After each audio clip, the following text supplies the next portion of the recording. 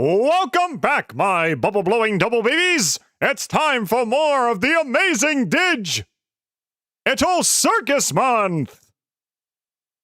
Hello, everybody! Please enjoy your stay! Hey, guys!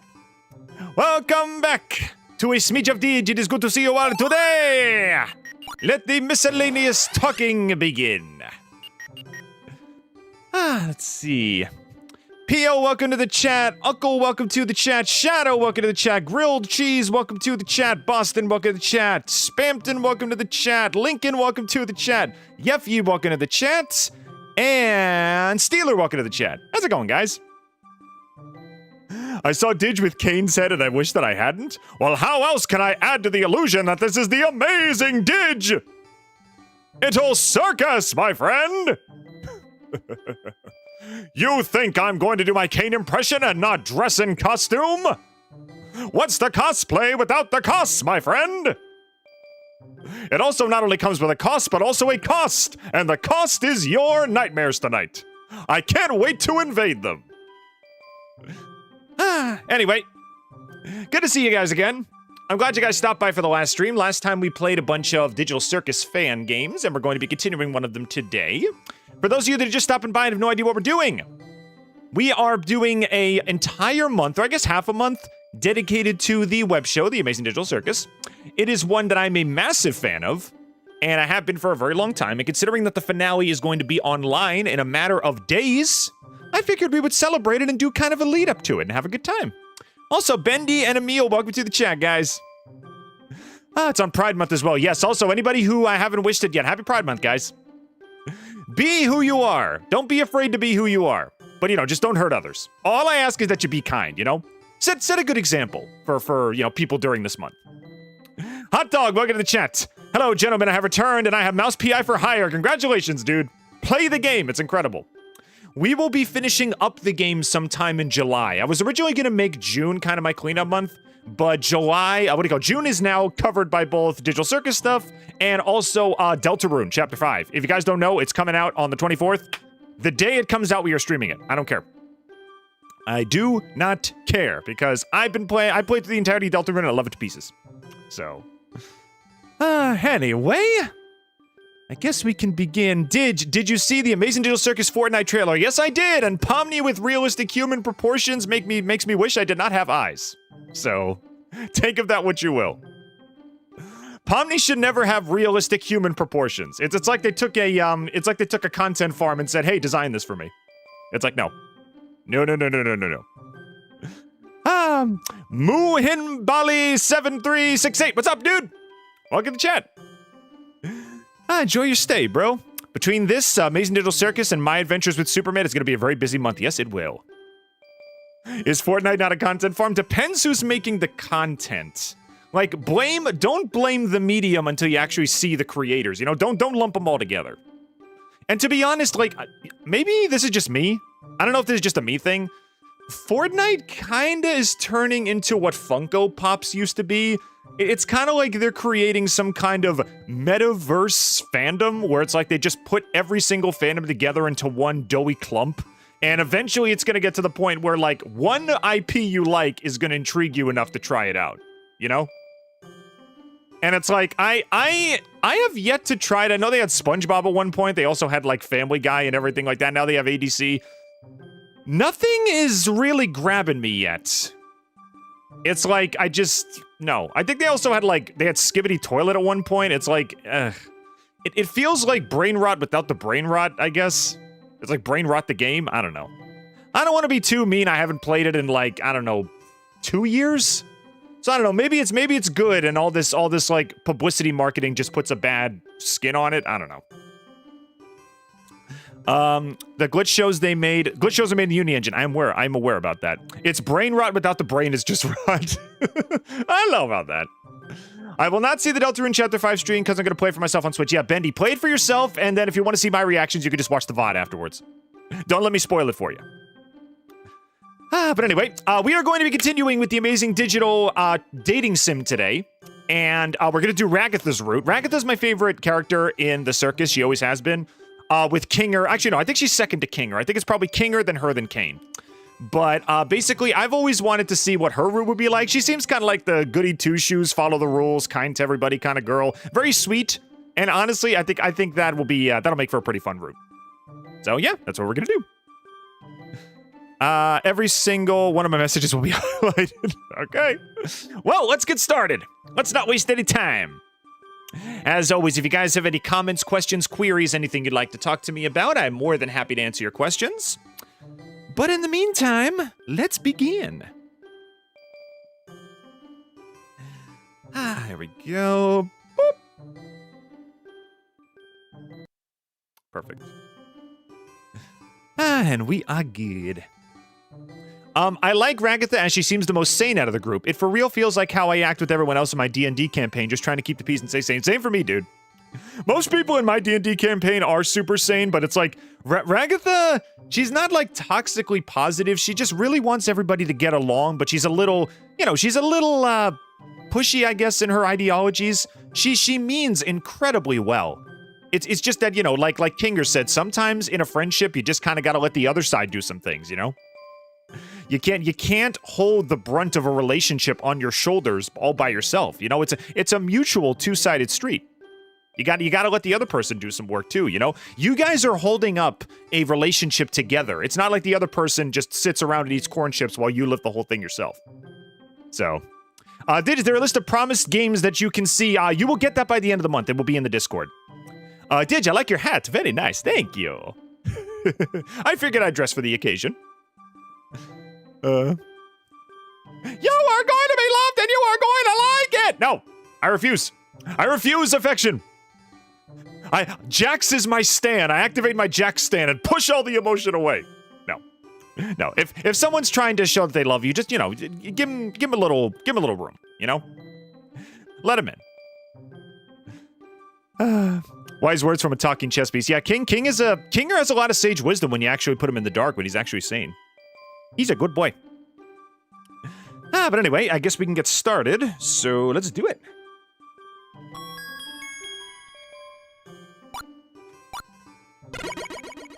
Alrighty, game should already be loaded up, so we don't have to worry about that. And here come the handle. Boom. All right. I'm not entirely sure how long this stream is going to last. Because honestly, I think the last time we did one of these routes, it was like 4 to 5 hours. So I think we're going to hit that sweet spot of 4 to 5 hours. We'll see what happens. Whew. We will see what happens. All right, let's get started. You fool! You try to love me, I activate Mirror Force, which destroys all of your love monsters. No! Guys, you won't believe this. I've seen the future for Deltarune Chapter 5. Listen, I don't care about your powers of premonition. Do not put any spoilers in the chat. Oh, by the way, I can time travel. I can see the future. No spoilers! That's all I care about. But anyway. Let's begin. Show the game. There we go. Let's turn this baby on. And let's put on the volume. Just like last time, if the game is too loud and you guys can't hear me, be sure to let me know. But I think we should be good. There we go. I'll turn it down just a little bit. Ghost Trickster, welcome to the chat, dude. I got 161 kills on my strange sniper rifle in Team Forge 2. Congratulations, dude. There we go. 55.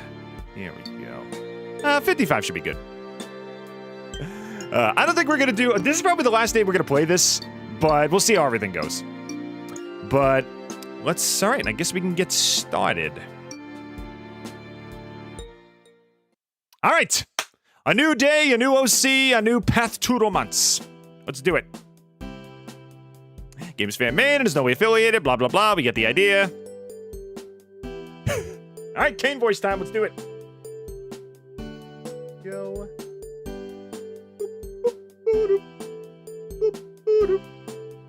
I'm afraid of hitting any... The problem is every single arrow button does a different thing in this game. I'm afraid of turning the game off by accident. Welcome to the Amazing Digital Dating Simulator, a slice-of-life styled school setting where anything and everything is possible. I'm Caine, and I'll be your principal for the duration of your stay here at the Amazing Digital Academy. help your classmates, pull pranks on the teachers, become a straight A student, or rule-breaking delinquent. All this while possibly finding love along the way. But enough about my wonderful creation. Let's get you enrolled. First things first, what uniform will you be donning? Obviously, the generic protagonist one. Sounds good. How about your name? What should we call you? I am going to be DiGiorno, master of romance and pizza puns. DiGiorno, huh? You sure you like that name? I mean, you tried it last time and it kind of sucked. Are you sure you want to use it again? Yep, that's my name. Screw you. Alrighty then, DiGiorno. Then let's head inside. All right, let me turn on the chat and let's do this thing. Hang on, my phone's getting buggy. Let me fix this. There we go. Hi, my name is DiGiorno. I'm a transfer student to the Amazing Digital Academy. My parents moved to the countryside after a vague tragic event that changed the course of our lives. After I said goodbye to all my old friends, my parents got my transcripts and packed up the car. Today's my first day at this new school. All right. Let's be real, Jax would absolutely make fun of you for a name like that. Jax would make fun of me no matter what name I had. Also, Burger Boy, welcome to the chat. How's it going, dude? I actually saw the last act in theaters. It was an unmatched experience. No spoilers for me, though. I do have a couple gripes with the finale, but as far as, like, theater experience, everyone was, like, super chill. The guy next to me, I never met him before. We actually got into a conversation, and we talked about the show. So, a lot of fun. And also, me and my girlfriend, we ate through all of our snacks before the trailers were over. So, that's how you know. That's how you know it's meant to be. He'd probably call you Pizza Boy. He'd probably call me, like, Pizza Face. Like, if I was one of those, like, stereotypical, like, nerds at the school and I had, like, acne, he'd probably call me Pizza Face. Rosier Man 9788. You know the Digital Circus first episode music kind of sounds like the Pallet Town from Pokemon Red and Blue theme, at least the first time. It does? Actually, I didn't notice that.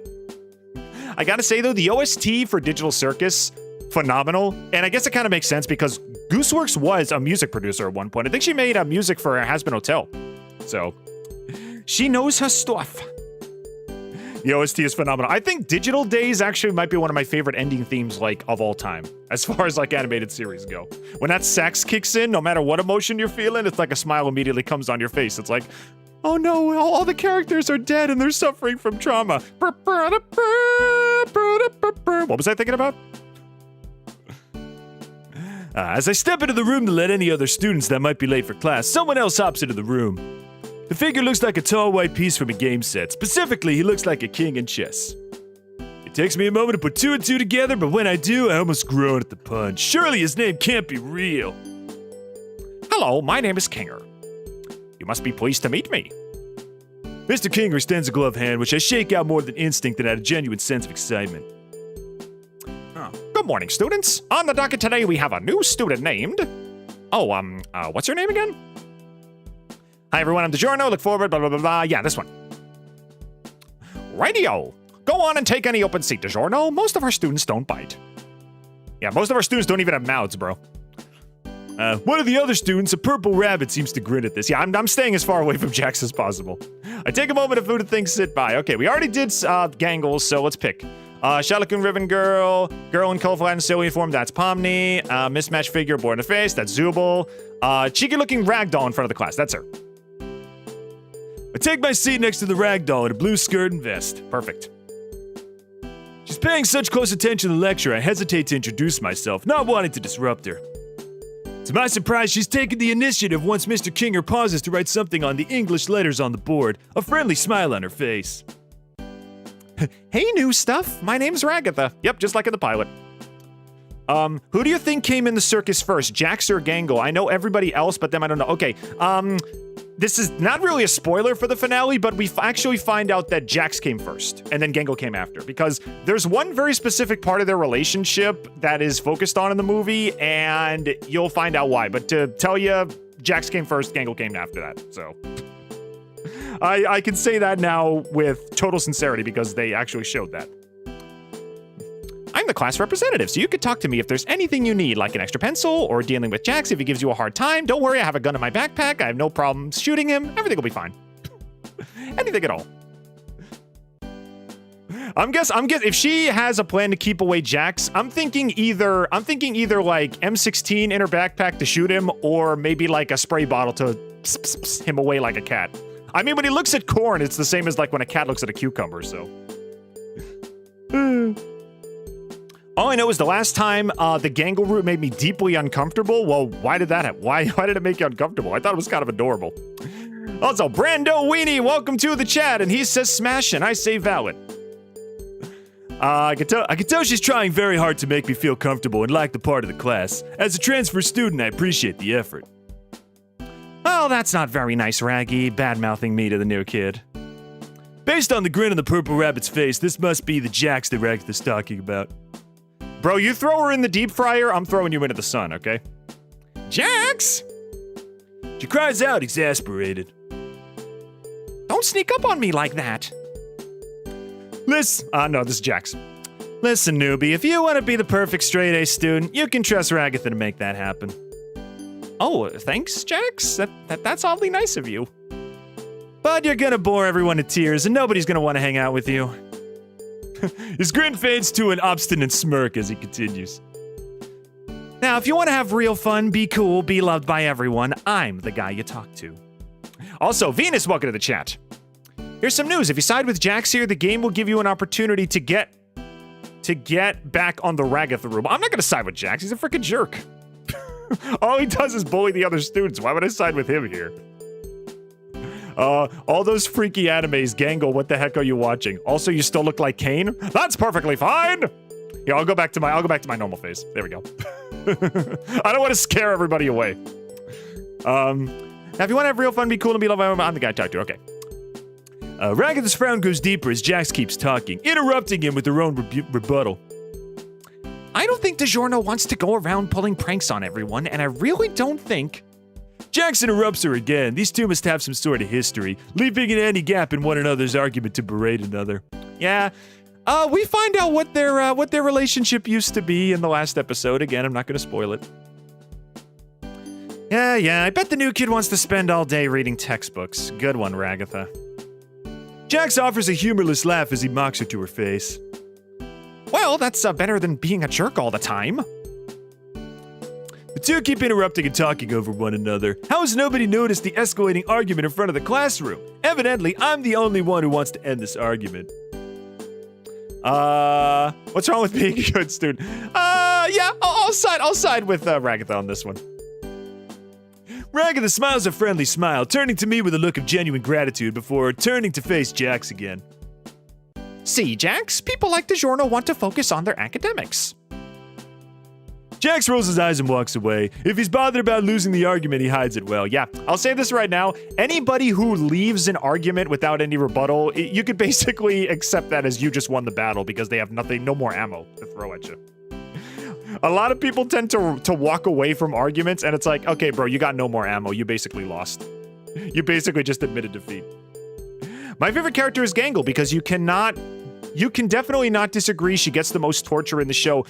Yeah, unfortunately. It's a shame, too, because it's like, you know her backstory and everything. Like, she's a tragic artist. She worked in fast food and everything like that. You kind of just want to give her a hug, but I don't even know if that'd be physically possible because it'd be like you're hugging a freaking clothesline, you know? It's like, where does her body start and where does it end? Is the mass in between her ribbons, like, count as part of her body, or is it just a ribbon? Do you have to... Will your hand slip through if you try to hug her? I honestly don't know. But anyway. Did you see the Fortnite Pomni skin? She looks straight out of a YouTube Kids thumbnail. That's exactly what I said at the start of the stream. It looks like someone from a content farm designed her. It's horrifying. If you guys wanted a female skin, why don't you just put Ragatha in the game? She's the same size as Jax. I don't know. I guess Pomni's more iconic, but it's still weird. Ragatha leans over to me. If you want, I can give you a tour of the school during our lunch break. She pauses for a moment. Only if you want to, though. I totally get wanting to be left alone on your lunch break. Well, she may not be the most assertive member of our class, but I can tell her smile and positivity are genuine. A part of me is excited to start our class tour, but another part of me worries that if I tell Ragatha that, her doting on me might start to smother me. No, I'll let her take us out. You could show us the sights, show us the local scene. Also, Mekachu, welcome to the chat, dude. If it helps, you could probably give Gangle's mask head pats. Yeah, I think she'd accept that. I mean, she is the one who turned half the cast into cats when she was alone with them. So I assume she enjoys head pats. On my Tomodachi life, Pomni and Gummy Goo are married and they have a daughter. All right, well, I guess the ship's canon now. Nobody can debate it anymore. I was just settling into my desk and getting used to this place when somebody burst into the room. Principal Caine, how exciting to have you at our class today. The new figure turned to address us. At his side was a bubble with razor-sharp teeth. Here we go. I don't think I'll ever get used to this school. All right. Kinger, class, how do you do? You didn't have a question mark at the end of that. Principal Caine extends a hand, gesturing to all of us before freezing in place. With a sound like porcelain grinding against porcelain, his teeth slam shut. His eyes slowly extrude from his teeth like they're not solid objects. Oh, God. Why does Bubble look like a chain chomp? Actually, they do kind of look like a chain chomp. You know, I would like to think that maybe, like, I don't know. I know Gooseworx didn't work on frickin' SMG4, but it's kind of cute that, like, a Mario-esque character is in this show. Because it kind of calls back to their SMG4 roots. Anyway, the Nerdy Gamer 101, thanks for the follow, bro. Thank you for the follow, my friend. Enjoy your stay in the Amazing Digital Circus. His eyes slowly extrude from the teeth like solid objects. DiGiorno, wasn't expecting you here. Manic enthusiasm suffuses into his voice as he points his cane at me. Maybe you'll be the secret ingredient to make the school more interesting. You sound like someone I know. Oh, wait, Alex? No, not Alex. Not quite. Caine stopped smashing kittens in the background. Why is that part of the song? We talked about this during the last stream, too. I have no freaking idea. He pauses for a moment, rubbing the base of his chin in contemplation for a moment. Is there a reason you're here, Caine? Zooble speaks to him like they're addressing an annoying insect, instead of the principal of the school. Caine perks up. That's right, the reason I'm here is to make sure we all have an enriching academic experience. One filled with fun, danger, adventure, panic, Caine, torture, fun, pain. Ain't your food cake? He begins to list more and more descriptors, increasing his breakneck speed until I can't even tell what he's saying. God, Alex, I met you at Comic-Con. I'm not Alex, bro. I appreciate that, but no, I'm not Alex. I'm sorry. Most of all, it's interesting. And most of all, interesting to our studio audience. He turns toward the window and stares out for a moment. Is he addressing somebody? There doesn't appear to be anybody outside. However, the numbers are in, students, and it turns out our school dramas are just white noise. Normally, this is the time that I tell you that means the end of school life as we know it. Caine bites at his hand in mock horror. The class and King are playing along, gasping at this revelation. Gangle looks all ready to burst into tears. However, my sweet tooth students, your benevolent principal has found a way to bring public interest back to the school in a major way. Kitten smashing ceremonies. That's why I'm smashing all these cats against the ground. As you can tell, when people smash cats against the ground, everybody wants to see what's going on.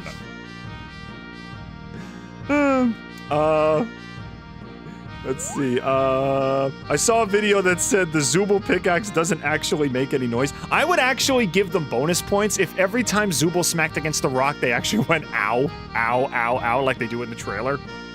That would be amazing. Fortnite XT ADC is happening, I'm aware. I just saw the trailer last night. Let's see.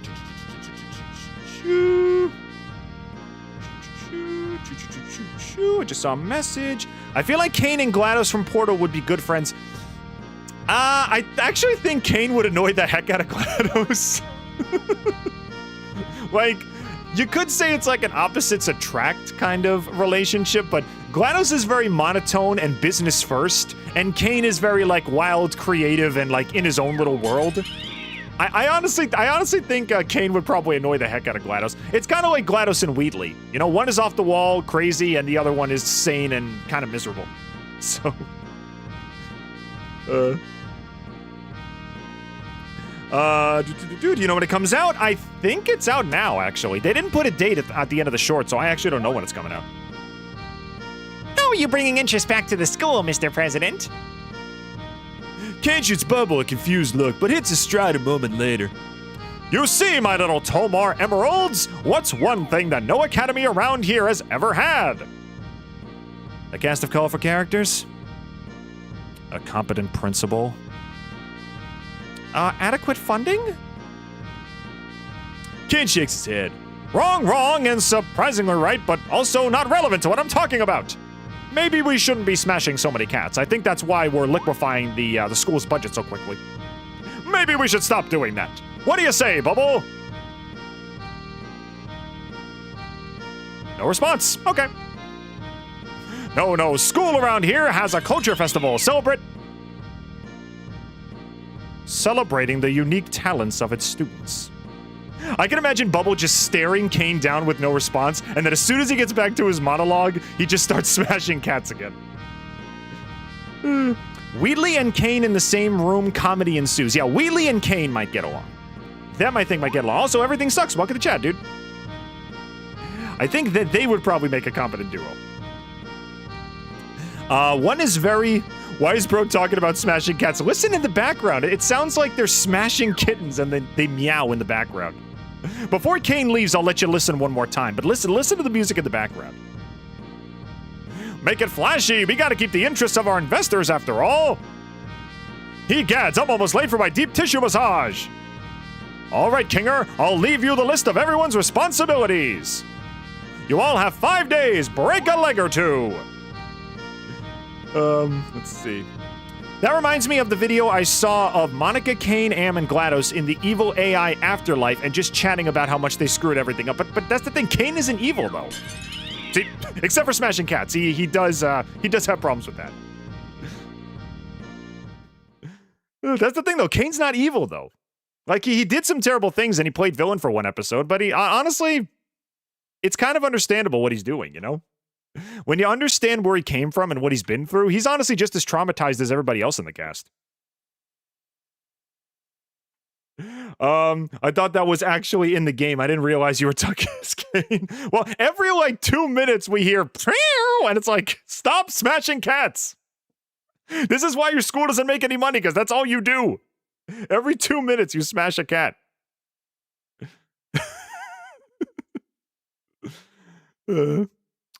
Caine does want to help others. He does. His ultimate aim is his own entertainment. Yeah, exactly. I think the vase is being smashed and the cats are just meowing. Maybe a cat knocked something off a shelf. I don't know. All right, class, let's see what roles Caine's assigned to each of you in the Culture Festival. Kanger lifts a paper from his desk and begins to read aloud. I'm out of here. See you later, Spampton. Thanks for stopping by, dude. Ragatha, as the class representative, I trust you to organize the other students and make sure the festival proceeds with no issues. You can count on me. Zooble and Gangle, you two will work on art to promote the festival. We have a pretty big school here, so we'll need plenty of posters and some art to display during the festival. I don't know. I still don't have anything I'm comfortable showing everyone else. Pomni and Jax, look up what a culture festival even is. Shouldn't we do that before we start making posters? No, I like his idea. Plus, we'll get to see what Gangle comes up with for her posters. If it's anything like what she comes up with when she's drawing Ragatha. Jax! Gangle interrupts Jax before he can finish his thought, pleading with him to stay quiet. Alex, welcome to the chat. I just realized that you were wearing Caine's head. Indeed I am, my good sir. I was using it for my heart-stopping, brain-gripping narration. Sorry, it took me a while to find the adjectives there. I'll put back on my normal face. I was doing it for the Caine reading, but that's over now. Let's see. GLaDOS would put him in a neurotoxin chamber. I mean, he's AI, so I don't know if it would kill him, but yeah, she would do everything she could to delete him. You know, I like GLaDOS deletes Carolyn at the end of the second game. She would do everything she can to just control delete this guy. Ask Draws. Welcome to the chat. Enjoy your stay. If you need a voice impressionist or a voice actor, I'm here. Yeah, well, I do voice acting just for the fun of it. I don't do professional yet, but it is a lot of fun. I'm still at work on YouTube today, and this is Dolphin Queen. Okay, how's it going, Dolphin Queen? Welcome back. We're just gonna do Ragatha's route today. I don't know how long it's gonna take, but we're gonna go through her route today, and then on Sunday, we're gonna play a different game. So, well, I think I said we're gonna rank fan songs, because the funny thing is, I've been in this fandom since it started, and I actually haven't listened to any of the fan songs. The same thing accounts for like most fan songs. Like, you know, I never listen to any of the Bendy songs or the Baldy songs or the Five Nights at Freddy's songs. It's just, I don't know, they just never caught me, never grabbed me. So now is my time to make amends. The class erupts into chaos as Zooble and Gangle argue with Jax. Pomni tries to find out what a culture festival is, and Ragatha tries to salvage what remains of the class and get her classmates to pay attention. For his part, Mr. Kinger seems content to let the students bicker among themselves. Maybe he didn't have the rest of his lesson planned and was just waiting out for the lunch bell. As if I'd been summoned it by thinking about it. Manifestation power reference. The lunch bell sounds. Everyone drops their arguments and files out of the classroom. Time to find out what I'm doing for lunch. What am I doing for lunch? All right, Abel, I'll take the protagonist combo meal, please. The cafeteria was bustling with unfamiliar faces. Around me, there was a section of places to buy lunch, but none of them stood out from one another. I picked something to eat at the nearest food place and set about deciding where to sit down. Still, as I scanned the bustling lunchroom, I don't recognize anybody from class. Are the songs from Zanimation included? I found a tier list on Tier Maker, and I think there are some songs in there, yeah. My favorite is the Digital Hallucination fan song. Again, we're going to be listening to, I think, like 20. I think there's 20 on the tier list, so we're going to listen to a bunch of them. We're going to listen for the first time. We'll react to them like we usually do with, like, news announcements and stuff, and then I'll rank them. Put them on a tier list and see how good they are. If you do not watch the one from Jake Neutron and Kitten Sneeze. They are both awful people, and we should not give them... What? I was unaware of that, but okay. If that one comes up, we'll not watch it then. Ranking fan songs sounds like a lot of fun. Yeah, it's on Sunday, so if you guys got time, stop by. I wonder, given that Caine said he would make bodies to fit the mental files of the teammates, what do you think would happen if someone else entered the circus post episode 8? Well, here's the thing. The way Caine made the bodies, it seems like they represent the traumas of the circus mates, but in a kind of Caine... Here's the thing. Caine's version of love is kind of warped due to things like, you know, his ego and, you know, his misunderstanding of humanity. I feel like he technically did make technically make their bodies, like, in a way that unintentionally brings up their trauma. Like, for example, when he made Zooble's body, he specifically said, like, oh, you're not, you have body dysphoria? Okay, here's a bunch of parts, so you could just make a new body. Not realizing that doesn't fix the problem. And then, like, with Gangle, it's like, oh, you have depression? Here's a mask that automatically makes you happy. It's like, yeah, bro, that doesn't fix the problem. Like, Caine is a good example of AI in general. It's like, they understand the what, but they don't get the why, you know? It's like, the problem with Caine is he never understood why they were upset. He just knew what made them upset. That's why I think the trauma scene in episode 8 is really interesting from Caine's perspective. A lot of people said, oh, he knows what makes them upset. He's evil. Yes, but he doesn't actually know why it makes them upset, you know? It's like he doesn't know why they feel the way that they do. He just knows, oh, this makes them sad. They made me sad, so I'm gonna put them in their place. You know, that kind of deal. Anyway, Shiny Glacier, welcome to the chat. I feel like there's a lot of nuance to Caine. You know, he doesn't exactly know how mental health and mental well-being works. He knows what makes you sad, but he doesn't know why it makes you sad. You know, and he knows what might make you happy, but he doesn't understand that doesn't fix the problem. He's making short-term solutions to long-term issues. But anyway, enough philosophy. Let's sit down and have some sloppy joes. I think Ragatha wanted to give me to our school. Yes. Did you listen to Lover Love Without a Heart by Chapter 5? It is really good. I can't say I've heard of that one, no. If that's a fan song, I have yet to listen to it yet. So, we will check them out later. Caine mistakes trauma with special interests. Kinda, yeah. I would say you're on the right track with that. I grab a Sloppy Joe. I grab a sandwich from the lunch line and look around for Ragatha. Honestly, if I were to get anything from the cafeteria, I'd probably get pizza. She did want to give me a tour, right? Oh, DiGiorno. Sorry for keeping you waiting. Did you want to start a tour today? Sure thing. That's what I like to hear. Let's get started then. She starts by leading me to the stairs in the middle of the school. This is the main stairwell. Our homeroom is upstairs, so you need to know where to get to class. She gives me a friendly smile before realization strikes her. But you probably already knew that because our class is on the 3rd floor and you would have had to take the stairs to get there.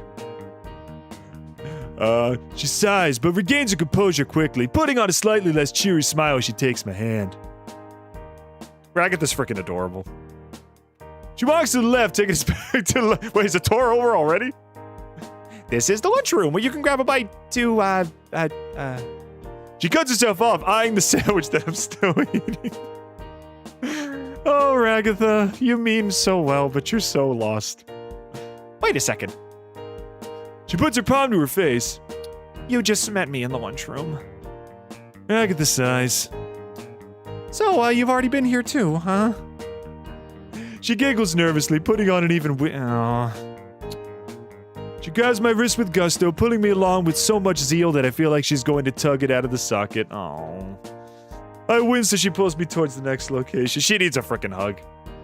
Can we get hugs in the chat for Ragatha? Ragatha's so precious and must be protected. She really does. Like, another good example, we were talking about the designs before. The thing about Ragatha is, like, technically speaking, her design kinda represents the abuse that she went through because, you know, she's a freaking toy, she's a doll. She's like a dress-up doll to her mother and her family. But in the same way, she's made of plush and it's hard for her to get hurt. Like, if you see throughout the show, when she gets stabbed or hit with knives or anything, she doesn't feel any pain. So I like to think that Caine's whole idea was, oh, you hate getting abused by your mother? Well, here's a body where you can never feel pain. The only time she ever feels pain is when Kaufmo, like, slams her and glitches her out. So, whoop. Just gotta follow. Actually, no, I didn't get a follow. I got money. Salute to Giorno. Thank you, Lincoln. Thank you, Lincoln, for the $2. Did you know the first teaser of a TADC was actually connected with episode 8 after she was trying to eat a sandwich? Yes. When Pomni was put on the wheel with knives, that's actually when Pomni went away and she appeared with knives on her. That was actually the first trailer. And the funny thing is, in that trailer, Caine was shown to be a lot more malicious. And then, like, later on, we see that he means well, but he just has no idea what he's doing. So actually, if the continuity kind of lines up with that, it's actually pretty funny. Oh, you're right. Yeah. Honestly, I think all of the TADC character designs can kind of be linked with, yes, they represent their trauma, but it's on accident. Caine is actually trying to give them a body that helps them, but because his mind is so warped, like, when it actually comes out, it's like a big mistake, you know? Like I said, like, Zooble, I want to give you a body you like, so here's some parts, but that doesn't fix the problem. Gangle, you want to be happy, here's a mask that makes you happy, that doesn't fix the problem. Ragatha, you don't want to be abused, here's a body that doesn't feel pain, doesn't fix the problem. You know, he doesn't fix the problem, he just provides temporary solutions to it. But anyway, well, I can at least show you Ragatha, we just got back from... Ragatha, we just got back from homeroom. You poor bean. I'm sorry, DiGiorno. She pulls out her red, strangly licorice-like hair. I just wasted your entire lunch period taking you around places you already saw in the school. I offer an apologetic, shy smile. Well, kinda, I guess. She sighs again, slumping forward. You must be pretty annoyed with me, huh? She says, not looking me in the eye. Yeah, I didn't even get to rest on my lunch break. The whole time was just... It's okay, I know you meant well. I didn't even get to rest on my lunch break. It's okay, I know you meant well. I know you meant... I'm gonna save the game, by the way. I don't want to run out of save files. Boop, boop, boop, boop, boop, boop, boop. I'm saving that file because that's hilarious. We're gonna go with this one. Yes. All right, let's go. Straight licorice-like hair is a funny reference. Yeah, that's a reference to episode 2. That's a reference to episode 2. Zooble kind of reminds me of Mr. Potato Head. Excuse me, that is they Potato Head. Thank you very much. Let's see. Machines are meant to fix things, not play therapist. Technically true, yes. Let's see. While not familiar with the inner workings, he's not familiar with the workings of the human mind, but he is a fully functional person. Yes. I would argue that Caine is a person because, you know, he has trauma, he has feelings that can get hurt, you know, those kinds of things. He has ambitions and passions and everything like that. Caine is an AI, but you can technically say he's a person. I agree with you there. It's okay, I know you meant well. She clearly meant well. I don't see any reason to put her down. Aw, Ragatha perks right back up as if all mistakes aren't done for my forgiveness. Aw. That smile is all I need. Oh, well, if you're having a good time, maybe I can continue the tour and excuse you from afternoon class. Wait, you want to excuse me from classes? I thought you were like the goody two-shoes. All right, if you say so. You are the student rep, so I'll take it. Zooble is they, them, yes. It's not a Mr. Potato Head. It's not a Mrs. Potato Head. It's a they-tato head. It's a potato head.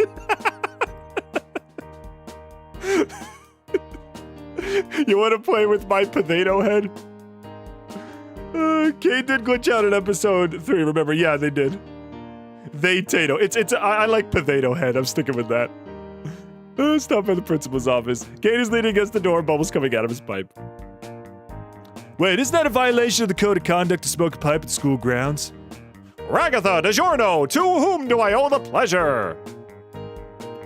Hey, Caine, I was giving DiGiorno a tour of the school. I wasn't able to give them the full tour during lunch. Can they be excused from afternoon classes so I can show them other places in the school? Caine stops for a moment and then nods.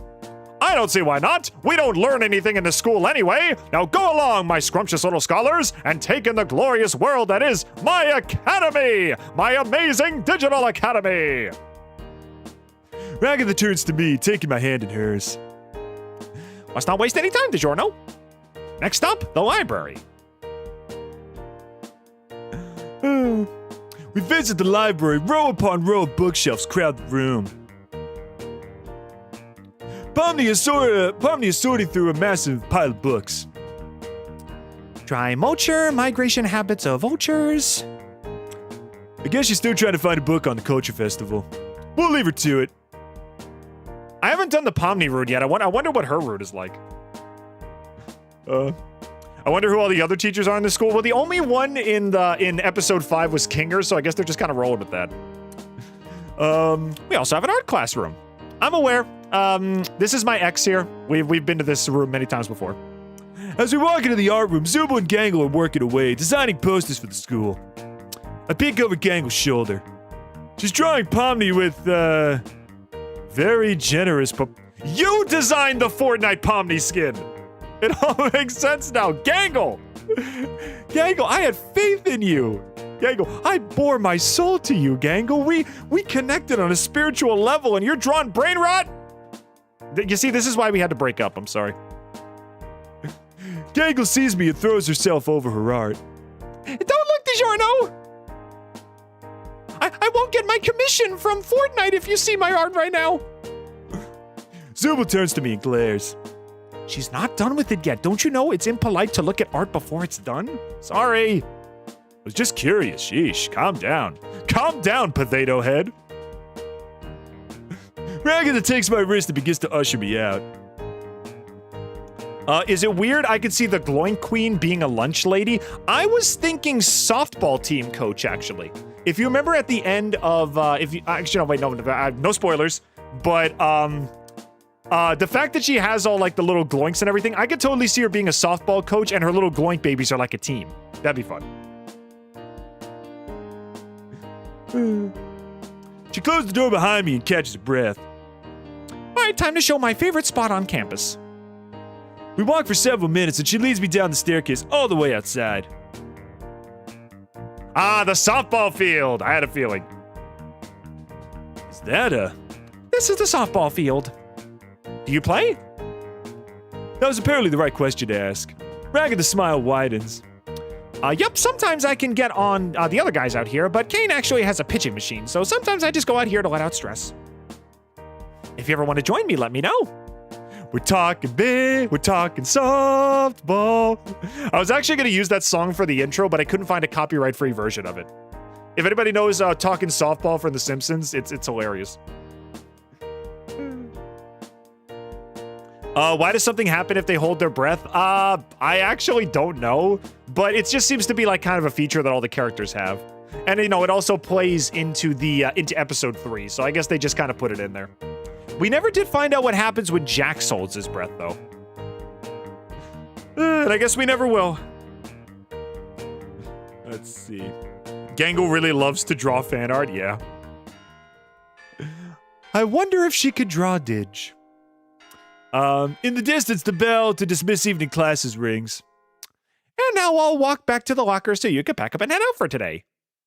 Well, I guess that's the end of our tour for today. Time to head out. I walk to my locker, entering the combination as I put my books away and get ready to head out for the day. Do I still have the Caine head on? No, I have the normal head. Okay, good. Here we go. Oops, that was the wrong button. That's the right button. My mind drifts to the day's events. I wonder if someone will ask me to walk back with them. Gee, could it be the only person I spent the entire day with? I wonder. As I gather my things, a familiar doll walks up to me. Hey, DiGiorno, you getting ready to head back for the day? Yep. Ragatha looks around, a bit seemingly working up the courage to ask something. You know, if you want to, I could walk back with you today. How does that sound? Sure thing. Oh, awesome. She beams. She's so freaking cute, I can't stand it. She's so freaking cute, I can't stand it. Ragatha and I make our way to the front doors of the school. Hey, DiGiorno. She looks at me as if she just remembered something very important. This is your first night here, right? Sure. I mean, it's technically my first day here. The sun has barely begun to set, so I don't know what she means by first night. Do you think you can make an animation multiverse about Amazing Digital Circus? I'll see if I come up with a good idea, sure. Is this a different save to Gangle? Yes, Mirio, today we are doing Ragatha. And if we have time at the end of the month, we'll do one more path. I'm not sure which one I'm going to do, though. We still have Zooble, Pomni, and Jax after this, and I'm probably not going to bother with Jax because he's kind of a jerk. So maybe we'll do Pomni? We'll see. We'll see how I feel. I mean, it's technically my first day here, so I'll be satisfied with what you say first night. I'll show you to the dorms, then. She gives me a polite smile. I hate to let her down, but... actually, Ragatha, my parents are picking me up today. Ragatha gives me a confused look. Are you sure about that, DiGiorno? I think I am? I don't know. I'm not sure why she's questioning that. But if she asks me the question, I try to remember what my parents said about picking me up today. I begin to discover worrying gaps in my memories. Did my mom or dad drop me off? Was it someone else? Do I even have a mom and a dad? What is a mom and a dad? What's anything? If you're not mom and I'm not mom, then what is mom? What does the car that I was dropped off in look like? Do I even have a car? Did I just come here on like a tiny little tricycle? Did I just come into school on a unicycle? I don't know. What do my parents look like? I begin to hyperventilate as I realize, as if I weren't seeing from my own reflections in a mirror when I was watching the face of the bathroom this morning, I wouldn't even remember what I looked like. Oh, God! And then I immediately abstract and the game's over. What's happening to me? I was just kidding. Sheet. In the corner of my eyes, abstraction patterns begin to fade in and out of existence. Ragatha, hug, please. It's okay, DiGiorno. Everyone goes through this the first time they're here. My breath begins to steady. Wow, I overcame that really quickly. The abstract patterns fade. Things start to feel... Well, normal is definitely the word, but at least a little more than okay, I guess. Jax may have reasons for his behavior, but he's still a jerk. Yeah, like I said, trauma is a reason for what you do, but don't use it as an excuse, you know? It's like, you can explain why you feel the way they do, but don't use that as like, justification for what you do. Because, that's not healthy. You're basically, hurting the people that care about you if you do that. And even some that don't. Yeah, there's this weird thing. No one really knows how it works. Most of us can't even remember our names.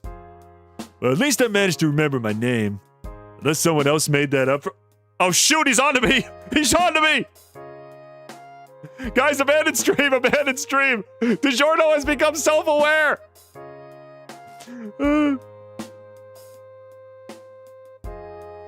Disappearing guy, quick, hit the kill switch! Ah!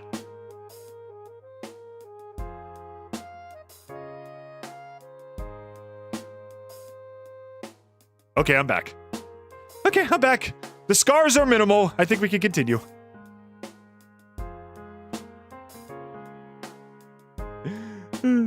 Pomni being the lore mule kind of makes sense. Main characters are usually the first pick. Disappearing guy is on your team? Yeah, we have each other on speed now. He is the kill switch for me. So far, DiGiorno has dated everything that's non-human, and now he's dating all the Digital Circus characters. Yeah, DiGiorno's a freaking stud, dude. He dated every object in his house, and now he's dating fictional characters that don't even exist. A stud for the ages. No, that's ridiculous. Honestly, I haven't seen anyone ever leave campus. So we what? We just go inside and sleep on the floor of our homeroom? Ragatha laughs. No, Caine actually built us a set of dorms to stay in. She says, offering a hand. Something to give us a break from the old rigmarole of going from class to class.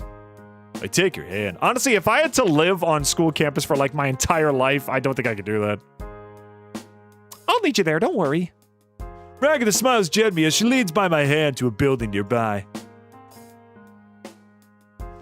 Just by glancing at the doors, I can tell who stays where. By the way, we did Gangle 2 days ago. I called every single one of these rooms, and I was 100% right. That's Gangle's, that's Pomni's, that's Jax's, that's Ragatha's, that's Zooble's, and that's mine. The vibrant red doors to be Pomni's, another door sleek with bright geometric shapes, that has to be Zooble's.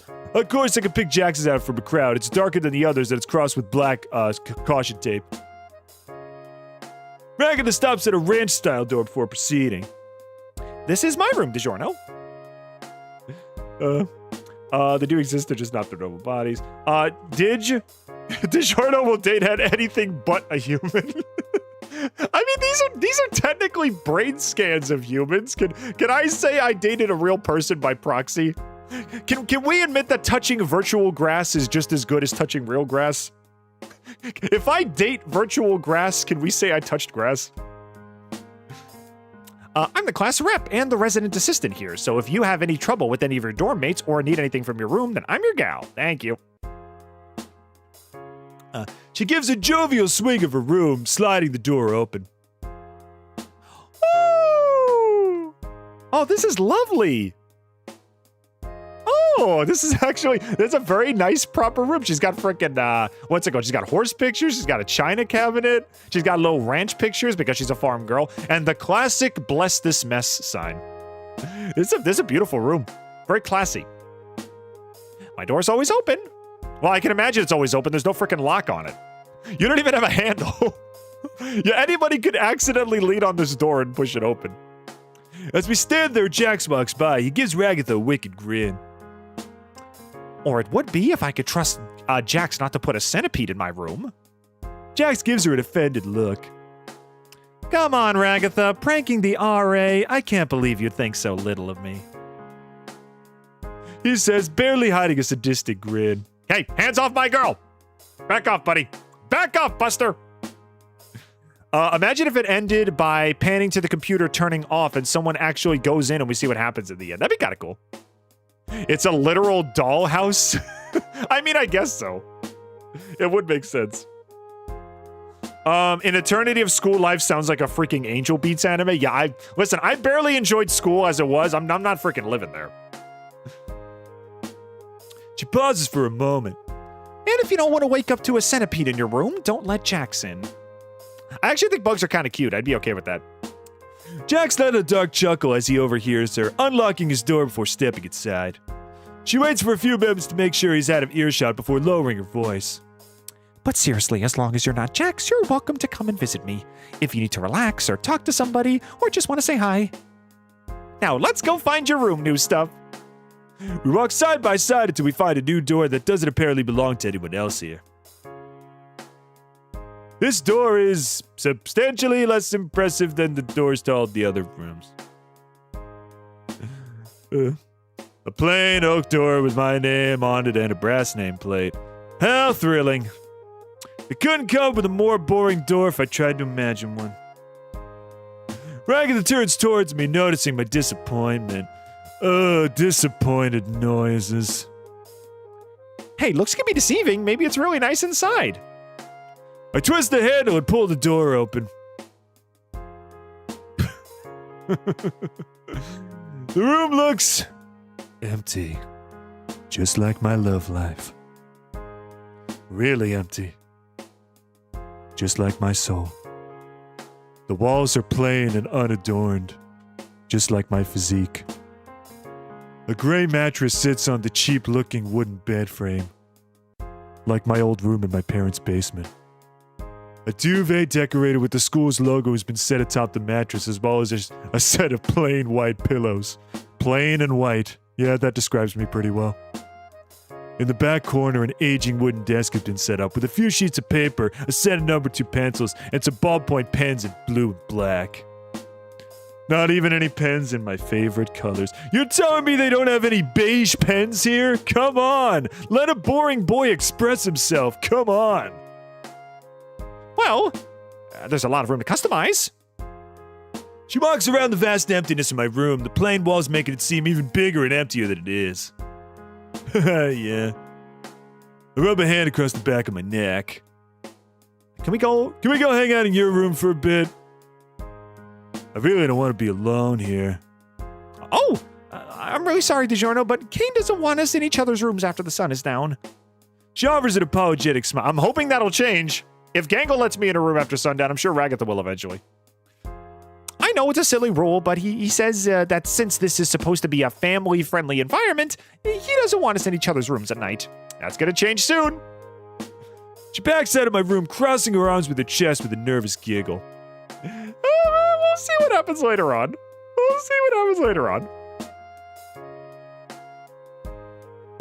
Didge, have you played Pokopia? No, I unfortunately do not own a Switch 2, and I don't think Pokopia is on Switch 1, so I don't think I'll be able to play it. Why have a lock when Jax can open it? That is true, he does have the keys, you know? He can just manifest the key. But I guess it's like, it takes a little more effort to barge in than just shoving the door open, so every little bit of security is better than none at all. The rest of our conversation continues with her standing in the hallway and me in my dorm. So that's it for today? Yeah, I mean, you know where the school is, right? And you remember all the places I showed you? I nod. It's a lot to take in, but I think I'm good. Yeah, I think I got it. Well, sorry about that. That sloppy Joe I had for lunch just got to me. Yeah, I think I got it from here, I guess. Ragatha nods with a weak smile. Good. That's good. That's good. We stand there. The conversation has definitely dried up, and neither of us know what to say next. I'll see you in class tomorrow. Well, I can walk with you to class tomorrow if you'd like. Yes. Oh, yes. I mean, yes. I mean, I love you. I mean, sure. Sure. That sounds cool. Nah, that's something at least. Yeah, you know, if you aren't too busy being the class rep and the resident assistant and the rap singer, what are you again? She smiles. Well, as class rep, I'm supposed to help new students get acclimated to our environment. So I could definitely make time for you tomorrow. And we've got Husky Boy is in the house, and he says, Smidge! What's up, dude? Welcome to the chat. I don't know if I asked this already, but between Scratch, Queenie, Ribbit, and Kaufmo, who do you think Pomni would get along with the most? Okay, so Ribbit is kind of like a female Jax, as she's, you know, kind of pranksterish, kind of goofy, kind of personable. Queenie is kind of has mom energy to her, so I feel like they'd kind of get along in the same way Kinger does. Kaufmo is kind of like that chill friend where like you go to his room and you like just eat snacks and game with for a while. And Scratch we know next to nothing about, so I would probably say it's a toss-up between Ribbit and Queenie. Queenie, I think she would trust in the same way she trusts Kinger, but if we're talking friends, I honestly think she'd get along with Ribbit. Ribbit's just kind of like, Ribbit's just kind of like female Jax, if Jax wasn't a jerk. They got the same kind of chaotic energy. Queenie seems like she was really chill. Yeah, again, mom energy. Mom energy from Queenie. If Kinger is Pomni's like grandpa, then she could be like Pomni's grandma. Ribbit would be 100% a protective older sister to Pomni. Oh, yeah. You know, like how Ragatha was kind of like Pomni's chaperone and everything? She would be like the person that Pomni hugs when she needs it. Ribbit would be the person who would beat up anybody that insulted Pomni. You know? Ragatha would be there for the rebound hug, and Ribbit would be there with the like M60 in her hand, getting ready to shoot up anybody who hurt Pomni's feelings. Kaufma makes me think of the friendly janitor. He does. He seems like a chill guy. He seems like the guy who'd be like, hey man, you know, it's like, I know we just got back from work and we got like 20 bucks to eat tonight. You want to order pizza and do some gaming in my house? Yeah, let's go, bro. Him, Ribbit, and Jax, you know, before Jax got all defensive, I honestly think they formed a really great trio. I wish we could have seen more of them. But anyway. All right, let's do it. I smiled back at her as we exchanged goodbyes and I closed my door. Maybe things will be all right. I lay down in my bed, defeated by the day. Oh, the day, my rival. Like all anime protagonists, I have a rival, and my rival is the day. One of these days, I'll punch the sun and get back at him for what he did to my mother. It doesn't take too long for me to drift off to sleep. I'll fight the sun tomorrow. It doesn't feel like I was sleeping long when the lights in my room flash, as if overridden by some remote console. The room in my dorm files opens as confetti sprays from the fire sprinkler. Doesn't that violate some kind of built-in safety oh shoot, Ragatha's rubbing off on me already. Hello, my darling toy box characters! Principal Caine announces from what looks like the hallway. Oh well, time to investigate. Time to put this on. There we go. Caine, what the flank are you trying to pull this late at night? Ha ha ha, zooble. His laugh is fast, forced, and manic, as if he's used to the treatment, but not too pleased by it. Ha ha ha! Anyway. You're lucky I even let you get sleep. This he blurts out in a harsh monotone before recovering his cheery demeanor, so it'd be more like, You're lucky I even let you get sleep. I'm here because even with the culture fair pulling in new viewers, we're still not hitting the numbers that the Academy needs us to. Which is why I've secured us a sponsorship. He stretches out the last word using some sort of effect to apply an ethereal reverb to his words. Ah, Zooble, you mismatched catch piano, I'll tear you to pieces! Without further ado, I introduce you all to... A drum roll plays from somewhere in the background. It's probably from Bubble opening her mouth. Ragatha looks a little more awake, but the rest of us are still trying to shake off sleep to understand what exactly Principal Caine is talking about. The Wacky Watch! You see, the vendors for Wacky Watch have been having trouble finding a good audience for their product. But now we have the perfect setting! Teen drama! And smashing cats. But we're adults. I'm actually, Now, Gangle, I know this is a lot to take in, which is why I've already taken the liberty of affixing a Wacky Watch to each of your wrists. Each of us glanced down. To my shock, the watch is already on my wrist. How did it get there? What in the... And don't try removing them either. They've been affixed to your wrists with a very special adhesive. And if you do try to remove them, let's just say they'll be taking a little piece of you with them. I can hear Gangle begin to whine as panic sets in. Pomni tugs at her wrist Wacky Watch, but no matter how hard she tugs, the wristwatch stays affixed. Her glove stretching like a rubber band as she pulls at the watch. Ragatha just looks down with a resigned sigh. Caine, I can't remove the arm with the Wacky Watch. What the flank? Principal Caine ignores our complaints as he continues his monologue. You see, my turtle doves, in order to secure the funding, we need to make it to day 5 in the culture fair. I need you wearing the Wacky Watches at all times. Yasin, welcome to the chat. What is Caine yapping about? He's doing his legally required advertisement. So, you know, instead of having ads on stream, we just put them straight in the game. Luckily, I secured a deal where I won't need all of you to do ad reads, but it is of paramount importance that none of you insult or try to disable your wacky watches. Good luck with school life. Can't wait to see what you do with the culture fair. Bye! He stretches out the last syllable as his body folds in on itself an infinite amount of times, disappearing from sight like a failed piece of origami. Well, I know it isn't ideal, but at least we can all talk to each other now. It should make communicating about the culture fair easier. With the sound of breaking glass, Gangle's comedy mask shatters and falls from her face. Tears well up in her eyes. I don't want a wacky watch. Seeing the situation unfold before her, Pomni pipes up. Well, I think it could be useful, and look, Gangle, there's even a picture chat function where you can send people things you draw. Pomni goes over to Gangle, lifting her wrist and pointing out the picture chat feature. That's kind of nice, I guess. Gangle sniffles. Yeah, that's the right spirit, Pomni. Let's all get some sleep before we start class again tomorrow. I absolutely love your Caine voice. Thank you, Thorn. I do my best to please, my friends. I love you all, my bubble-blowing double babies. Speaking of which, let's turn off the Caine head because I think his narration's finished. There we go. All right. I hear a muffled shout from Jax's door. What the heck? Why is there a watch stuck to my arm?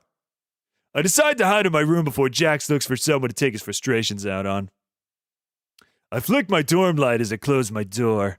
I check my wacky watch.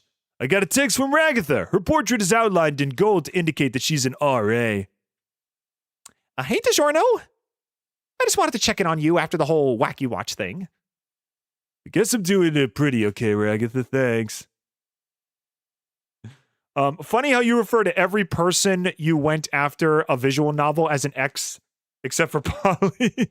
Well, the thing is, Polly was a ghost, so literally speaking, we are soulmates. Let that sink in. Just getting used to how things work here.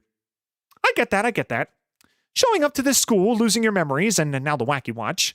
It's a lot for anyone to take in.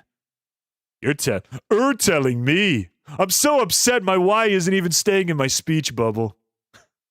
I'm too depressed to even put the letters in the right spot. I'm just so out of it today. There's a few moments right before Ragatha responds. Well, if you ever need anyone to talk to I'm here.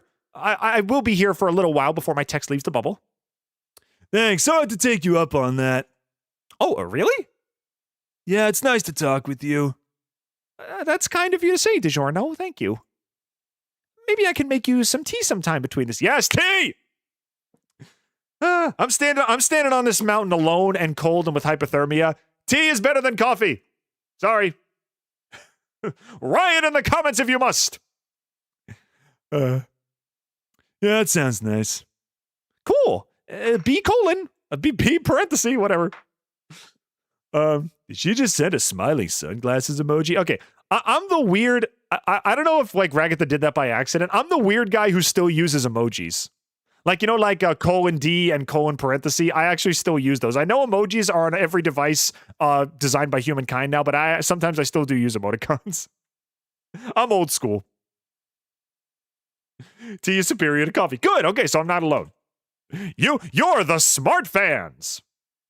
Well, Ragatha can be kind of old-fashioned, but it seems like she genuinely wants to help me fit in here. At least I have one friend at this school. Day 1 complete.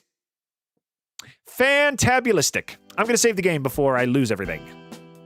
Whoop. Whoop. Here we go. I'm going to be a smart boy. I yawn as I awake in my room. The clock on my wall watch says it's morning, but the only way I can tell is from the silver sunlight peeking from under my door.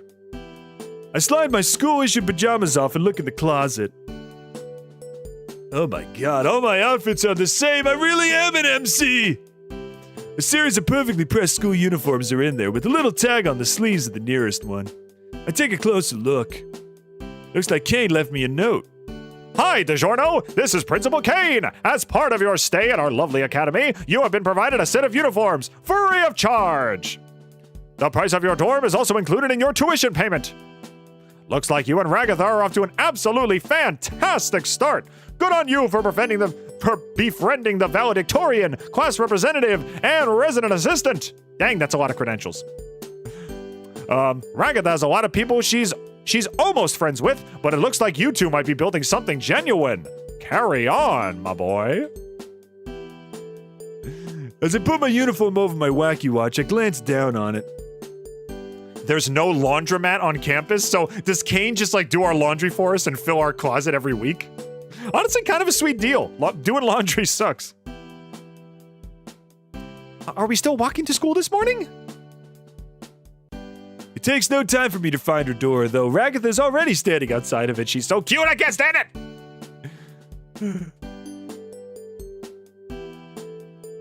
Caine snuck into our room and watched us sleep for 8 hours for a note.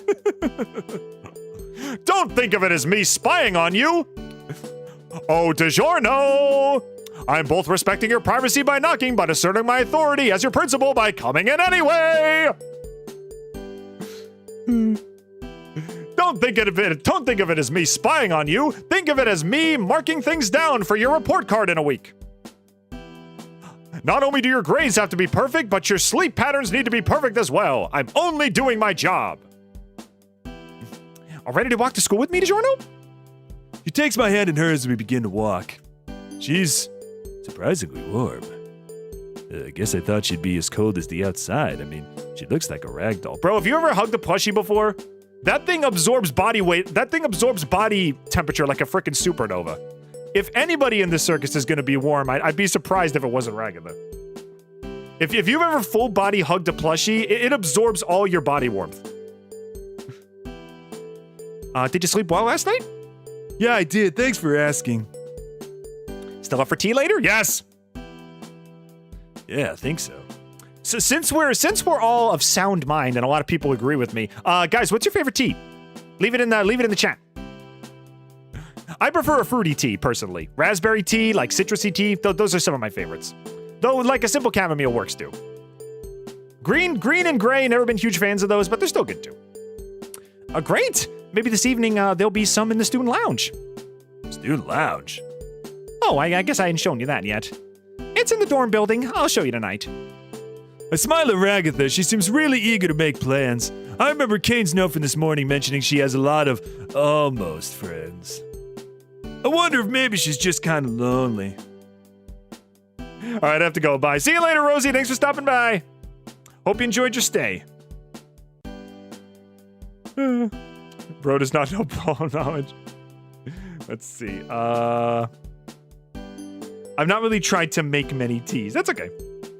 Ragatha will squeak like Rousey when you hug her. Honestly, that would make total sense. Well, let's get going before we end up late to class.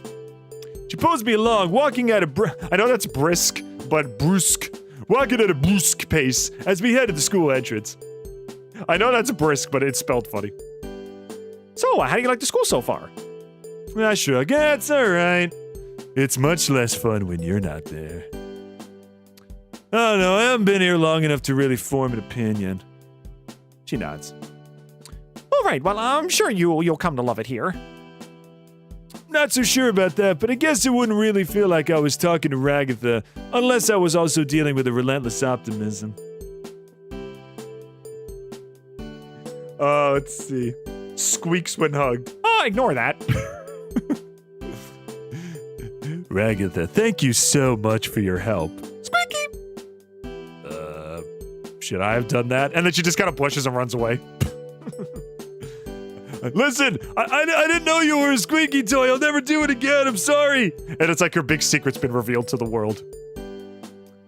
Last time I was late, they locked the entrance. I had to wait outside for hours until somebody noticed I wasn't in class. Then Caine had to unlock the door for me. I mean, why don't you just manifest a key like Jack, and then you can unlock any door you want. I gave her a worried look. That's messed up. Nobody even noticed you were gone? Oh, no, wait. I mean, She backpedals, crossing her arms. It was an honest mistake. Where's the freaking hug button? We have back, history, skip, save, load settings. Can hug be over here? This girl needs some kind of physical affection. My God. Right, DiGiorno, quiz time. Do you remember where our homeroom class is? How could I forget? I went there myself yesterday morning, and Ragatha showed me on the tour. Up the main stairs and to the left, right? That's right, DiGiorno. Very good, DiGiorno. Here, get that snack. She smiles. Aside from us two, King is the only one in the class. Oh, Ragatha, DiGiorno, good to see you two are getting along today. He glances down at my hand, which Ragatha's still holding. Oh my god! So cute! She pulls it away, embarrassed. Just showing them the ropes. Sure. Keep telling yourself that. The way she pulls back reminds me of how she stepped out of my dorm last night. I wonder if, Nah. It's probably nothing. I take my seat next to her, and Ragatha goes back to her cheery self, constantly raising her hand and answering questions as Kinger quizzes the class on his lessons. I think iced tea is the best. No, you know what if you ever try iced tea lemonade, that stuff is fire. Perfect thing for a hot summer day. Well, at least she gets along with the teacher. If I ever fall behind in English, I know whose notes to borrow. As the bell to dismiss morning classes ring, we get up to leave, but Kinger asks Ragatha to stay back. I wait for her by the door. They only speak for a moment, Ragatha nodding before turning to leave. Kinger told me Caine wants to meet with me to discuss his expectations for the Culture Festival. Want to come with me? I nod. I think I'll grab some food first, but I'll meet you there. I grabbed the lunch from the day's cafeteria before seeking out Ragatha, finding her outside of Caine's office, tapping her foot. The weird thing is, though, Ragatha doesn't have ankles. How does she tap her foot? She's just got these little plush shoes. She doesn't actually have an ankle. Hey! Oh, no. Sorry. Hey, sorry I'm late, Ragatha. She notices me. She looks down at her shaking leg, embarrassed. Oh, no, DiGiorno, I wasn't impatient or anything. I'm just nervous. Caine can be, She pauses to find the polite word for what she wants to say. Dork? No, it's not a dork. A goofball? Closer, but no. A ding-a-ling? A wingnut? A total and complete psychopath? Those aren't very polite words, Didge. Let me think of something. A bit much. So I just try to get our meetings over as quickly as possible. She laughs nervously. I nod. A bit much, how? Oh, you know, he asks you to host a game night and you say yes. And then he asks you to get all the latest gaming consoles and every board game in alphabetical order, even the really obscure ones.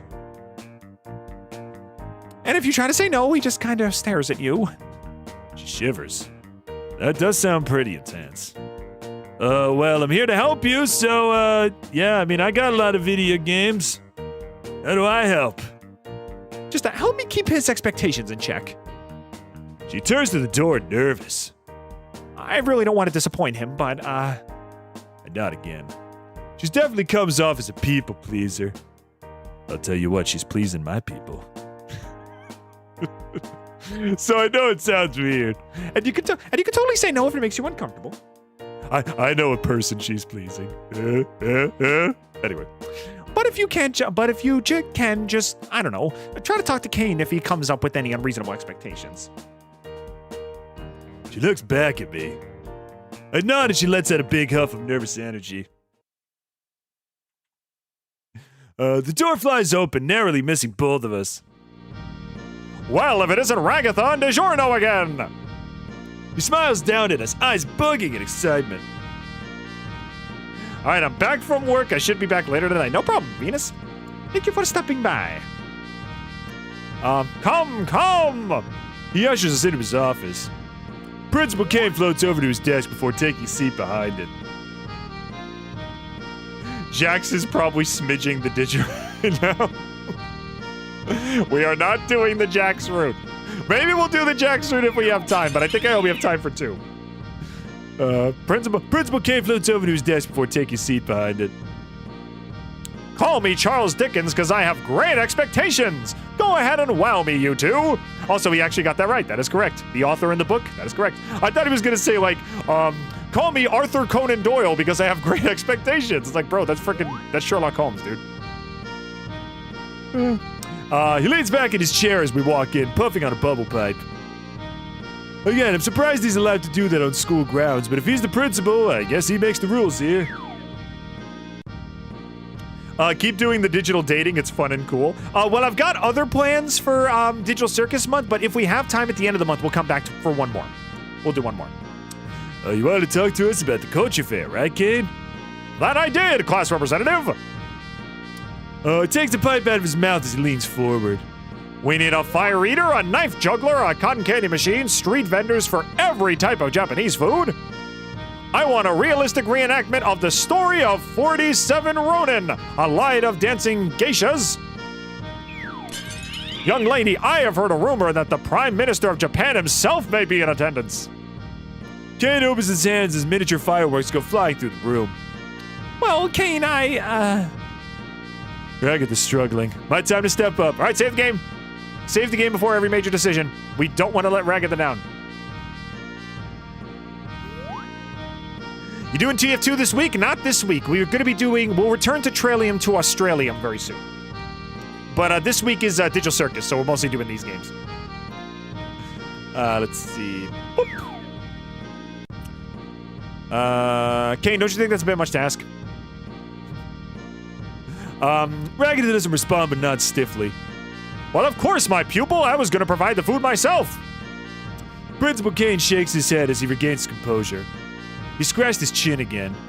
But now that I think about it, I don't see a practical way for you to do any of those things I asked you for. He's actually starting to see reason. You know what? You two take the rest of the day off to start planning. I'm going to completely revamp my plan. I'm going to go drink water. It's been a while since I've done that. It's been a while since I've smashed a cat. Principal Caine laughs manically before dismissing us. Go on, you two. Have fun with the rest of your day. I'll be in touch. All right, that worked. We leave Principal Caine's chaotic office. Phew. She wipes her brow. Thanks for helping me manage Caine's expectations today, DiGiorno. I nod. You really came through for me today. She looks down at me with a warm smile. Since Caine gave us an early day to start on planning, did you want to meet in the student lounge while we go over to the culture fair plans? That's good. Great, well, let's get going then. She offers a hand, which I obviously take. Come on, DiGiorno, since Caine let us out so early, the weather is going to be a lot nicer. I guess I didn't think about that. We stroll out into the autumn air. Okay, I said this last time. Maybe someone more cultured than me can help me out. Are there actually cherry blossoms in autumn? Or is that just, I think that's more of a spring and summer thing, right? In Japan, are there cherry blossom trees? Like, are they in full bloom in autumn? I don't know. We stroll out into the autumn air. It's a lot less cold than this morning. Well, DiGiorno, we haven't had weather this nice since summer. Can't deny the weather is pretty nice. It is a spring and summer thing? I thought so. And I know with your help, the culture fair will be a huge success. You think Caine knows the difference? No, he's basically just doing what's as picturesque as possible. So. She jovially swings her arms as she talks to me, just like when we were showing me the dorms. Well, let's at least start planning the fair before we say it's going to be a success. She smiles back at me. Yeah, of course.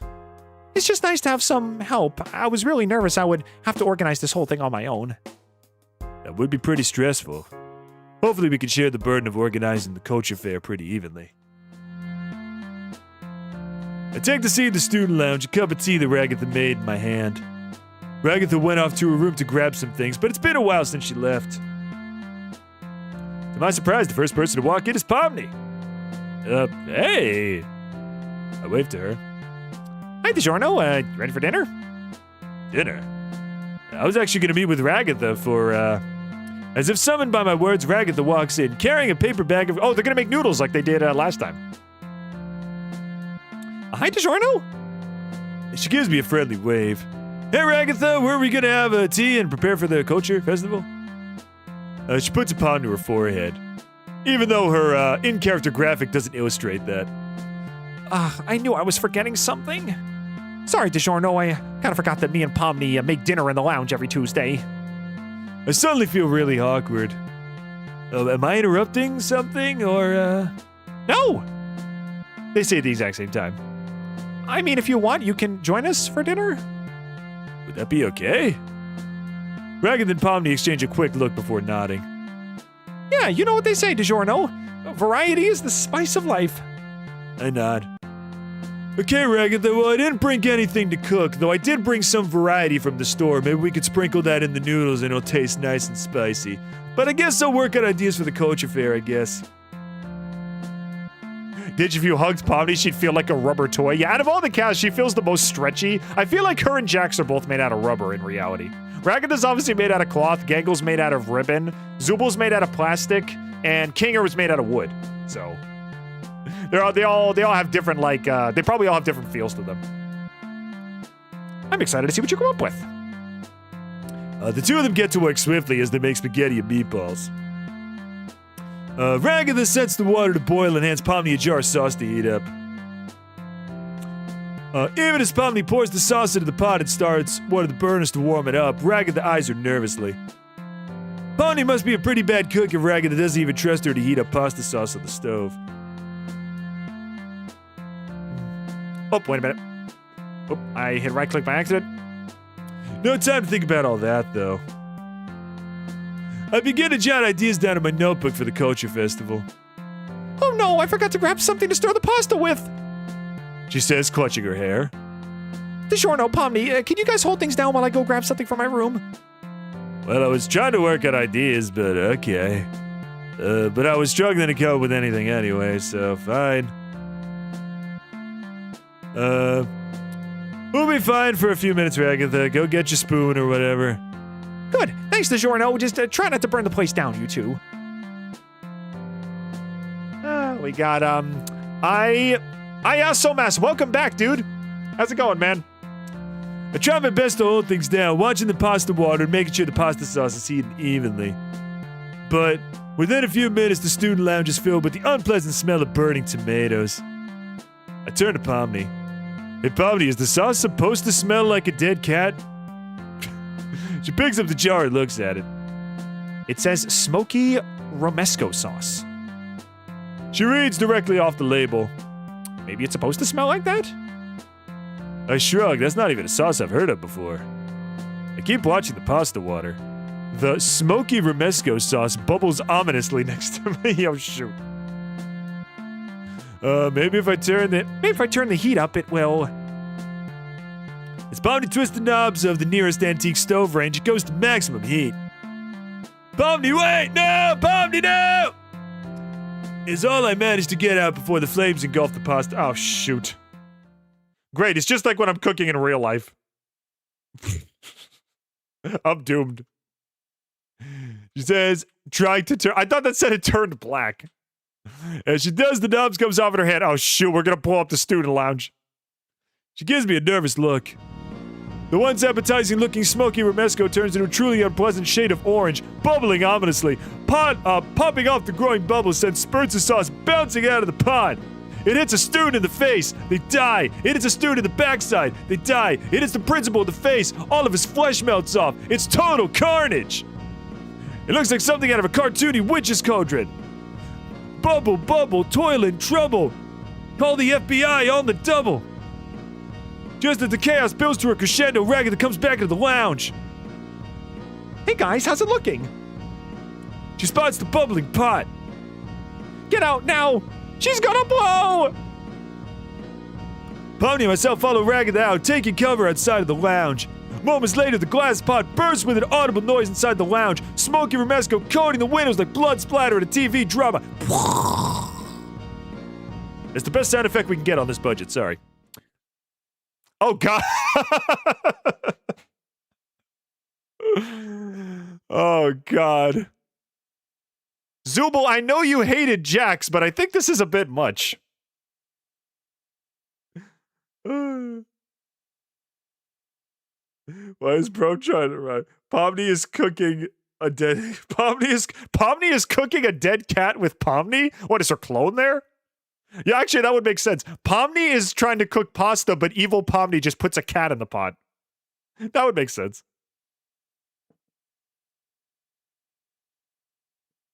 I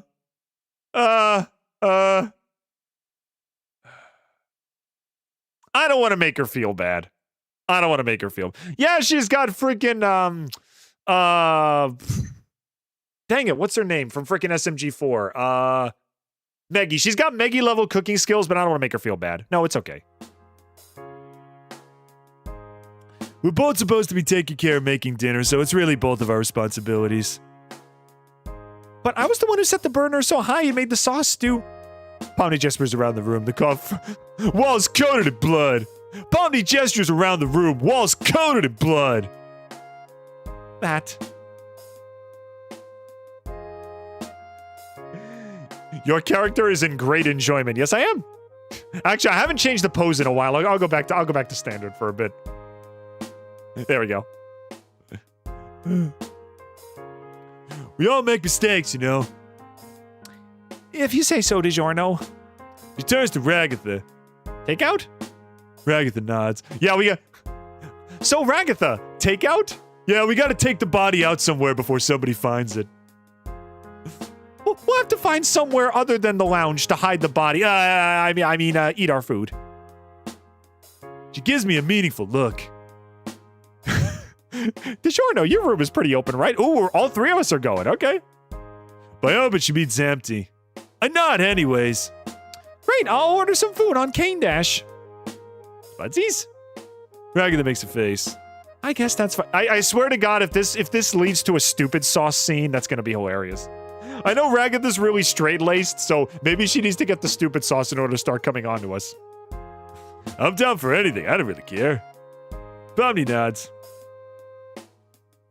The food arrives a few minutes, and we spread it out on the floor of my room like an impromptu fast food picnic. I hand Caine the body so he can dispose of it, and he just swallows it in a single gulp.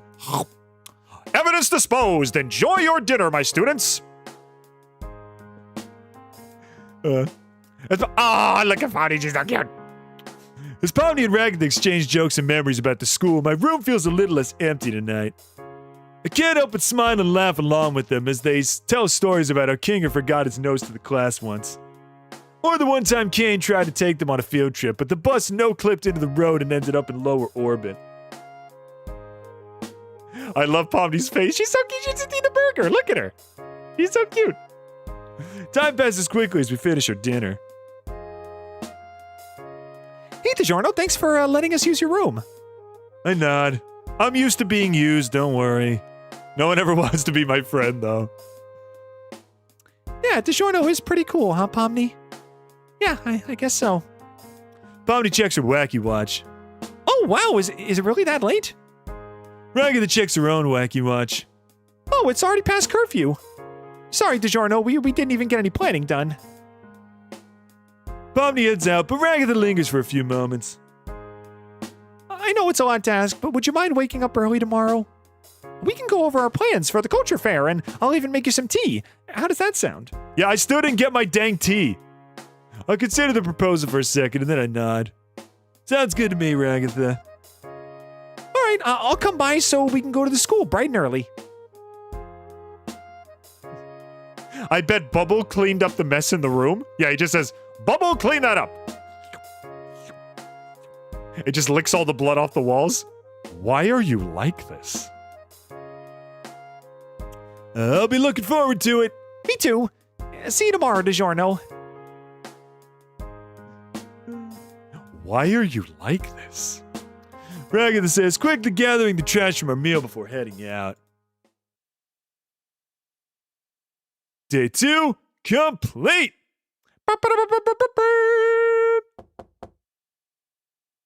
Actually, hang on a second.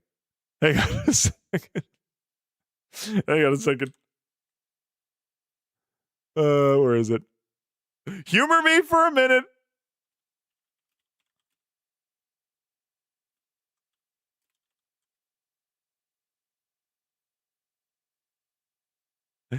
Ah, dang it, where is it?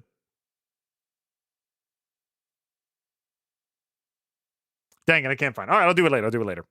I was going to play a sound effect, but I can't find it. I awake earlier than normal to a knocking on my door. That must be Ragatha. He has a bit prepared. I always have a bit prepared. Always. Hey, DiGiorno, we're ready for our morning meeting. Coming. Grumble making her way over to the light switch and flicking it on before putting on a uniform. I can't see in the dark, so I just kind of put my jacket on my head and just kind of walk out with my pants around my ankles. I don't know how to put on clothes. It's too early to think, man. I don't even bother to fix the wrinkles before putting it over one shoulder and opening the door. Ooh, I like the sunrise colors. Very nice. You can use the scroll wheel to move back and forth the messages. I know, but I don't want any, like, dialogue or anything. Oh, that lets me go back. I mumble. I look down. Ragatha already has her tea all set and all packed and carrying a basket ready to trek to school. The entire tea set is made from white porcelain and has a really cute floral design. It seems to suit Ragatha. I look underneath the teapot and I see a label that says, Made in China. I giggle at the humorous pun before returning to my regularly scheduled romance arc. You know, a cup of Earl Grey can have just as much caffeine as a cup of coffee, and it's less likely to give you the jitters. Yep. I said this before. Tea has more caffeine before you put boiling water in it. So she's actually correct. You scroll, yep. Okay, well, let's head out then. I say trying to match her enthusiasm, but unable to master tiredness in my own voice. She at least seems to appreciate the gesture. We make our way over to the school promptly. I'm surprised it's even open this early, but here we are. I start heading over to the homeroom before bumping into Ragatha and walking the opposite direction. Oh, sorry about that, DiGiorno. Aren't we heading to home? Are we heading to homeroom? Actually, I was hoping we could go somewhere special. Oh, special. Okay. Last time we went to a cat cafe with Gangle. I wonder where she's going to take us. Special? Special how? You'll see. She says happily, leading me down the corridor. We wander for a bit before she leads me down a dusty hallway that I'm pretty sure I haven't seen any students in. I don't remember Ragatha showing me this part of the school during our tour. The fluorescent lights above us flicker ominously, and then it slowly occurs to me as Zooble approaches me from behind with a knife. When she killed Jackson, the student center, it must not have quenched her bloodlust because I'm next! No, I'm just kidding. Maid cafe, not cat cafe. Maid cafe, excuse me. I'm used to going to cat cafes because that's where my girlfriend likes to go. Fun fact, I went to a cat cafe once when I visited my girlfriend in her home state, and not only was their ice cream really good, we got like this mint Oreo milkshake, but the cats actually, in a cat cafe, the cats can crawl all over you, they could say hi, and I sat down for 2 minutes to tie my shoe, and this one cat, I think her name was Miss Gloria, she just made herself comfy on my lap. I don't know if it was because she was like normally a lap cat or whatever, or because my lap was just so inviting and she just sat down and sat there for a few hours. And I didn't let her go. My cat Mochi is the same way. He's a big lap boy. I don't know. I guess I just have a comfy lap. Kitties like being in my lap.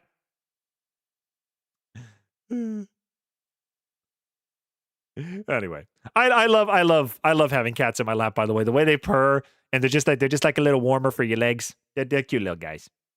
And they're always so happy. Whenever Mochi climbs on my lap, he always purrs like a freaking motorboat. It's like he sits down and he's like,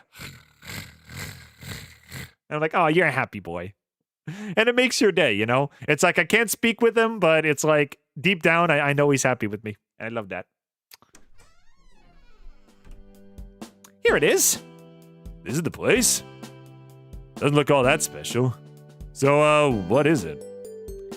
This is the place I go when I feel overwhelmed. You? Overwhelmed? No, really? I say half sarcastically. One of my cats purrs like an engine as well. Yeah, you get it. You get it. I know it may seem like I have it all together, but sometimes I just really need to get away. I mean, I'm the class rep and the class resident assistant.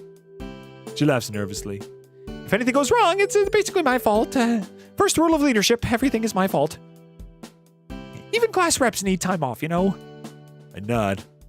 Well, if you ever need to share your burdens, I'm here for you, too. I really appreciate that, DiGiorno, but I'm the one who volunteered to be the class rep. As long as everyone else can be happy, then maybe I can be happy, too.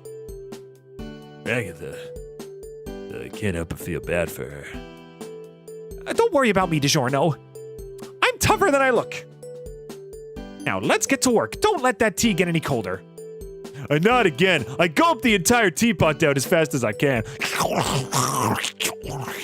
Good talk. Okay, see you later.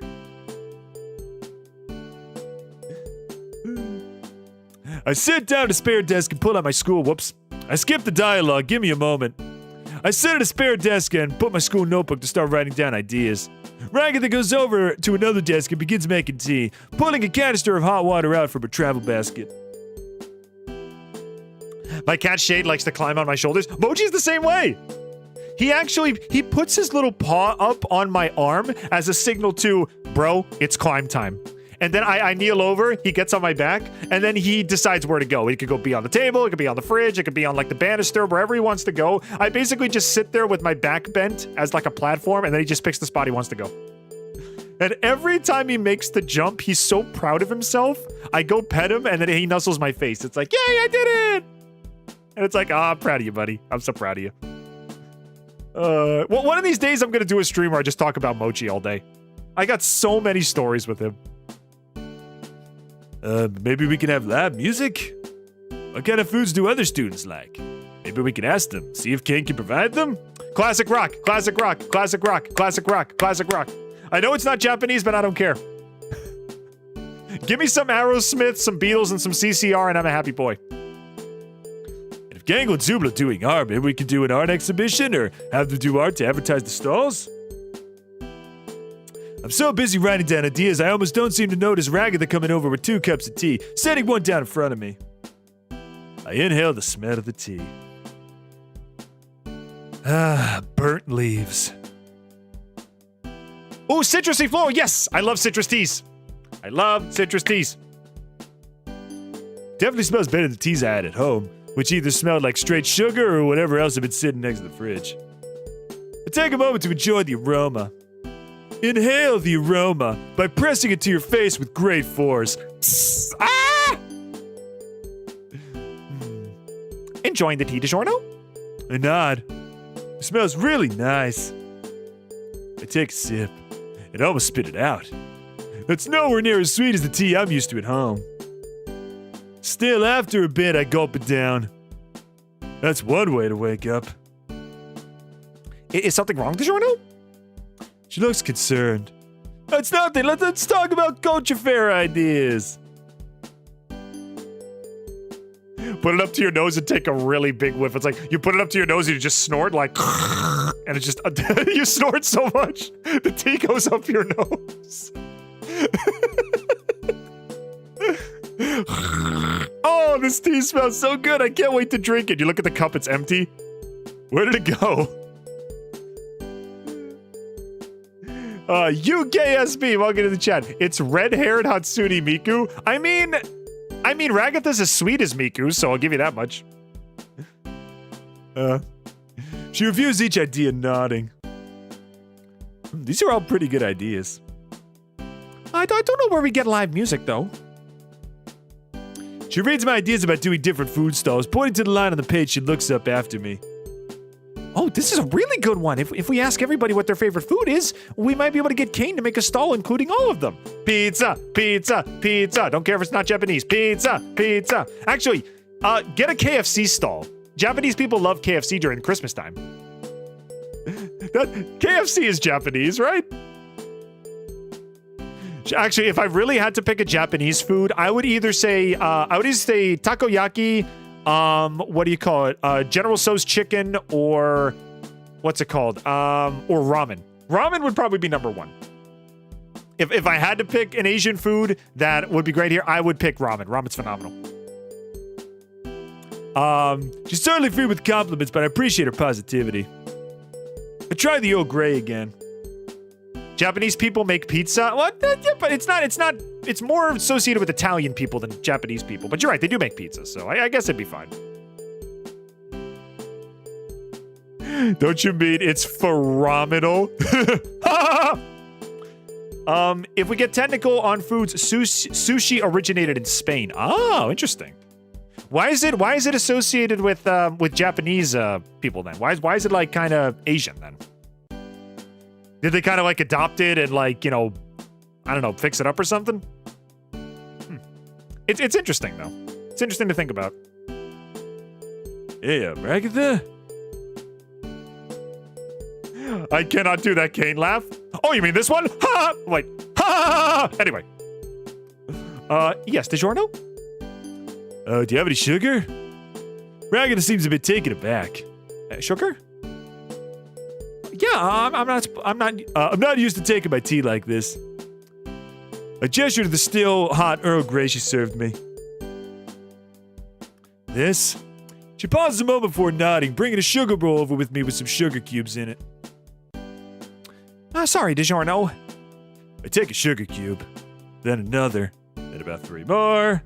Hey, DiGiorno, take it easy. You don't want to drown out the taste of the tea with sugar, right? I disregard the protest, asking for a few more before stirring my tea. Don't have too much sugar, dude. When it takes on the consistency of warm maple syrup, I take a sip. Just like Mom used to make. You, really like sugar, huh? I nod as I eagerly sip my tea. I actually like my tea strong. I don't like my tea with sugar. Maybe a little honey if I'm feeling sick, but sugar, not really. I like my tea strong. So, do you want to hear my ideas for the culture fair? I nod. But I was thinking it might be nice for everybody to pick something to present for the culture festival.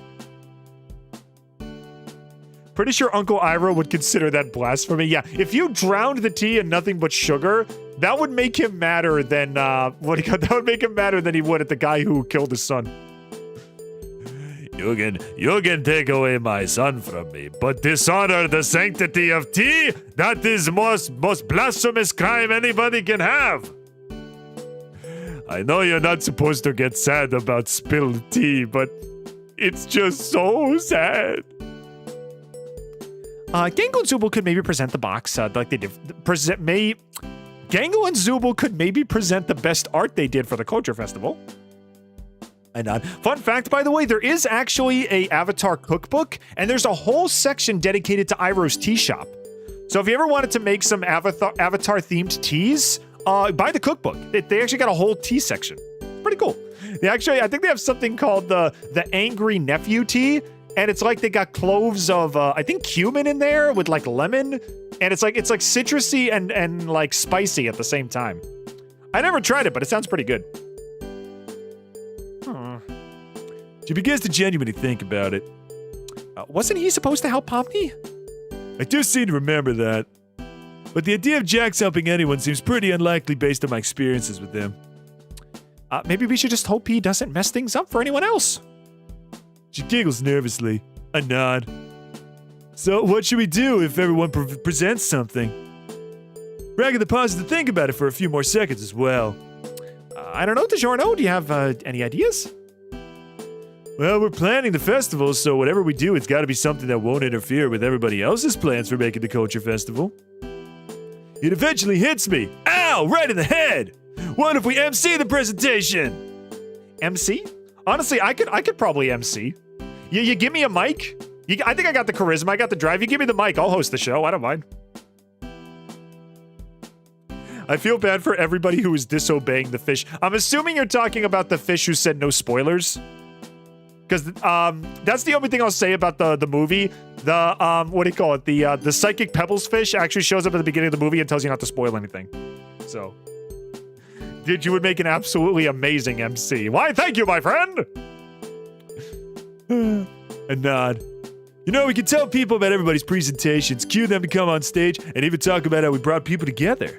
I take another sip of my thoroughly sweetened tea. Thoroughness! That's a great idea, DiGiorno. More tea? I nod. Ragatha pours me another tea and I empty the rest of the sugar bowl in it. Dude, calm down. Ragatha just gives me a smile as I shovel cube after cube into the tea. He's right. I'm basically just drinking maple syrup at this point. Oh, need to get more sugar before I make tea for you again, DiGiorno.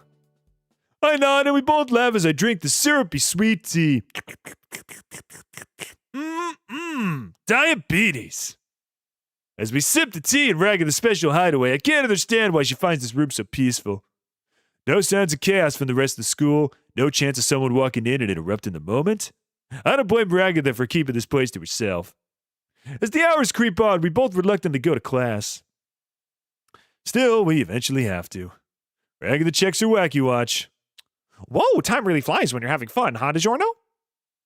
Do we have to head back to class already?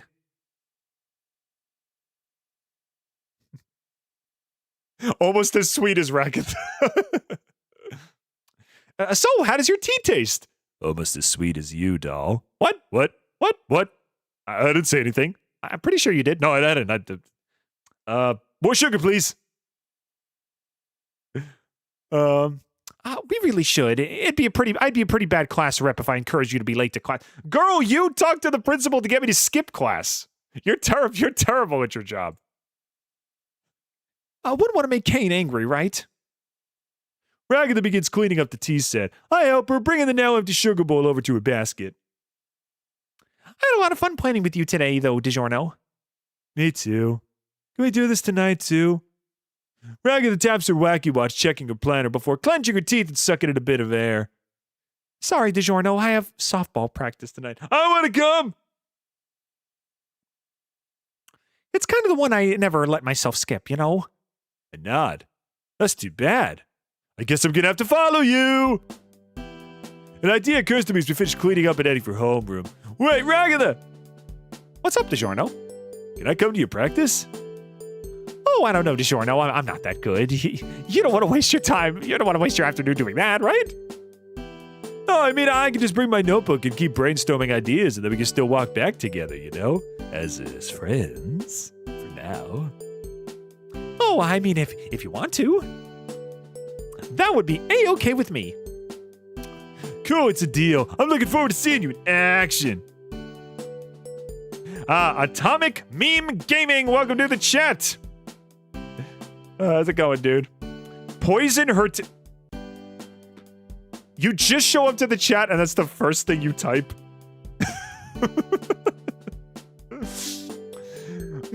Earl Grey, citrus, and cyan.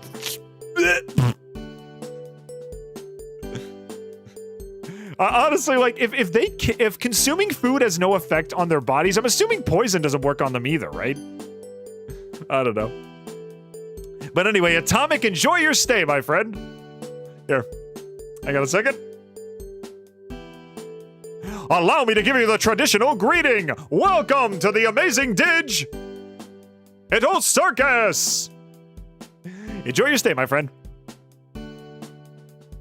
But I'm happy that you're going to come out to see me. I'll meet you after school and walk you to the field, okay? I nod. I doze off a few times in homeroom, still groggy from waking up so early to meet Ragatha and then planning the culture festival. They can't actually die, so who knows? If they can't die from oxygen deprivation, I don't think they're going to die from poison. I was happy to get to spend some extra time with her, and I'm happy she felt comfortable enough to share a secret place with me.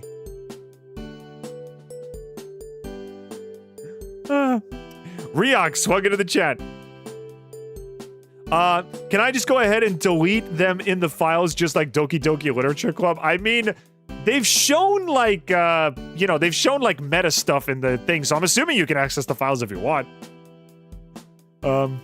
Instead of kind of feeling a little pensive this morning.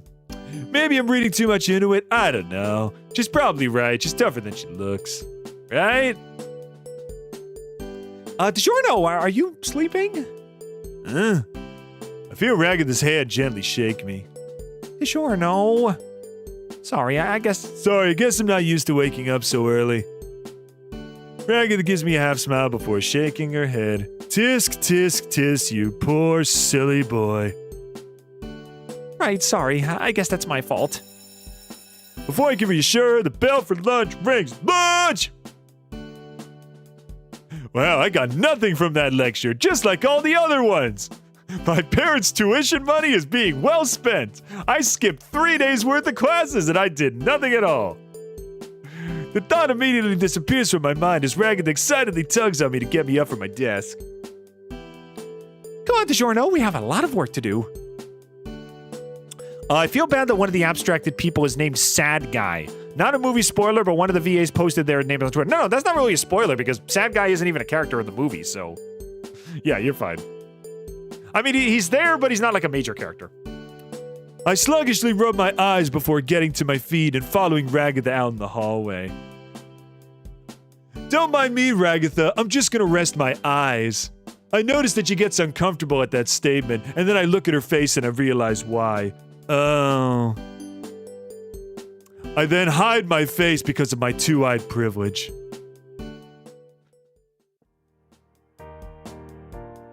Ah, that one person, welcome to the chat, dude. Enjoy your stay. Ooh, just gotta follow. 2222, was that you?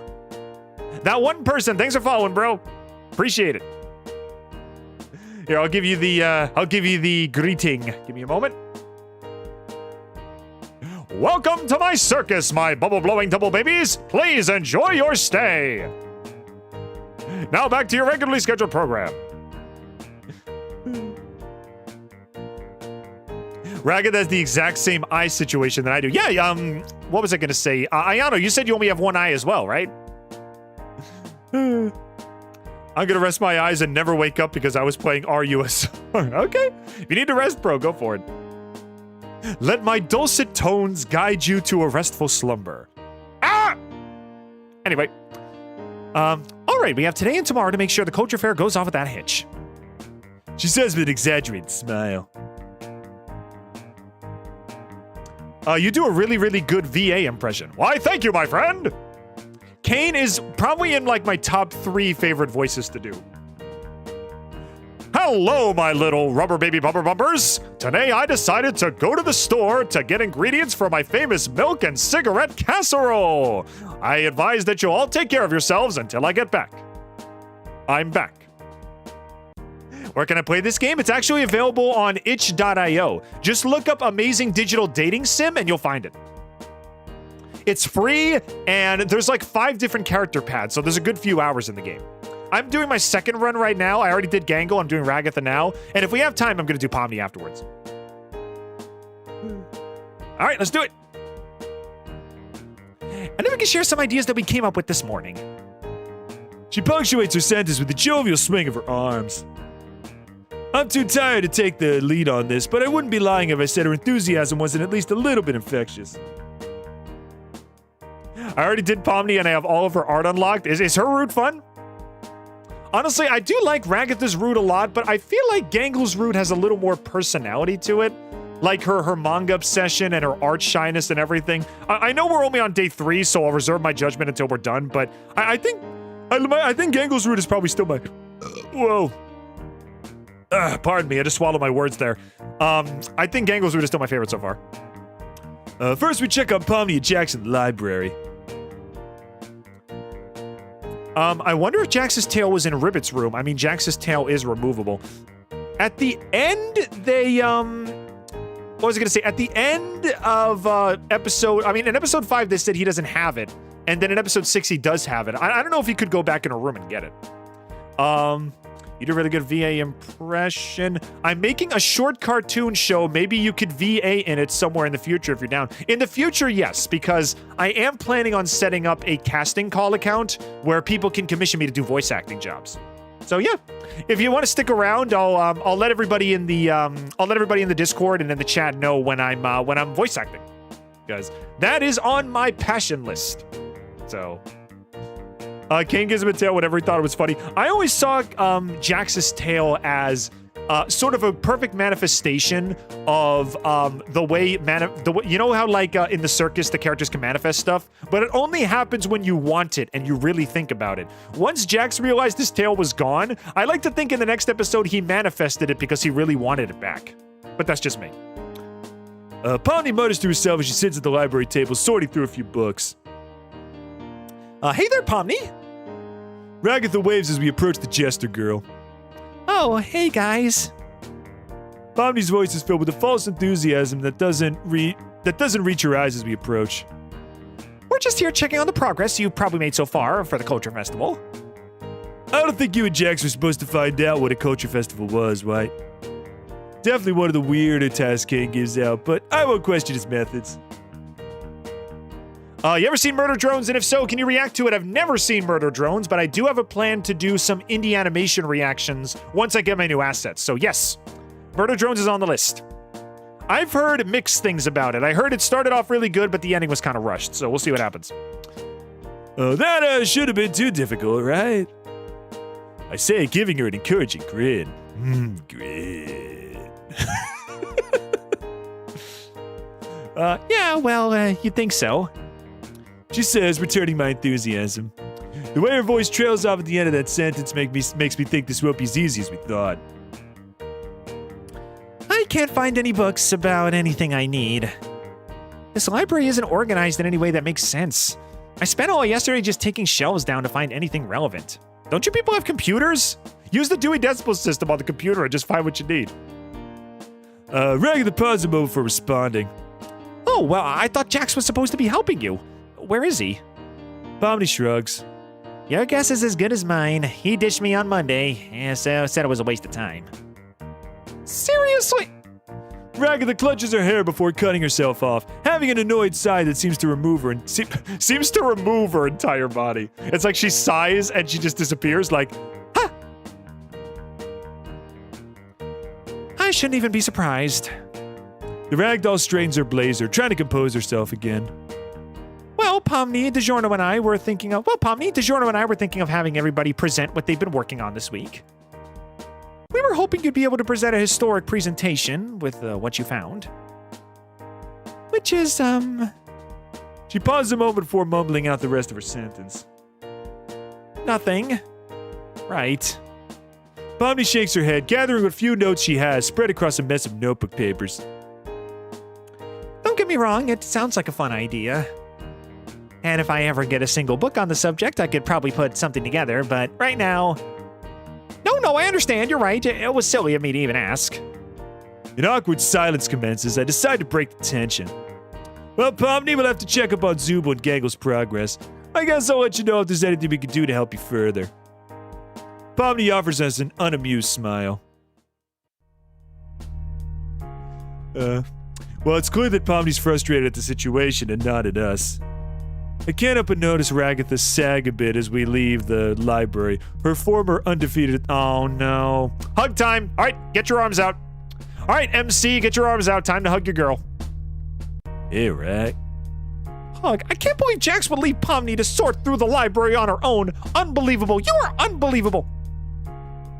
She cuts me off before I can reassure her. I personally don't find it so difficult to believe, but I understand she's just venting right now. Who knows what he's even doing right now? Probably trying to mess everything up for the rest of us. She starts riling herself up. Let's not get... Hey, it's okay. Okay, this is insulting. This is nice. Okay, save the game. Be respectful. Respect your girl. There's the murder scene. We're not going to see that one. I'll save the murder scene. We need evidence of this. So that Zooble can get arrested. Hey, it's okay. Let's get ahead of ourselves. For now, let's focus on checking Zang. Let's check on Zangle. Zangief. Did I just say Zangief and Google? Sounds like a Saturday morning cartoon. As far as Jax, you don't have to worry. I'm here. I won't let him mess anything up. I give her a reassuring smile, and then a reassuring hug, and then a reassuring kiss. No, not yet. Didge, you will be a gentleman, my good man. Be a gentleman for your lady. Hug time like from Trolls? Yeah, exactly. No kiss yet. Nope. I will be a good supportive, kind friend. Because, you know, she needs one right now, you know?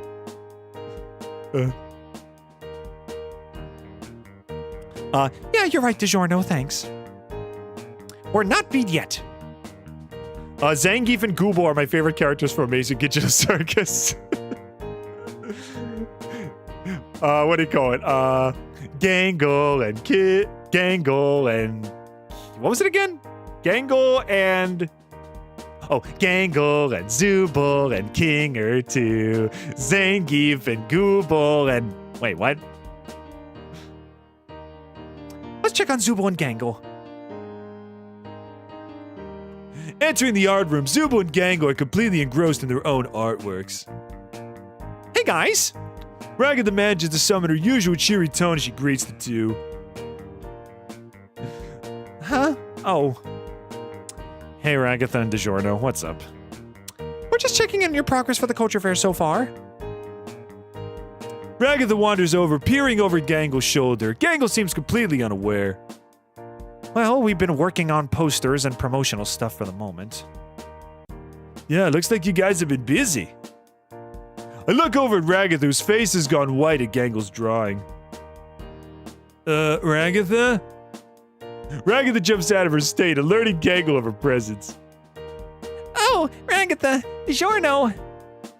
Gangle covers her drawing with her ribbon arms, though it's much too late as Ragatha's already seen it. Seen what? That's some, interesting drawing there, Gangle. Are you hanging that up for the culture fair? Ragatha's cheeks are now burning red. Gangle gives her a shy smile before nodding. Yeah, that was the plan.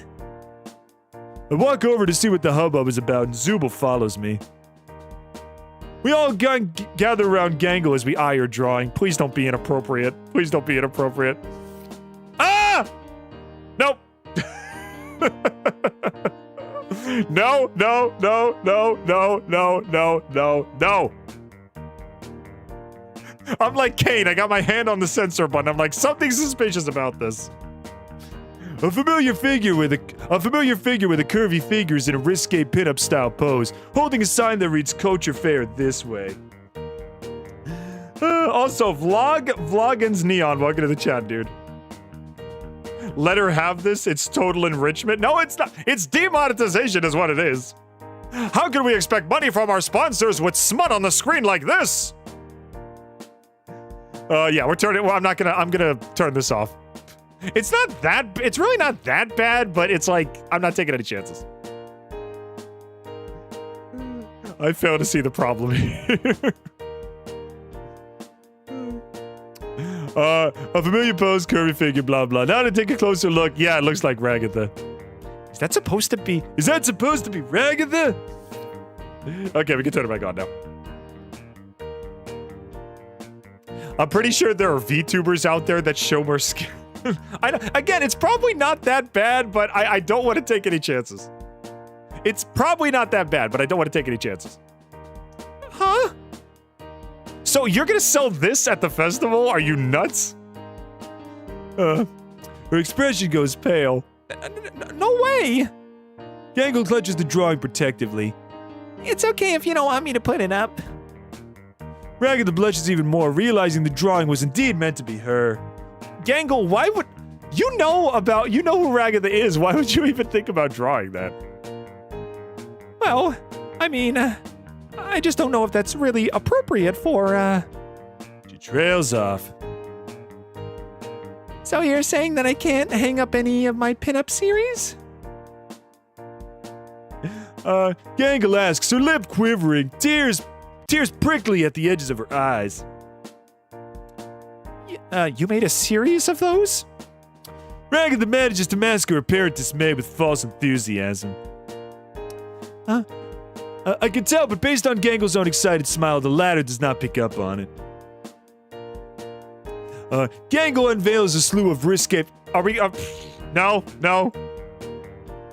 Ragatha's face flushes with humiliation at the images. Okay, they're not gonna actually show them, thank God. Oh. Well, maybe if they're toned down just a little bit. She says, shifting uncomfortably in place.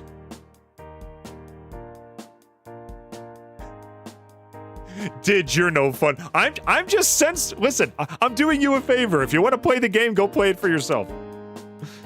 Zooble scratches at the chin before chiming in. I don't really see the problem with them. Of course you don't. It's mostly tasteful, artistic nudity, you know? Listen, YouTube will get me in trouble for showing a shoulder, okay? I'm not taking any chances.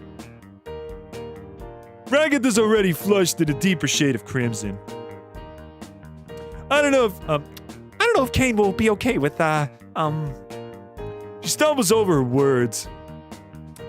they might be a bit much. Zooble rolls their eyes. Who cares what Caine wants? Ragatha's lips tighten at Zooble's flippant response.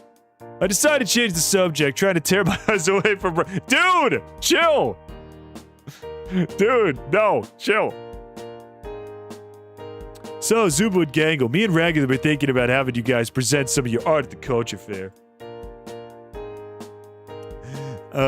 Maybe talking about the techniques you use and your inspiration for your favorite pieces. Yeah, sure, that sounds easy enough. Zooble agrees easily. But present my art? Like, in front of people? Yeah, Yeah, just a few pieces, nothing too intense, I promise. Gangle looks unsure. I don't know. Ragatha opens up her mouth to try and further convince Gangle, but is beaten by Zooble's interjection. Interjection for excitement or emotion. How about we get back to you on that? Ragatha looks at me before offering a weary smile to Zooble. Sure, I'll check back tomorrow. No pressure, guys. It's supposed to be fun, right? She laughs nervously, but Gangle and Zooble only look on. Man, nobody is getting anything done. My poor girl is having her dreams crushed. Schoolhouse Rock rocks. Wait until I get my new assets. Me and Venus are thinking of ranking all the Schoolhouse Rock songs on a tier list. I grew up with that. That's how I learned the multiplication tables. I follow Ragatha out of the art classroom. She looks utterly defeated by the afternoon's events. I barely have any time to ask her about it, though, when the incarnation of trouble itself— oh god, not Jax. Jax. The purple bunny is making eye contact with us. His eyes widen for a moment, and then he immediately tries to turn down the other hallway. But Jax is already too late. Do you have any idea how many songs there are? Of course I freaking do. There's like 10 per category. There's like 50 or 60. I'm not counting Earth Rock, though, because those songs suck. We're going up to Money Rock, and that's it. Because those are the ones I grew up with. Jax! She shouts with a voice loud and angry enough to silence the other students in the hallway. The purple bunny stops dead in his tracks before turning his head and batting his eyes at us. Yes? His tone is dripping with sarcasm, but nonetheless, Ragatha marches up to him. You were supposed to research culture festivals with Pomni in the library. Why haven't you been doing that? Jax looks up, pretending to ponder before struggling coolly. Oh, that's easy, because this culture fair thing is dumb. I didn't want to do it. Ragatha huffs. Oh, so you just leave Pomni to do it all by herself? Hey, I offered Pomni to ditch with me. She didn't take the offer. That's not my fault.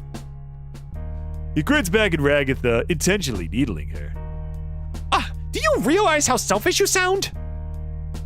I take a step forward, but the argument has already started. I will slap the dork off of you right now. I don't think we've ever seen Ragatha, like, physically assault anybody before. Oh, no, she's too pure for that.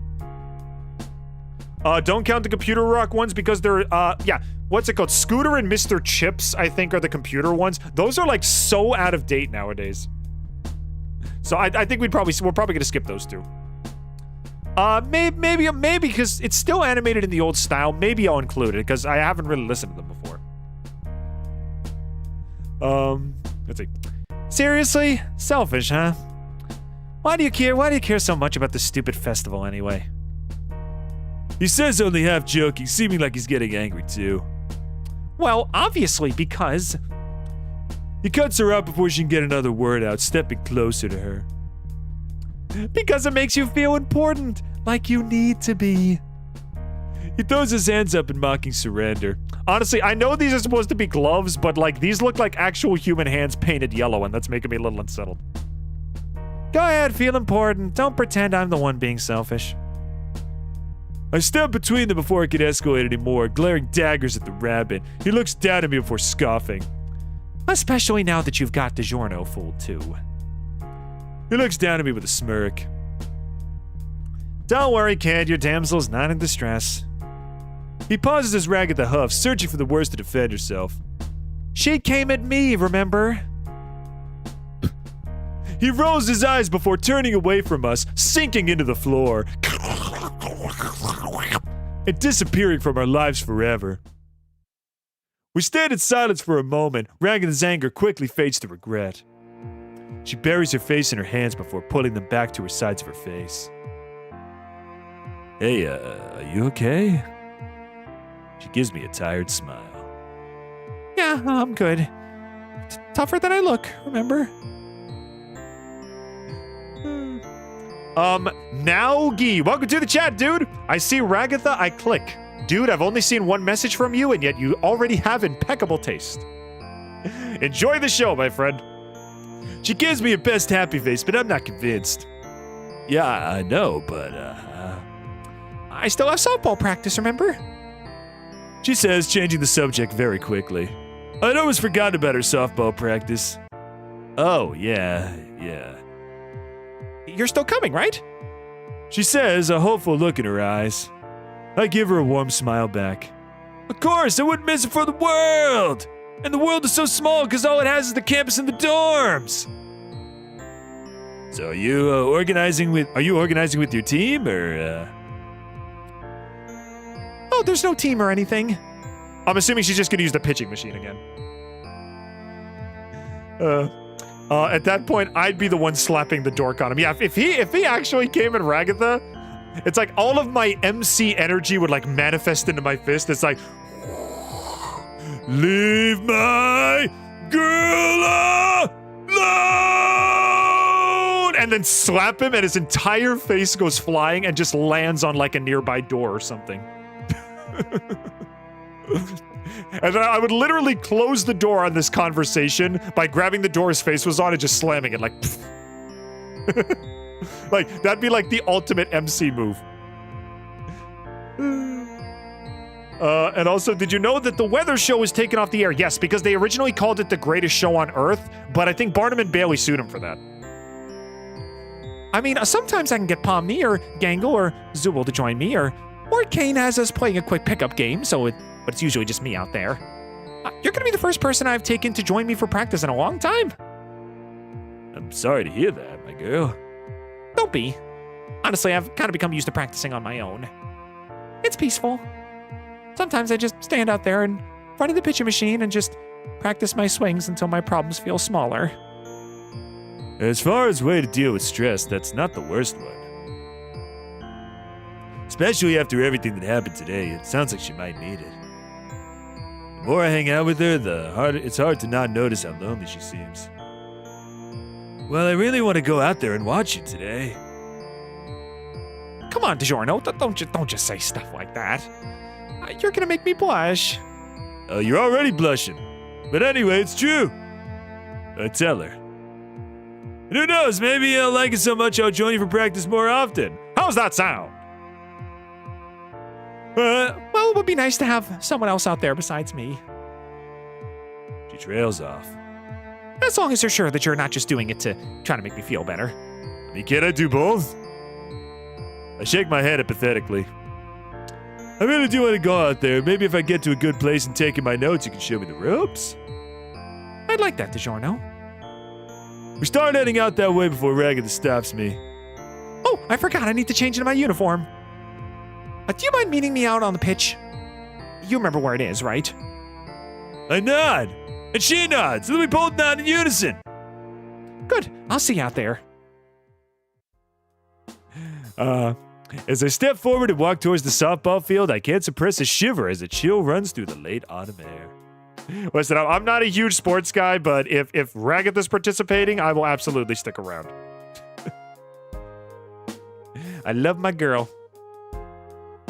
The sky's a deep orange and the clouds are a bruised purple. And also the trees. Look, okay, stop for just a second. Let's appreciate this background for a sec. I gotta say this right now. Sunset colors, if done like perfectly, are like one of my favorite aesthetics of all time. You got reds, oranges, yellows, purples, and blues, and they all just kind of meld together. It's like a rainbow, but it's the whole sky, you know? If you get a perfect sunset on a perfect day, it's like a rainbow in the whole sky. It's beautiful. I think the only color that would really be missing is maybe green. I wait a few moments on the bleachers, and then Ragatha shows up in her softball uniform. The art in this game is weirdly good. It has effort. It is. Also, she looks adorable, as she always does. Hey, DiGiorno. I hope you weren't waiting for too long. I know it's a bit chilly.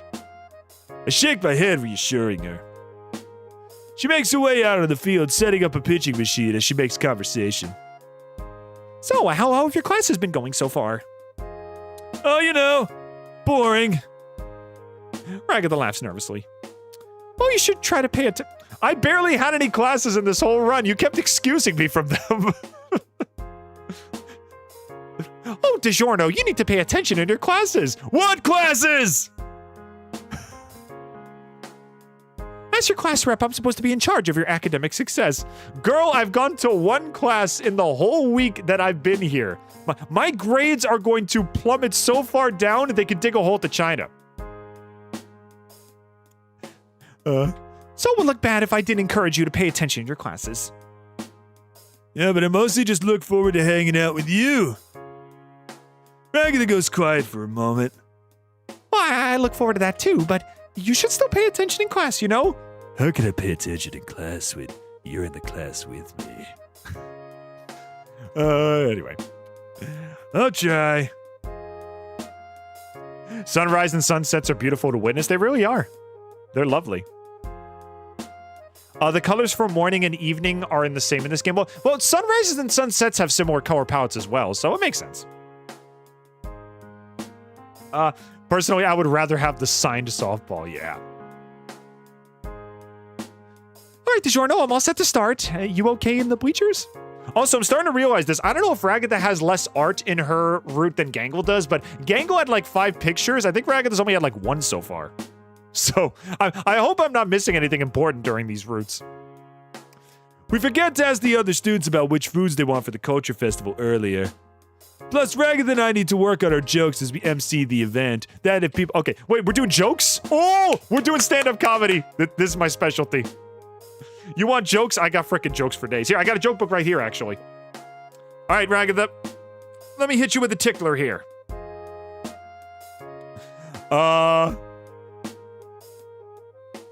Let's see.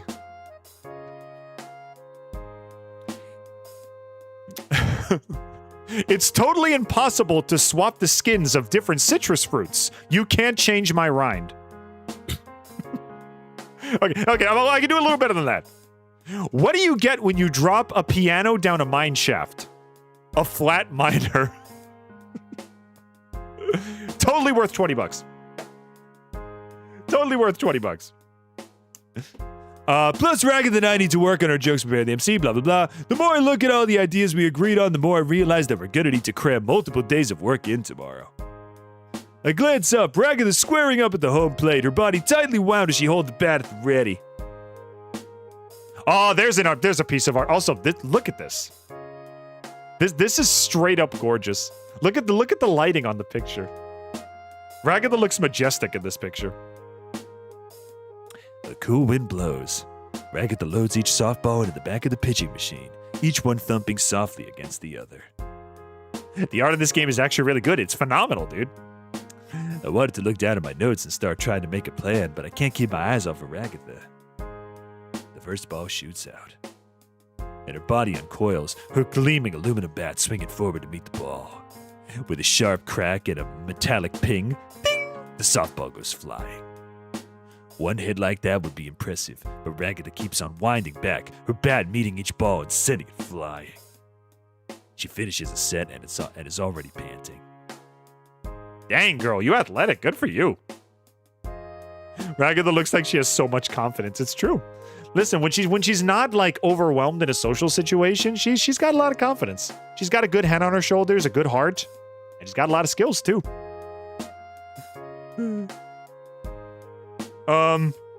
These arts are saved in the main screen, by the way. Why did I read that in my MC voice? These arts are saved in the main screen, by the way. You can see You can see the ones you unlock at the time of the title screen. It's like MC breaks the fourth wall just to let you know. Oh, by the way, that awesome piece of art you just saw, you can view it in the gallery if you really want to. Hey, DiGiorno, if you're not taking notes, would you mind helping me collect all the softballs? Sure! I nod getting up from the bleachers and collecting the softballs from the outfield. There's an obvious joke to be made here, but I like Ragatha too much to do it. I have some semblance of class. The second time around, I managed to make a few more notes about the Culture Festival. But I'm still pretty much mesmerized by Ragatha every time I look up from my notebook. She's just so beautiful. She finishes the set by sending a softball sailing over the far fence. I guess I gotta grab that one. Hey, DiGiorno. Yeah, I'll get the... Yeah, I'll get the balls. The softballs, the softballs are what I'm getting. I say preemptively, happy to help. In real life, though, I would definitely help out. Like, even, actually, this funny story, one time I saw, like, this old man, I think he was, like, 80, and he was, like, loading, fertilizer into his car, and it took him, like, 5 minutes to get one bag in the back seat, so I actually helped him out. We got all the bags in there in, like, less than a minute. I think it was a war vet as well. So, yeah, if ever I see somebody drop something, it's like, oh, I'll help you out. So... I feel like helping out is the least one can do. Show a little bit of courtesy. Yeah, be nice, you know? Listen, whether it's your loved one or it's just someone on the side of the road, if you got the time, use it wisely. You know, help somebody out. Give them a hand. You have no idea how much that one gesture of kindness can make somebody's day sometimes, you know? Actually, I noticed you watching me. You want to take a turn? Wait, you want me to play baseball? Oh, shoot. This is not going to end well. Come on, I bet you could do a pretty good job. This is not going to end well. You put a bat in my hand, not only am I going to miss the ball, the bat's going to go flying and probably hit somebody in the building all the way over there. Besides, then I can check your notes and see if you have any ideas to offer. Oh, well, it's not like I could tell her I didn't get work done, because I can't stop looking at her. Yeah, I can't stop looking at her. Oh, Ragatha, you're so beautiful. I'll give my best shot. Ragatha nods excitedly. After we load up the machine, she leans against me, oh god, it's just like the gangle drawing thing. You gotta kind of stick your butt out, and then you just want to wind up your body and square your shoulders. She reaches out to my shoulders. And don't be so stiff, DiGiorno. Just let yourself move. How about you show me a few practice swings first? Oh my god. The subtlety in this situation is near non-existent. I nod, practicing the motion. Ragatha gives me a few more pointers. Before walking over to the pitching machine and turning it on, she gives me a few slow, underhanded lobs. After a few swings, I get a good feel for it when I hit the ball and where to aim my bat. Good job, DiGiorno. Are you ready for the machine? As ready as I'll ever be, I guess. I nod, squaring up to the plate. I remember getting my Ragatha plush. I find myself surprised that my cat didn't try to mess with the hair. I actually have a really funny story involving a digital circus plush. I'll tell you guys on Sunday. But I'll have a picture for you ready too. But I have a really funny story to tell you guys. With a whirring sound, the pitching machine turns on. It's getting close to dark, so I squint my eyes, leaning forward a bit. DiGiorno, don't lean so far forward. You might get... Are the last words I hear before a softball comes rocketing on one of the machines and slams me right in the head. DiGiorno! The world goes black as I fall backwards, pain radiating from my eye socket where the softball hit me. Oh god, am I gonna have a black eye just like her missing eye? That's gonna be hilarious. I wake up for oh, I'm at the nurse's office. Crap. Hi, Ming. Didn't expect you to be in this game. A cyan mannequin leans above me. Is DiGiorno okay?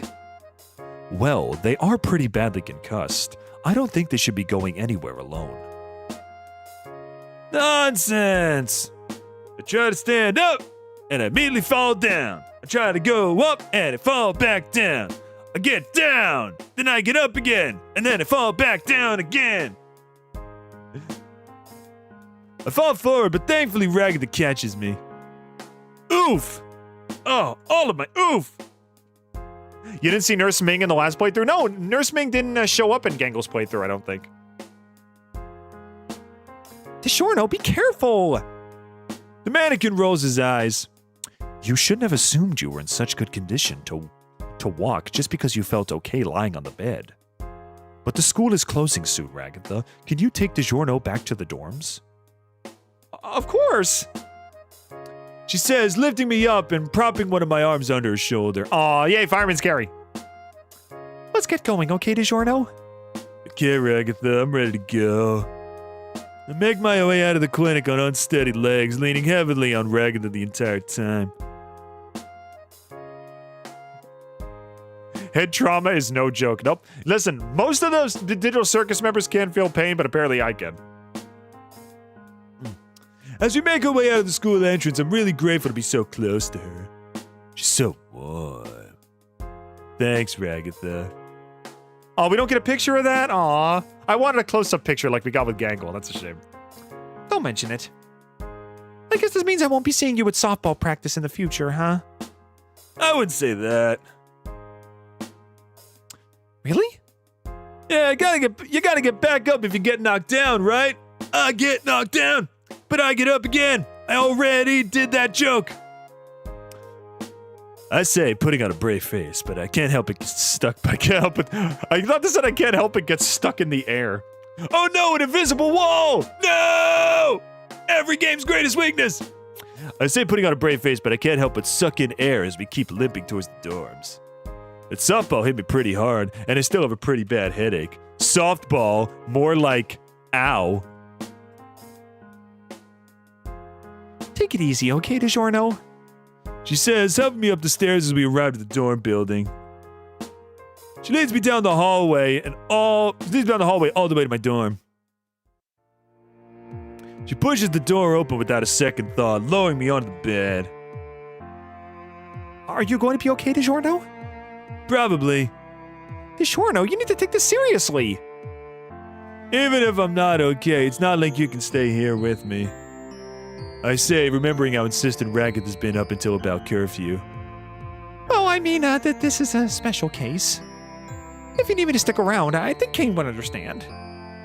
Well, I guess I wouldn't mind some more tea. I wouldn't mind some more tea. Some L and maybe some C. Without another word, Ragatha gets up and fetches her tea set. She returns swiftly, bringing me a steaming cup. The cup of tea she pours me this time smells herby and kind of... Ooh, it's a herbal tea. I love herbal tea. It sort of reminds me of the smell of... Ooh, apples? Ooh, apple tea. It's like apple cider? That sounds good. A softball hits you in the head. Meanwhile, Ragatha's playing hardball, or at least hard to get ball. I mean, I guess you could say that. I don't think it's that she's playing hard to get. It's just that she doesn't really, you know, no one's ever really taken an interest in her. She even said she has like a bunch of almost friends. So it's like, this is something she's not really used to. It sort of reminds me of the smell of apples as I inhale the aroma. It smells nice. What is it? She's not used to being liked, which is really sad. Exactly. This like what we're doing right now, this is completely foreign to her. And yeah, it's heartbreaking to say that, but that's just the case. Chamomile tea, it's good for relaxation. I take a sip. Blech! Sorry, DiGiorno, I didn't have time to restock on the sugar. No, chamomile straight is actually really good. It's okay, I'll manage. I say, smiling back at her as I sip the tea.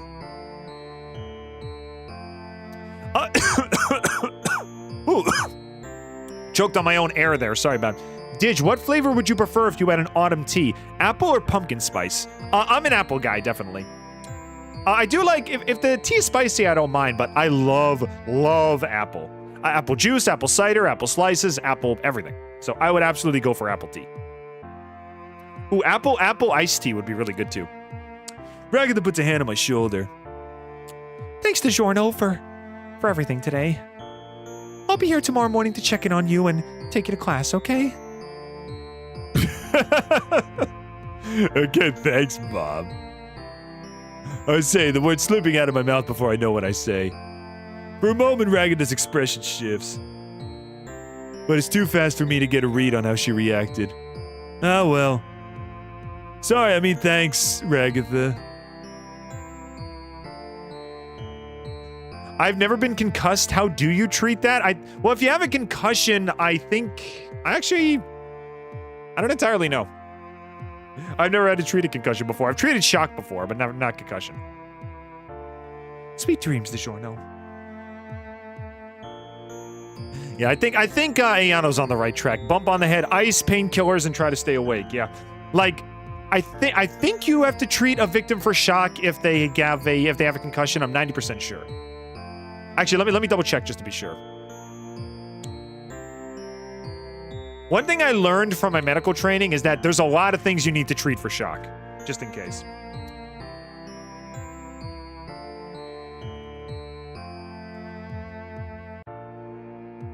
Yep, I was right. In a concussion, you do treat for shock. If someone has a concussion, you need to provide first aid for shock to prevent their condition from worsening and them getting worse. Okay, so yeah. When you do get a concussion, you do have to treat for shock. Anyway, back to this.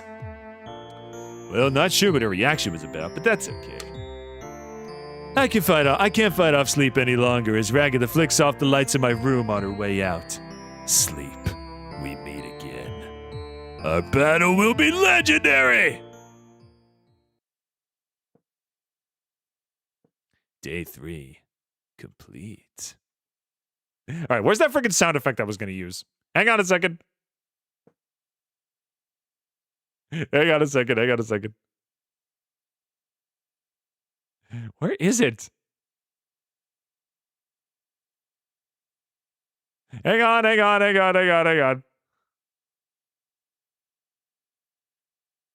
I will find it.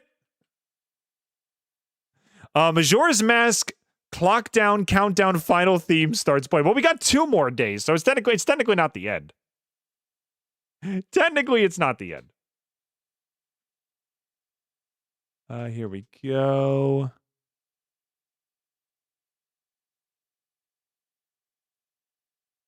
Dang it, where's the freaking sound effect? Give me a minute.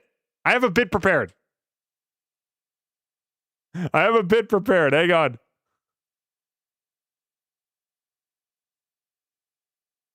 Is it seriously not here?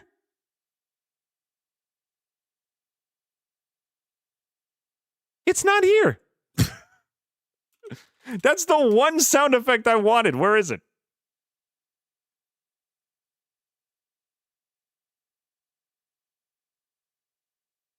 Okay, I'm mad.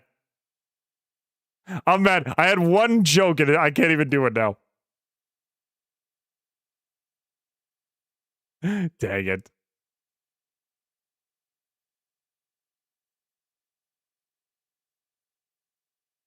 Dang it. Whatever. I'll do it later. We'll do it live.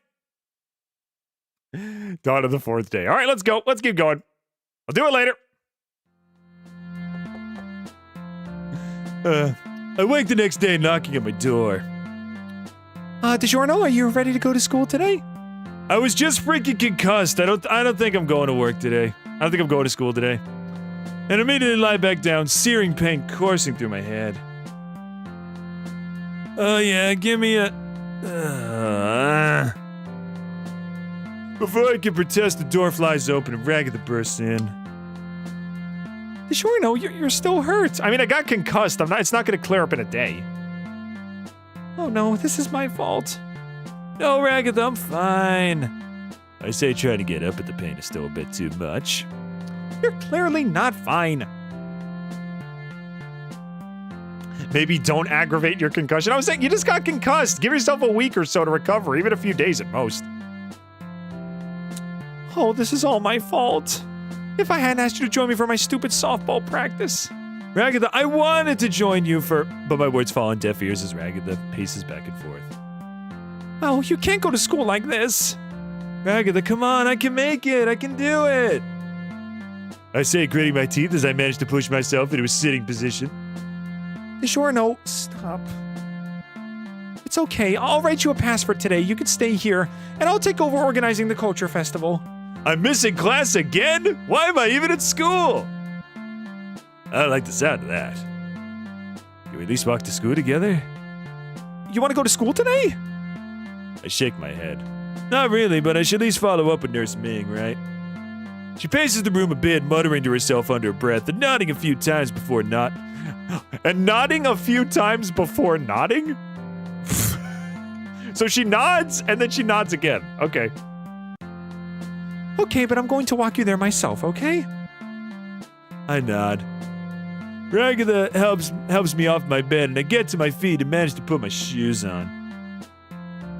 That's actually one thing I always question. Ragatha has like these little black caps on the tips of her feet. Do those count as shoes? Can she take those off, or are those just part of her body? As we head out the door, I lean against her. I can't deny it's nice to have someone warm to lean against during the cold autumn morning. Between the cold and dull throb in my head, I decide to give in and just lean into Ragatha, nuzzling into her. DiGiorno, you, She gasps.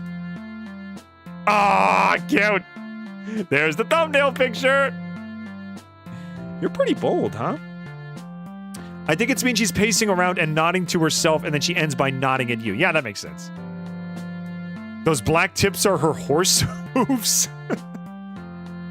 I don't know about that. I mean, I know she likes horses, but I don't know about that.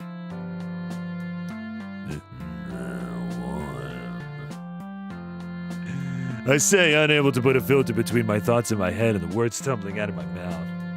That's an adorable picture. It really is. Look at her. She's so freaking sweet. She pulls me in a little closer. Well, I wouldn't want you to freeze. She chuckles nervously.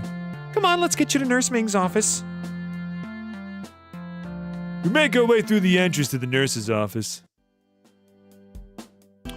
Oh, hey, DiGiorno. Doing any better today?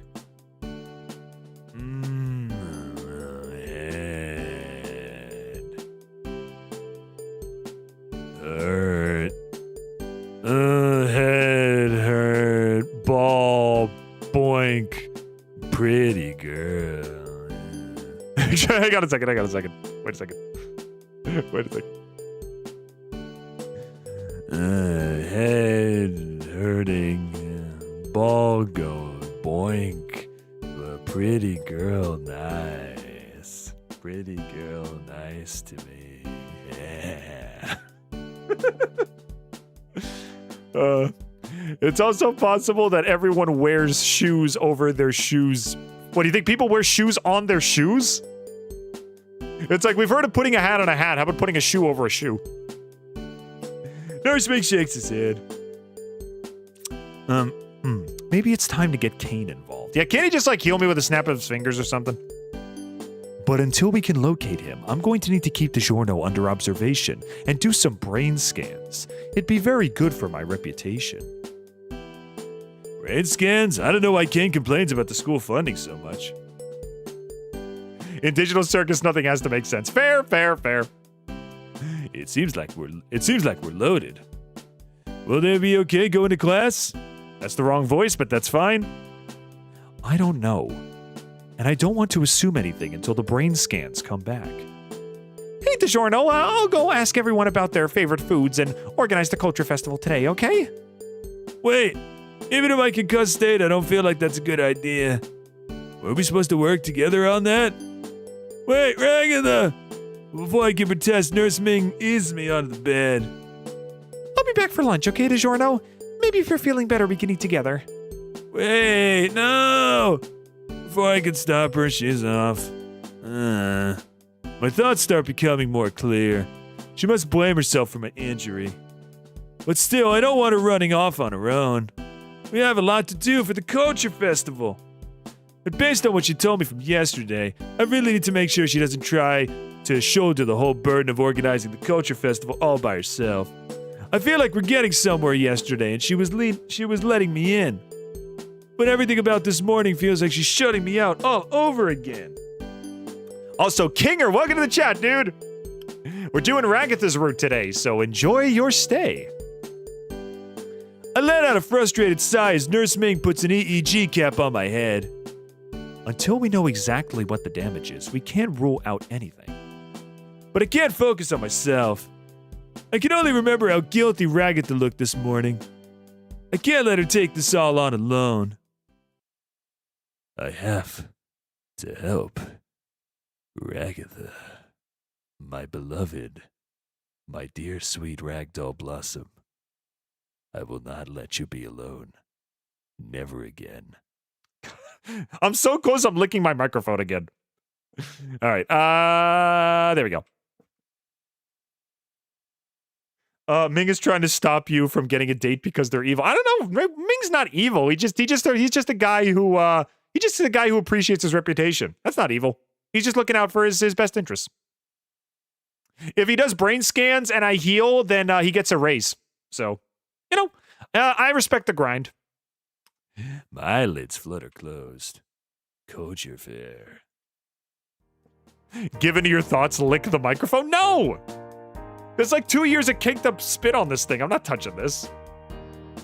I'm honestly getting as close as I am to it is already a bad idea.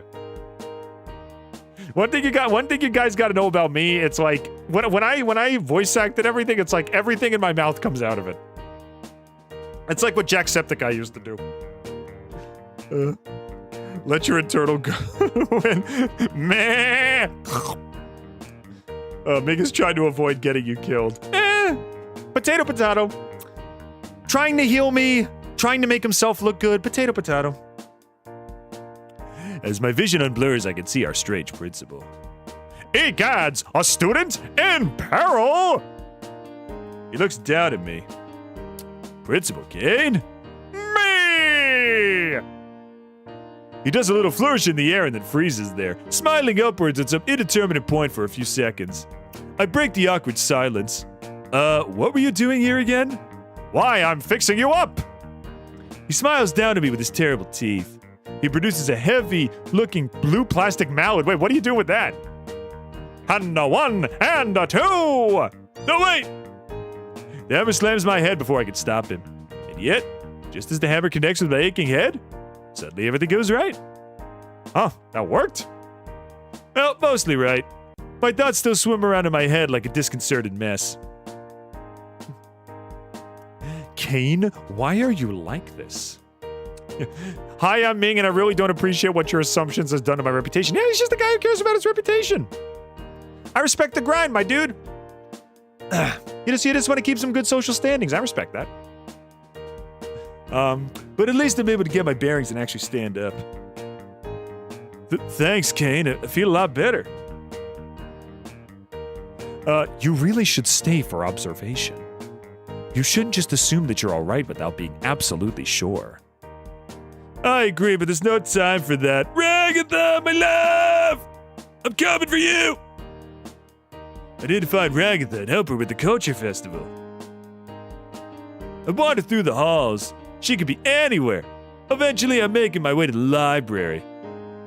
Ragatha isn't here, but Pomni is. Maybe Pomni will know where she is. Oh, hey, DiGiorno. She winces as she looks at me. Do I really look that bad?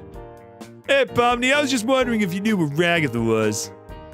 Are you sure, DiGiorno? That bump on your head looks like no joke. If I don't help her, I can't think of anyone else who will. It would be nice if by the end, you know how like we got Gangle, we convinced Gangle to help put her art up and everyone loved it. It'd be nice if we convinced Ragatha like to have other people help her, you know? Let's get Raggy some friends. Pomni considers my words for a moment. I guess so, DiGiorno. But to be honest, I haven't seen her all day. Huh? What? Not even in homeroom? Pomni shakes her head. That's not like Ragatha. I feel like I might know where she is. She's probably in her room, trying to escape from all the drama of the day. Thanks, Pomni. No problem. She almost waves me off before stopping me. Oh, and if you do find Ragatha, you can let her know I found a book on culture festivals. Thank God. Thank God you guys are pulling your weight. So I'll be able to do a little presentation like you guys asked for before. Good. Okay, things are finally starting to get done.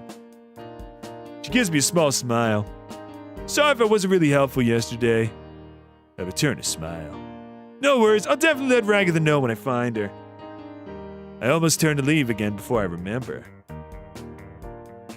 Oh, Pomni, do you have any snack or food requests for the festival tomorrow?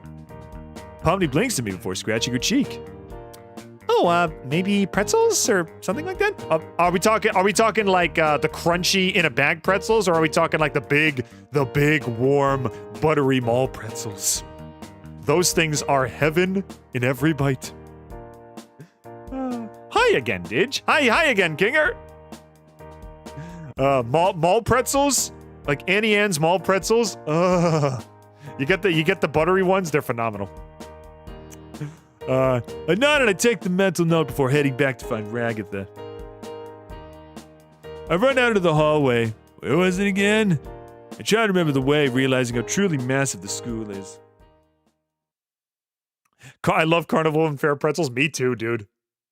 Some people get mustard, you know, some people get relish. I've even seen some people get marinara sauce. I don't really know what I like to dip mine in. 50-50. I think marinara sauce is better for mozzarella sticks, but it can work for pretzels too. Not really much of a mustard guy, so I gotta find something else. After searching around for a bit, the familiar abandoned hallway appears before me. I walk right to the door of the discussed classrooms Ragatha showed me yesterday, and she's inside. Can't imagine why she's in here. I gently open the door. Here, Ragatha. She looks up. Oh, DiGiorno, it's you. Save the game. I feel like something's gonna happen here. Whew. That didn't sound too enthusiastic. Still, I take a seat next to her. We sit in silence for a little while. Eventually, I decide to make the first move. Are you doing okay? She doesn't answer, but she tightens her grip on her own forearms in a sort of self-hug. I'm fine, DiGiorno. Really.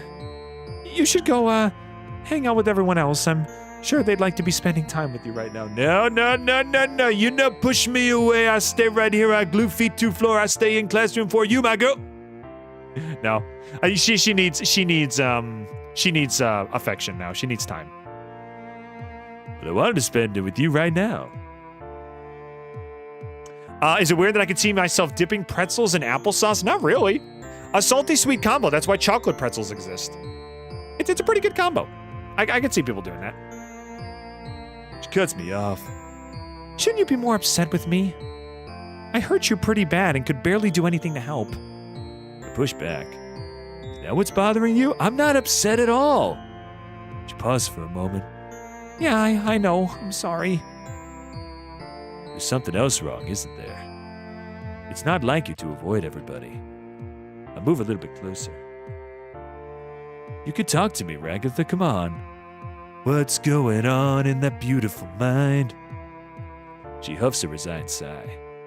I don't want to make anybody uncomfortable. Especially not you. I let those words sit in the air between us for a bit before continuing. Well, I do want to talk about it, Ragatha. Is your favorite color green? How on earth? How on earth did you know that? I didn't think there were any obvious tells. But yes, honestly, genuinely, my favorite color is green. Yes, and it's fitting because green is kind of the aesthetic of old school, computers and everything. So kind of fits. Ragatha falls Ragatha falls under others, so you should spend time with her. Of course, I'm spending time with her. I'm not leaving. She looks at me, painted. Pretty sure the S here is not necessary, Mr. Dialogue Writer. Please? Well, me and the other students, we don't get along. Yeah, I heard when you said you have almost friends. Hang on a sec. Whoa, hang on. Dolphin Queen says she needs hugs. Dolphin, what happened? What happened? All right, boys, we might need some hugs in chat here. Everything okay, Alexa?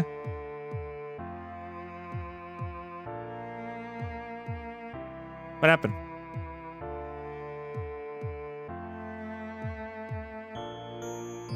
Did Jax upset you again? Do I need to whack a poink? I'll do it for you, my queen. I'll do it for you right now. Is Ragatha your favorite character? No, but she is my second favorite. Ironically, Kinger is actually my favorite character. It goes Kinger, Ragatha, Caine. Those are my top three.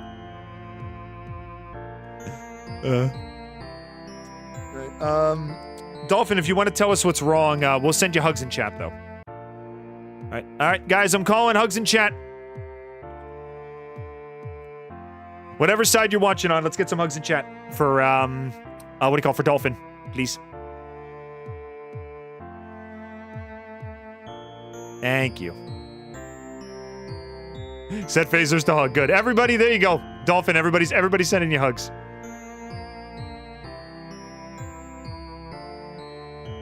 Dolphin got fired from her job. Well, she didn't say that. What, she posted in the Discord?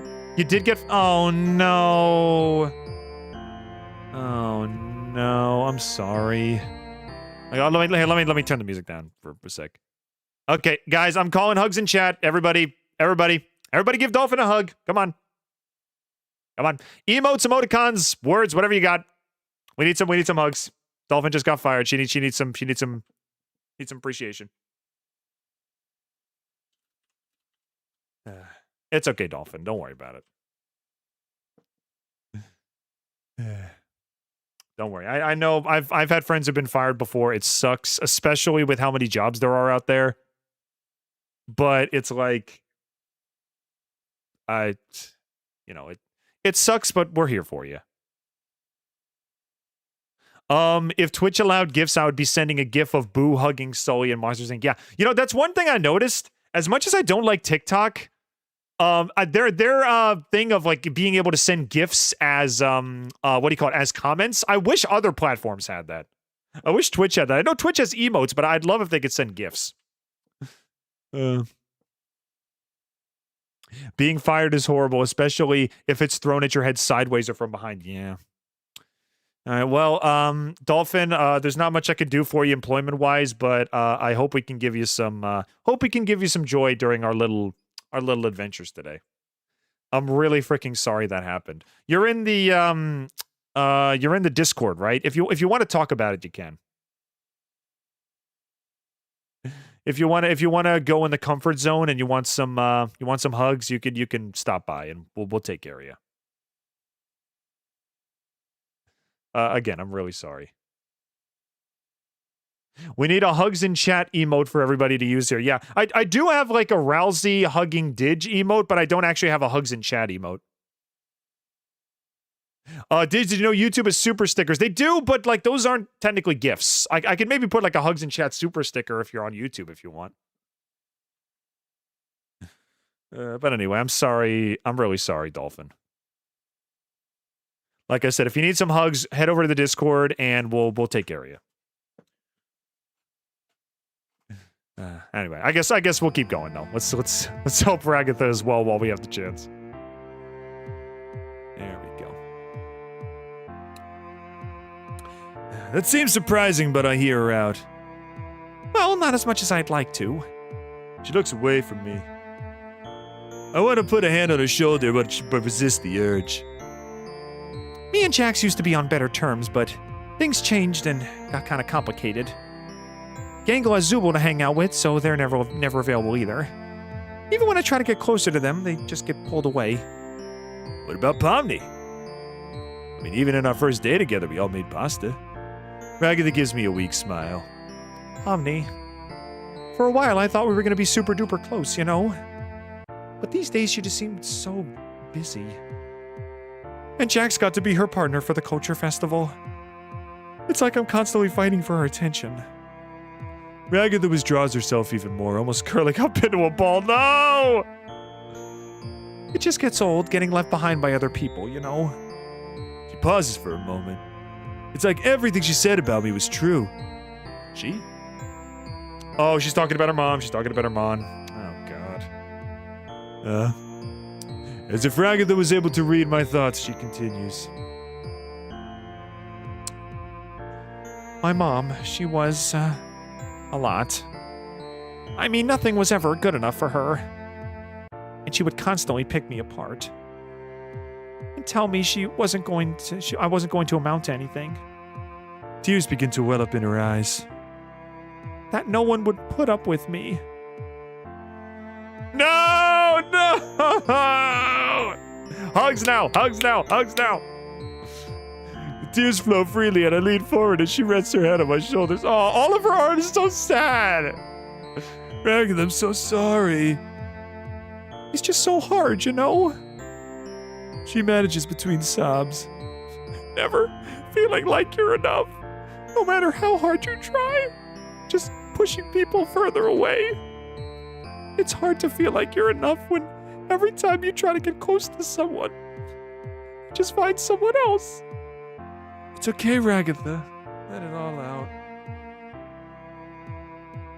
Ragatha does let it all out, and all I can do is helplessly hold on to her as she cries. Anyway, bye, Kinger. See you later. Her tears soak through my uniform, and I just hold her there as we sit there in one another's embrace. After a while, she pulls away from me.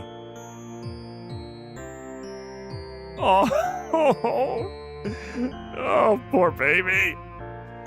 Thanks, DiGiorno. I feel a lot better now.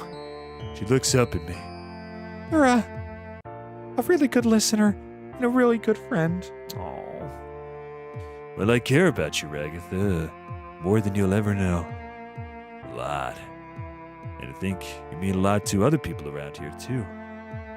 I think if everyone knew how lonely you felt, they'd all come together just to try and help to cheer you up. You think so, DiGiorno? You should be allowed to press H to hug at any opportunity. Dude, they should not. Don't give me that kind of power. If you have a hug button, I'm pressing that thing like my life depends on it. I'm pressing that thing like I'm doing CPR on a dying relative, all right?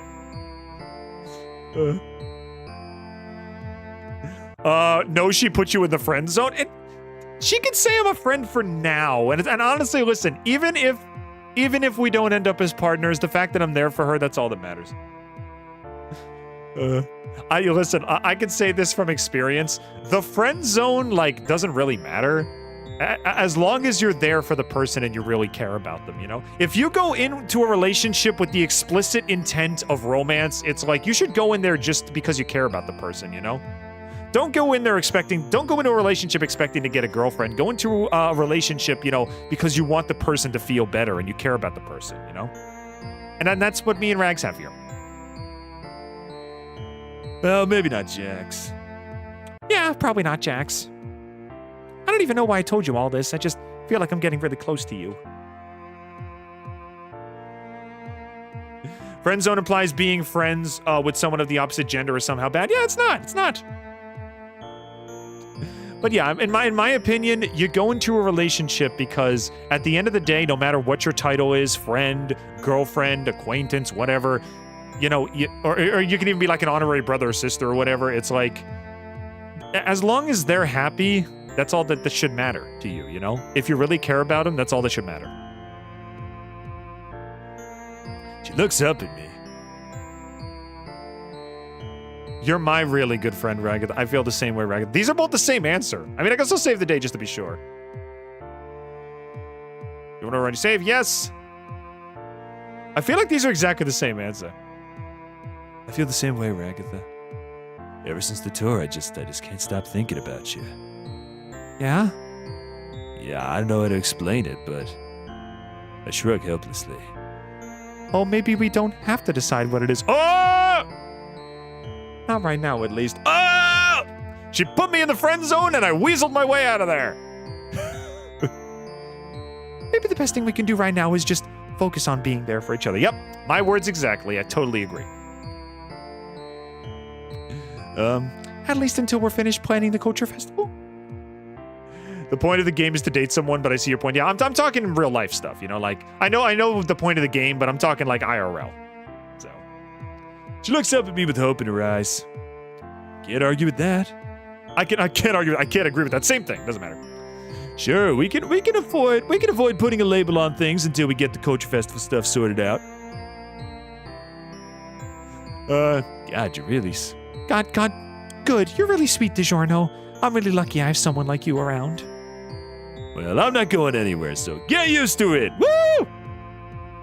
And besides, you walked me home after I got a concussion. Only after I put you in front of the pitching machine without a batting helmet. Maybe so, but still.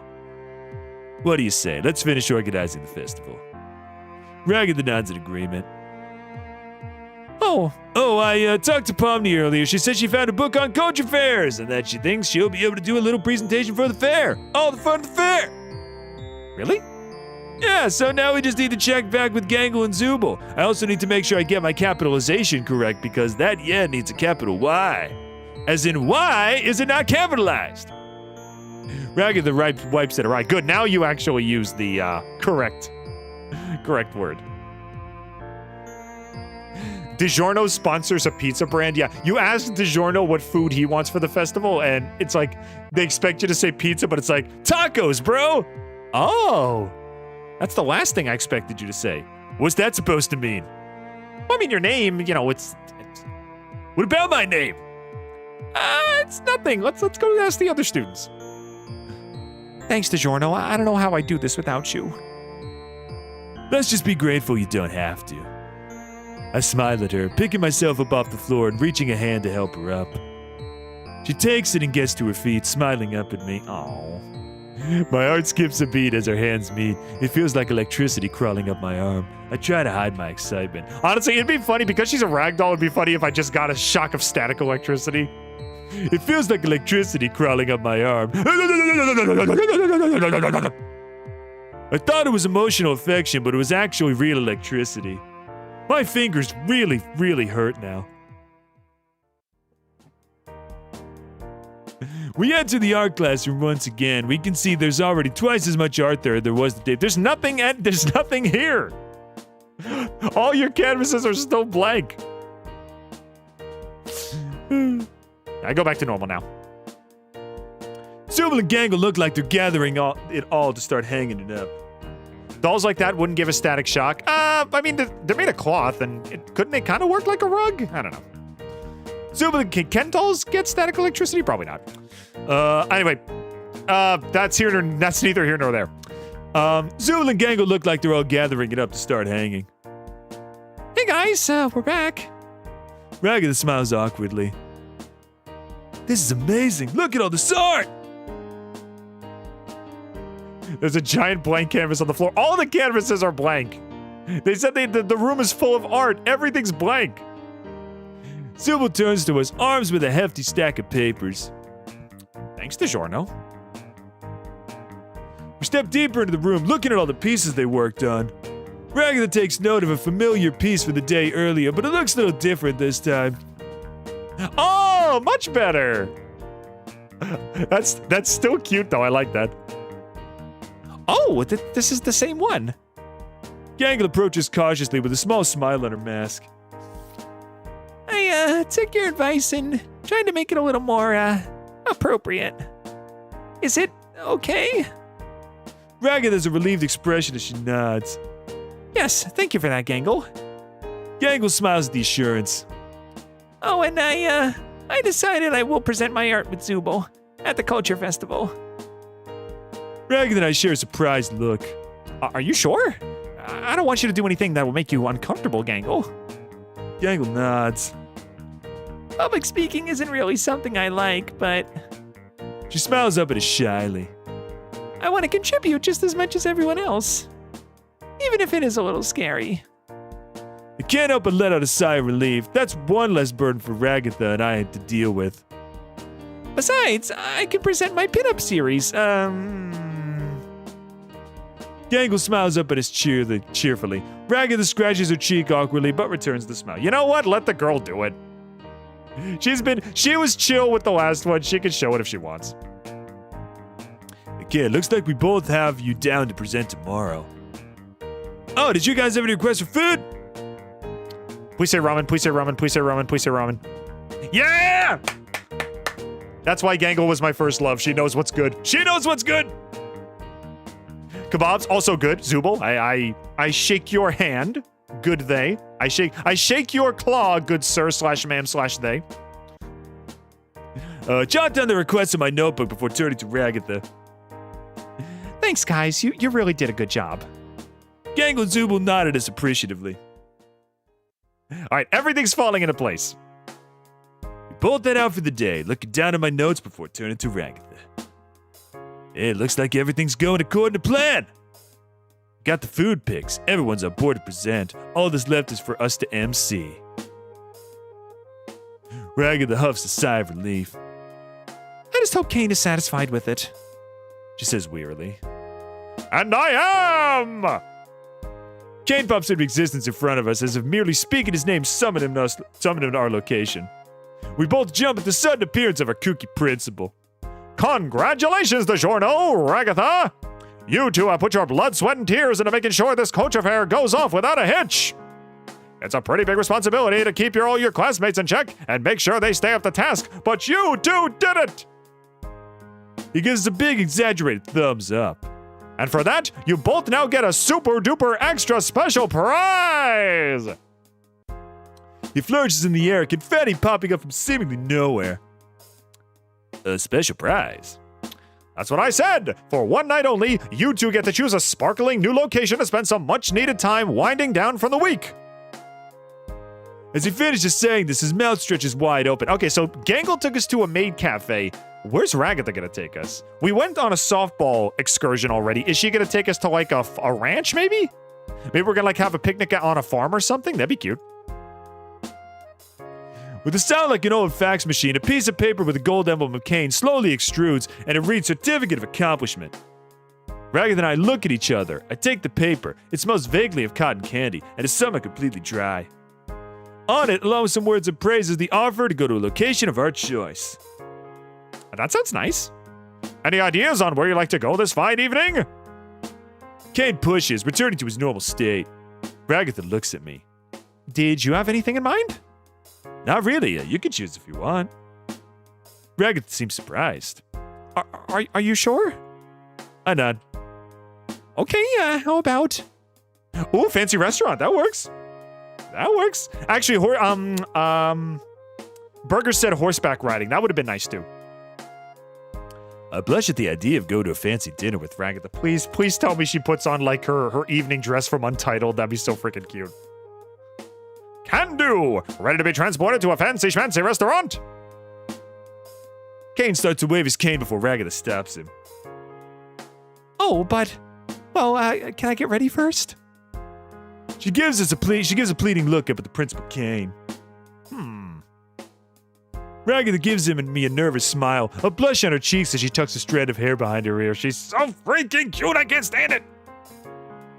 I just like to look nice, you know. I nod, backing her up. Yeah, me too! I gotta get ready too! Put this on real quick.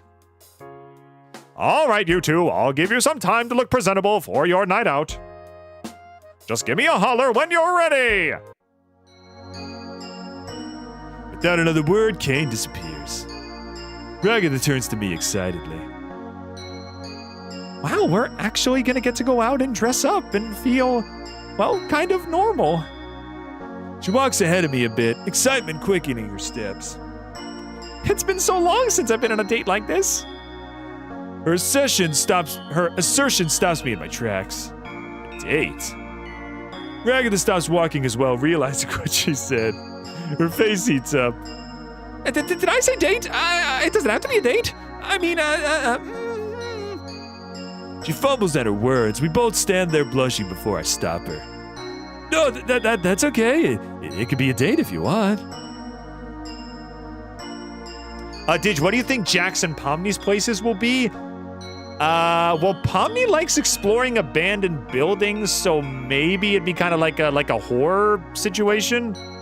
And Jax, I want to say Jax would be something kind of delinquent coded, like they're in like a shootout or something. But in reality, I imagine he might want to go to like a, I don't know, he might want to go to like a horse ranch or something, or maybe he would want to go to the maid cafe too. I don't know. It'd be funny if we end up going there and he's all flustered about it, but that's actually where he wanted to go. That'd be funny. Zooble, maybe a bar. Zooble would probably take us to a bar because they were a bartender during their life. So they'd probably go to a bar. Okay, then it's a date. She gives me a shy smile, making my heart skip again. But I don't think I have anything to wear. I only have a bunch of school uniforms that Caine gave me.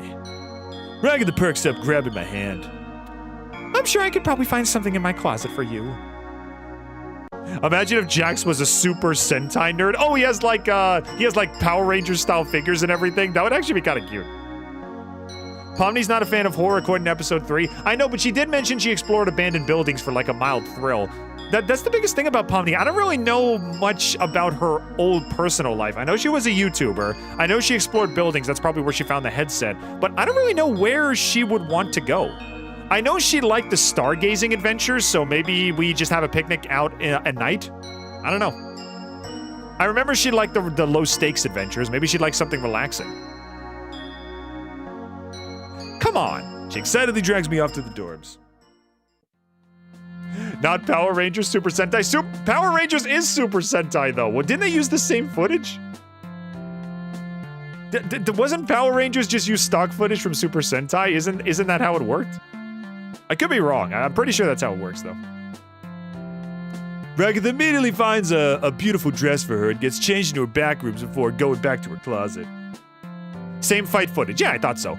Oh my god! Oh my god, she's so pretty! DiGiorno, what size are you? I mean, I'm not wearing a dress if that's what you're asking. Why?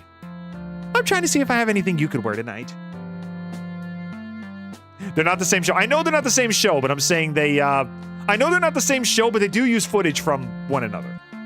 The live action bits in Power Rangers, those are all American filmed, but the fight scenes are Super Sentai. Also, I will say this, I know this is probably intentional. The fact that her hair looks like a sewing cushion, a pin cushion, and she actually has pins as hair clips, that is so freaking adorable. I genuinely don't know. Who knows their measurements off the top of their heads? She shakes her head. Haven't you ever gone to a formal event in your life? Think about it. Maybe my uncle's wedding when I was a kid? I don't know. Ragatha huffs as she begins searching her room, eventually finding some measuring tape. In my opinion, I've always thought Pomni was the least interesting character of the group. She's a good character. I just think the others are more interesting. The others definitely have more personality. Pomni's got like a couple of MC qualities to her, but, you know, she's got a good heart. You know, she's got some funny moments. But she's definitely meant to be, you can feel the MC energy coming off of her. It's like there's definitely less to her than there is to the others. So, but she's still a good character. I still think she's good. Ragatha huffs as she begins searching room, find tape measure, blah, blah, blah. She lifts my arms up, measuring my shoulders, my chest, and my waist. She keeps marking points on her tape and muttering numbers to herself. Before she dives back into her walk-in closet. Wow, she's got a walk-in closet? Good for her.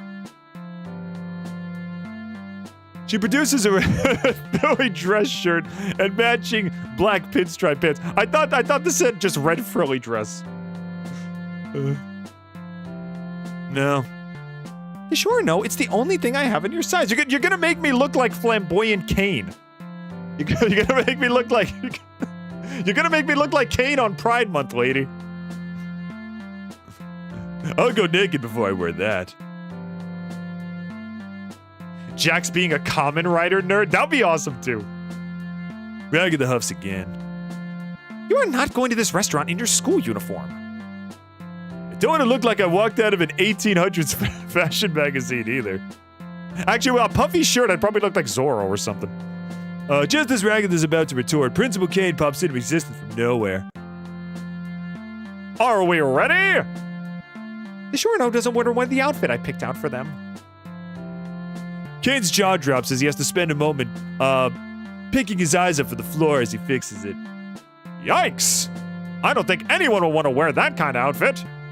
But she's right, DiGiorno, your school uniform, it's a little lacking. He taps his cane against my school uniform and the fabrics transform around me, turning into a perfectly fitted formal wear. Yeah, DiGiorno wearing that tux, baby! Even my wacky watch is now a black leather affair with a gold-plated screen. Nice! I got the bling boy from Fallen New Vegas. Chop chop, my young lovers! We have a studio audience to keep engaged. Oh, dang. Ooh, here we go. With another tap of his cane, we're teleported to a bustling French restaurant. Oh my god, look! It's like it's on another floor too. Oh my god, we can see the night sky and see the city from below. Oh my god, that's so cool. If you've never eaten in like an elevated restaurant where you like you could see the city below, it's beautiful. It's like a bunch of twinkling stars in the sky and on the ground. It's lovely. Ragatha and I are already seated. In front of us, 2 menus with gilded lettering announce the restaurant's name. Le Cochon, Le Cochon, Le Cochon.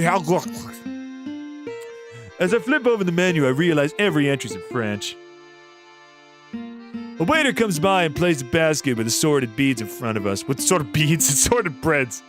As well as a fancy glass bottle containing water. He turns to Ragatha. Gummy Goo, what's up, dude? Evening, mates and evening, Miss and Matey. Welcome to our fine dining establishment. I'll have a bacon, egg, and sausage combo, and the mates here just want 5 hash browns split between them. He speaks in an accent that's definitely not French. Anything I can get you started with today? Another waiter bumps out our waiter harshly. Oh, I mean, He produces a card from his suit pocket. I tes vu pretz commandia. He stutters and trips over every word. It's like a drunk man from Australia ran over the French language in his Volvo. Oh my god. Not that I would understand any better if it were perfect French. In fact, the only 2 French words I know are oui and baguette. Still, I decided to try to impress Ragatha with the only French I know. Oui. Oui? You need the loo, little mate? Oh, Gummy Goose trying his best. He's trying his best. I gotta say, dude, you're looking dapper in that waiter's outfit, by the way. Ragatha stifles a chuckle, turning to our gator waiter. Well, we'll need a minute. He gives us an appreciative nod before leaving us. Gummy Goose trying his best. He's trying his best. I give Ragatha an awkward laugh before admitting. I don't know, like, any French at all. Ragatha, You don't learn like s'il vous plaît and merci? Please and thank you? Those are the most important things you need to know at a restaurant. Ragatha gives me a warm smile.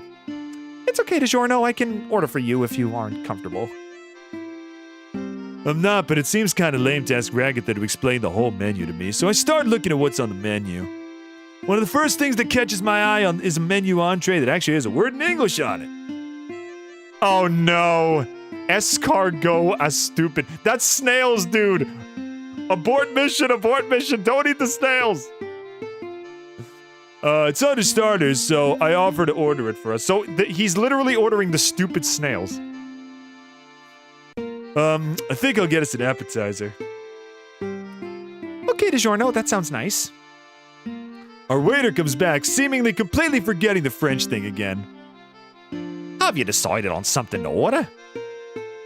Not just yet, but let's start with the escargot as stupid.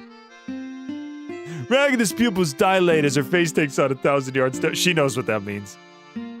Our waiter takes notice of her, writing my order down. Sounds good. I'll put that in for you, mate. He promptly leaves before Ragatha can object. Ragatha, you okay? Ragatha shakes her head. Oh yeah, I'm fine. I just had a bad experience with stupid sauce once. Oh, that's why it's called stupid. Oh, there's stupid sauce on the snails. Okay. I'm sure I was just in a bad headspace or something. She gives me a fake positive smile. I probably should have asked her before I ordered it, but I really wanted to impress her. I could send it back if it gets something else I didn't know. I wish French Gangle was the waiter. Salut, zooble. That would be adorable. So maybe if we go on a date with Zooble, then French Gangle will be the will be the waiter, or like the bartender or something. They put something in the snails to make the freaking Ragatha gay. I say put hands up defensively. Ragatha shushes me with a gentle smile. It's okay. I think I might just skip on the appetizer. Knowing me, I'm gonna take a bite of one of the snails, and just like when she made the stupid burger, some of the sauce is gonna get in her eye, and then she's gonna start acting all drunk. Oh, this sounds good. The filet grilled béarnaise. I nod, revealing I'll probably just have to turn to the waiter and tell him to get me whatever Ragatha ordered. I have literally no idea what anything on this menu even is. And I don't want to embarrass Ragatha further by admitting that to the waiting staff. Just as I begin trying to decipher a menu item, a runner comes to deliver our appetizer.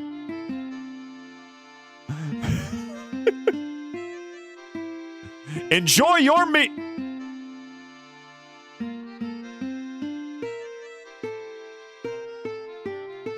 Allow me to serenade you with a wonderful song of my people. Oh, say.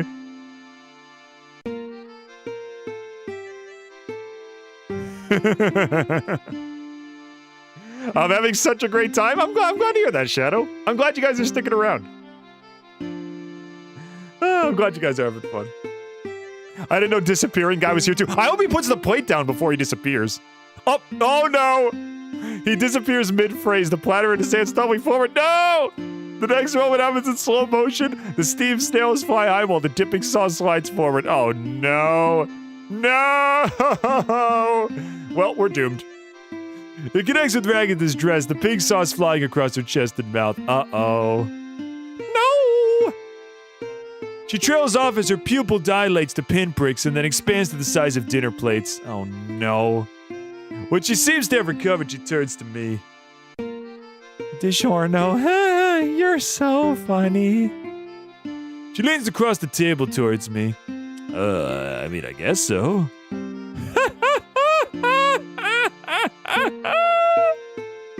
She cuts me off. Ragatha, are you okay? She rolls over looking at me as she flops, almost lying on the table. I'm super fine. She sounds drunk. How are you, cutie? She grins at me. My thoughts race. This is not a good development. Good? You remember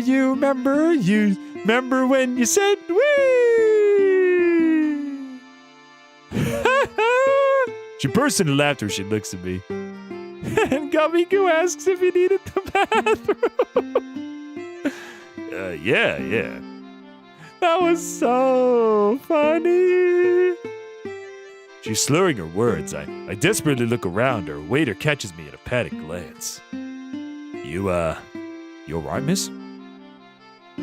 He eyes Ragatha, who's now trying to make a snow angel using the table. Oh dear. Gummy, we need some coffee stat. That's the only way to sober her up. The runner disappeared in the middle of handing us the food and spilled an entire order of stupid sauce on Ragatha. Our waiter gives me a surprised look. That's not good. Another member of the waiting staff notices us. Mon Dieu! He claps his hands and Caine appears. Hello, I have been summoned. The lady, she's taken enough stupid sauce to tranquilize. How you English say the elephant? I think it would be best if the students were sent back to their dorms. Aw, we were just starting to have fun. She trails off. Ragatha pouts. Caine scratches his chin even though he doesn't have one. Very well, I guess this adventure's a bust. Caine claps his hands and the restaurant disappears around us, leaving us back in Ragatha's dorm. My formal wear has been turned into a fine pair of pajamas. Sorry about that, you two. I just can't have my students making an embarrassment of themselves in public. It reflects poorly on the school, don't you know? He winks at me. Why did he wink at me? Anyway, you two sleep off your decisions, and I hope you learn a valuable lesson about substance abuse. Caine, a waiter spilled the sauce on... Never mind, he's gone. Before I can finish my thoughts, Caine just disappears. Where's the restaurant? For a second, I think she's going to burst into tears, but she's surprising me by bursting into laughter instead. Silly dorm room, you're not a restaurant. You're so silly. She turns to me. DiGiorno, you're so cute. She comes over to me and wraps me in a sloppy hug. Then she trips on her way over to me, so I have to hook my arm under her shoulder just to stop her from face planting onto the ground. So warm. She buries her face in my stomach. Ragatha! I help her to her feet as she realizes her embrace around me. We should get together. Let's get together and feel alright. And go on a date. We tried to do that already. Wasn't that what we were just trying to do? Yeah, I'd like that. She blushes. Save the game, because we're getting very far so far. You like me. Now seems as good a time as any to admit it. She probably will remember I said it tomorrow. Yeah, Ragatha, I do. I like you a lot. Even though she's slurring her words and barely able to stand, I still blush as I confess my feelings. Well, I think... She leans forward, burying a finger in my chest. I think you're a cutie. She leans too far forward and I catch her again. Ragatha, let's get you to bed. What DiGiorno? She looks at me, her eyes beginning to water. If I go to bed, you have to go away.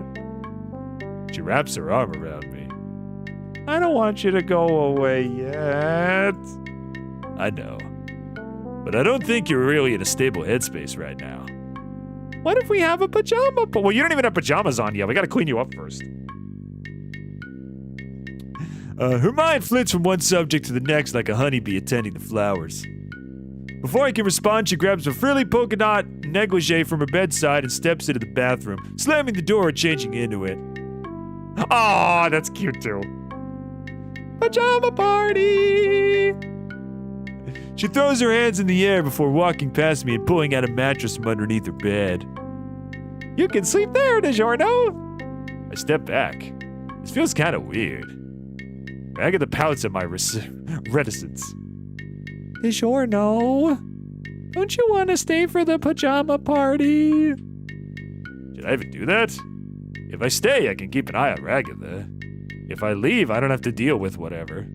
This is... I'm gonna say stay. I don't want to leave her. No, I'm staying. I'm staying. Listen, she's in an inebriated state. It's better if I look after her. I'll keep you company tonight. Ragatha eagerly pats my mattress. Let's stay up late and talk about everyone else. Oh my god, she's so cute.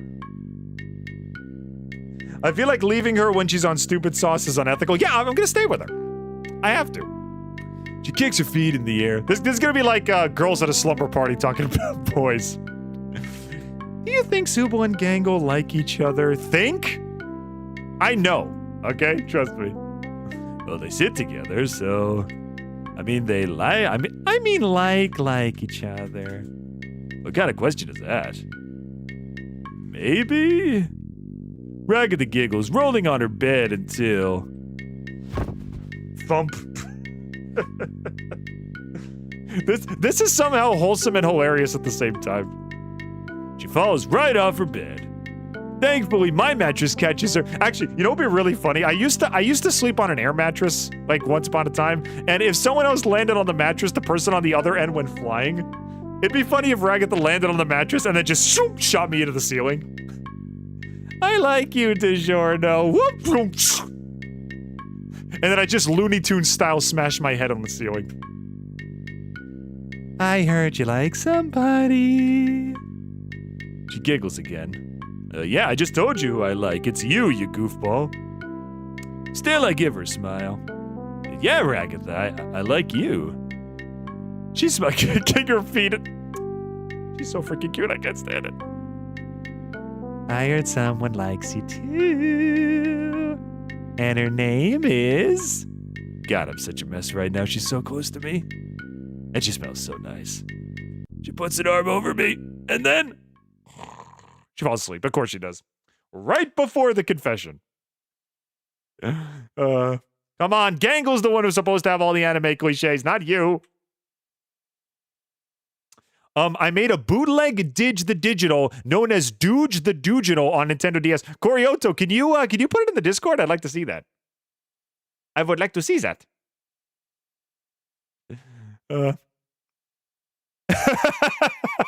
I just saw it. I just saw it. And he's beautiful. He's a beautiful boy.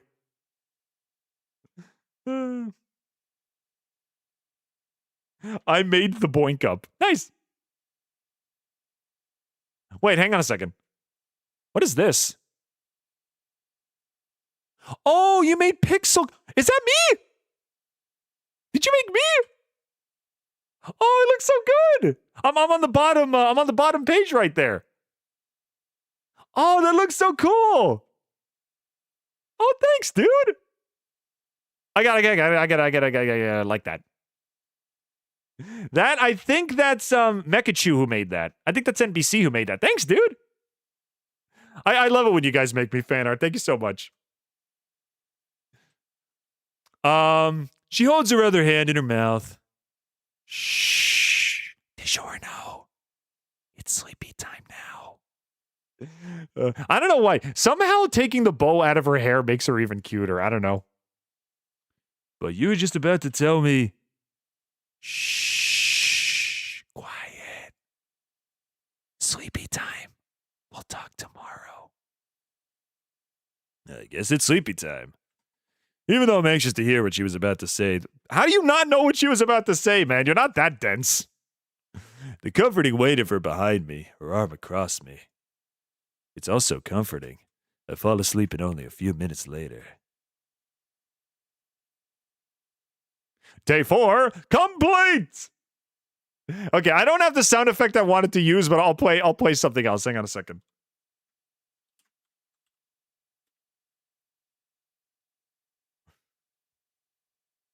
Where is it? Oh my god, go. I don't care about Fortnite. Get out of my face.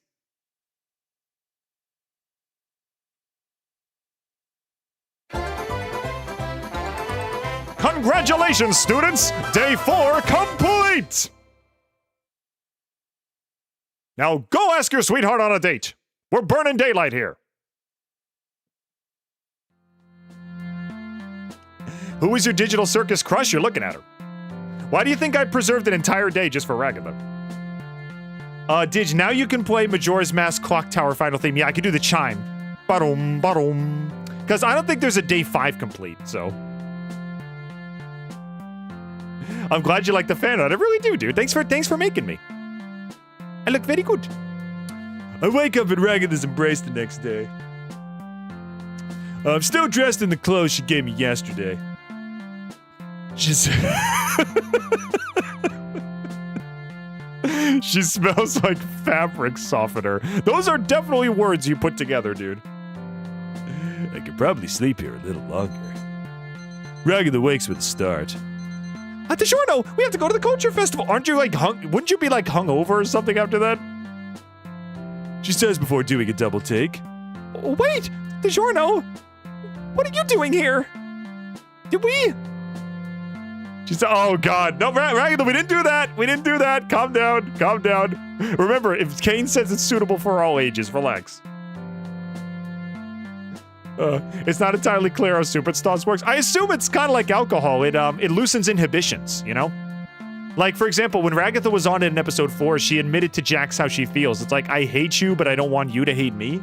Because everybody thinks like, oh, alcohol makes you say things you would never say. No, it makes you say things you've always wanted to say, but your inhibitions have kept you from doing it. So, I'm assuming that it's like alcohol. When is Deltarune coming to your channel? When Chapter 5 comes out, dude. We got, what do you call it? Chapter 5 is coming out, I think, on the 24th, and I'm gonna schedule 2 whole days to do it. So, you shall see. I know exactly what Ragatha was thinking. I know what she was thinking too, but I know what she was thinking too, but I don't think I could say it. No, don't worry, Ragatha. You just got some weird pink sauce spilled on you last night, and you wanted me to keep you company. She begins to calm down. You just fell asleep, but I didn't want to leave you alone while you were acting weird. Well, that was, really nice of you, DiGiorno. Thank you. But, can you give me some privacy to get changed? And nod. We still go to the Culture Festival together, right? Definitely. I slowly get up, preparing to leave so Ragatha can change. But she grabs my wrist before I can leave. And, DiGiorno, She leans in. thank you. You're really sweet, and I'm glad we hung out yesterday, even if the stupid sauce kind of messed things up. What I want to say is that I'm secretly happy. And even though she got stupid sauce all over her, I liked everything she said to me. And I wouldn't change anything about last night. But instead, I nod and give her a smile before leaving her to change. All right, final day. Let's do this. I return to my dorm, find a uniform with a few enough wrinkles that it won't stand out, and meet Ragatha outside the dorms. Are you ready, DiGiorno? She offers a hand. I take it as we walk to the school. We walk to the culture. Ooh, theater. Ooh, we gonna watch a show? Oh, yeah, we did. I remember. Pomni said she's gonna do a presentation. Right. Principal Caine is already here to greet us. Ragatha, DiGiorno, the stars of the show. Come on, we've been waiting for you two. You have? How can we start the show without our lovely MCs? Come on, take the stage. Start us off. No time like the present. Oh gosh, DiGiorno, are we ready for this? I take her hand and I give it a reassuring squeeze. We're ready. I know it, girl. And if we aren't, I'm sure they'll love it anyway. Are you sure, DiGiorno? I am. I lie, but it seems to cheer her up a bit. Well, if you say so. I nod. Besides, if we do mess it up, it's not like they'll have a script. Whatever happens up there, I'm here for you. Sometimes the show must go on. Sometimes you just gotta wing it. Sometimes you just gotta wing it. Ragatha nods. That's right, we can do this. She squeezes my hand back. Together. Yes. Together. We ascend the stage. At first, our performance is a bit stiff. I try to set up a joke by asking Ragatha a question, but she takes the question literally and ends up ruining the punchline. But the audience laughs anyway. Now introducing our two resident artists, Gangle and Zooble! Whoa! Without them, we wouldn't have any posters for the Culture Festival. Ragatha nods. Yeah, Gangle and Zooble really came through for us. Without further ado, the art club's presentation. We step off the stage and take a breather as Gangle and Zooble show off their art. The audience applauds. Zooble has drawn a series of interesting geometric patterns and a few impressionist-style pieces of art of our classmates. Honestly, abstract art, I'd love to see what Zooble would draw. I don't think we've ever seen any of her art. We've seen plenty of Gangles, though. Gangle's done a series of anime-style arts, including a few of our classmates. In different pin-up style shots, of course. When she presents the busted picture of Ragatha, my co-host blushes. Gangle? Do I really look like that? I hear her muttering under her breath. I can't help but stifle a laugh as the audience applauds the art. Sean, what's up, dude? In the words of Samurai Pizza Cat's OP, as soon as someone finds the script, we might begin the show. Two together. DiGiorno, not you too. I chuckle again. After the art club's presentation concludes, it's time for us to take the stage again. That was the art club. Give them a hand, folks. Woo! Yeah, Gangle and Zooble sure are talented. Who's up next, Ragatha? That would be Pomni, who is here to present on whatever a culture festival actually is. No Jax? Honestly, that's more of a relief than anything. Jax regrets not being able to help, but he does send his regards regardless. We step off the stage as Pomni begins to explain the gathered crowd the history of culture fairs, and why our students specifically chose to do one. Ragatha turns to me. While I was organizing things yesterday, I asked... Oh wait, that's wrong voice. While I was organizing things yesterday, I asked Caine to make sure Jax wouldn't disrupt the culture festival. I didn't want him to just make Jax sit the whole thing out or anything. So what did he do then? Ragatha scratches her cheek. I don't know. Caine just said he'd take care of it. Is he gonna be tied up like he is in episode 3? That would make sense. But whatever he did, at least it lets us roam the festival worry-free after this. More time with Ragatha is always good with me. Pomni finishes her presentation, fields a few questions, and eventually walks off the stage. Everyone seemed to enjoy that. Everyone voted for that. We ascend the stage again, thank everyone for coming, and start to tour the festival. Caine bought all the foods we asked for, and then some.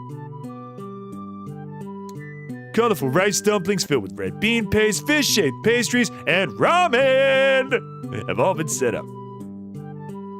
Ragatha and I make the rounds, talking with classmates. Don't we get like the Caine tokens or whatever to buy food and stuff? I want to do that again. We congratulate Pomni on her presentation. Stella, welcome to the chat. I hope they don't Jax this game. I'm gonna shut up now. Stella, I'd like you to elaborate on that a little bit more. I feel like the class needs a little more elaboration on that.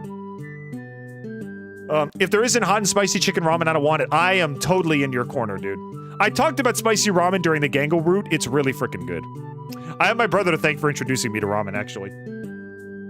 He's my food goat. There will never be another show like Amazing Digital Circus. In terms of quality, maybe, but in terms of like popularity, fan response, and like you know, widespread acclaim, I don't think so. This show is laying the groundwork for other, you know, indie cartoons. And you know what? I'm not just gonna say I don't think there'll be another show like this. I don't think there'll be another like Glitch show like this. I mean, I'm excited for Gaslighting Guinevere as much as the next guy, but I don't think it'll ever replace this show in my heart. Anyway. We tell Zooble how good their art was. Thanks. People seem to like it too, so that's nice, I guess. We even find Gangle, who's surrounded by students, by asking her if she does commissions. Oh, I don't know. I haven't done commissions in a long time. Gangle sees us and rushes over. DiGiorno, Ragatha, you guys can tell them. I don't normally draw this kind of thing. I doubt that. That was really interesting art of Ragatha you showed off, huh, Gangle? DiGiorno, you didn't have to bring that up. I chuckle. Come on, guys, give Gangle some space. She should get to enjoy the festival, too. The crowd disperses. Thanks, DiGiorno. Don't worry, girl. I remember you from the last route. I got your back. Ragatha and I keep touring the festival. Looking around at all the stalls, we see a familiar face. Caine has made a sort of... Oh, a dunking... Okay, that is a good use for Jax, then. Jax looks bored as he sits on top of the seat of water. I guess that's the solution Caine came up with for keeping him out of trouble. I have half a mind to go over and give it a shot, but Ragatha puts her hand on my shoulder. I wouldn't do that, DiGiorno. I pause.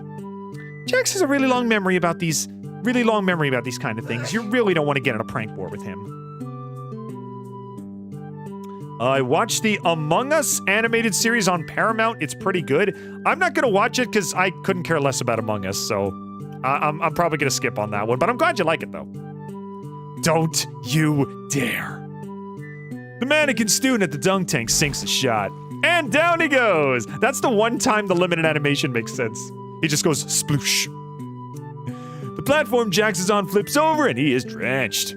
He climbs back onto the platform, his every movement suffused with the hate of 1,000 suns. When I get out of here, you're gonna wish you were never born. I shudder, deferring to Ragatha's wisdom as I leave Jax at the dunk tank alone. She has been here longer than me.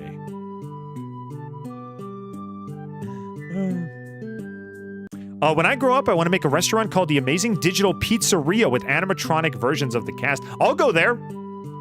A good slice with ADC characters, I'm down for that. I take her word for it. We keep touring the festival until eventually I find a quiet corner for us to talk alone. So, Ragatha. This is bad. I'm already sweating. And it's like play a gif of that guy from Airplane. So, what's up? What's up, DiGiorno? About last night. What about last night? Well, I know you're on the stupid sauce, and it was kind of late. Ragged the shifts, but doesn't look away. But I told you that I like you, and well, you never told me if you feel the same way. DiGiorno, She says, stuttering. that is, oh gosh, maybe I should just... She leans forward. Yeah! We did it! She pulls me into a kiss before I can prepare. We linger together for a few seconds before she slowly pulls back. Yeah! We did it! Does that answer your question? My heart is beating a mile a minute and I can hear it in my ears. I barely manage to stammer out. Yeah. She leans in and kisses me again. Yes! Why is your finger in your ear in that image? I don't freaking know. Wow, crocky! When you first came here, I didn't know what to think of you. I tried to build a good relationship with everyone else too, but I don't know. There's just something special about you, you know? I think I do. My heart is still racing. And it's one lap to the finish line! Heart wins! You're special to me too, Ragatha. You reached out to me and you gave me a tour. You invited me to your softball practice and let me help you plan the Culture Fair talent show. You sent me into the batting cage without a helmet and I got a massive concussion, which probably made me forget a couple things.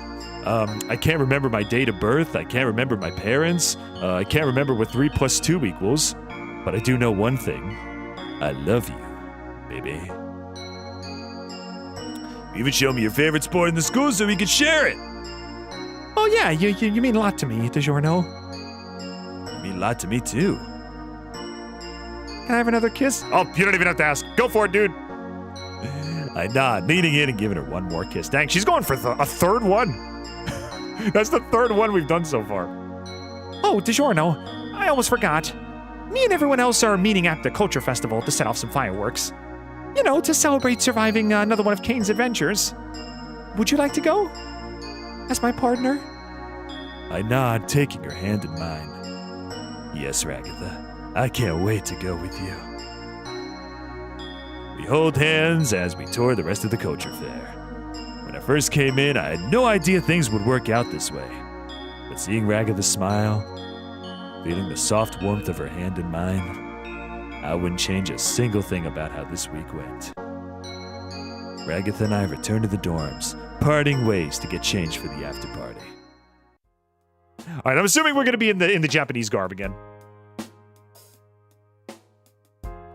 Maybe they'll add more characters to date like Kinger, Caine, and Gummigoo. Kinger and Caine, I think, are a shoo-in. I'm not sure about Gummigoo, though. I think Gummigoo's just relegated to side character, unfortunately.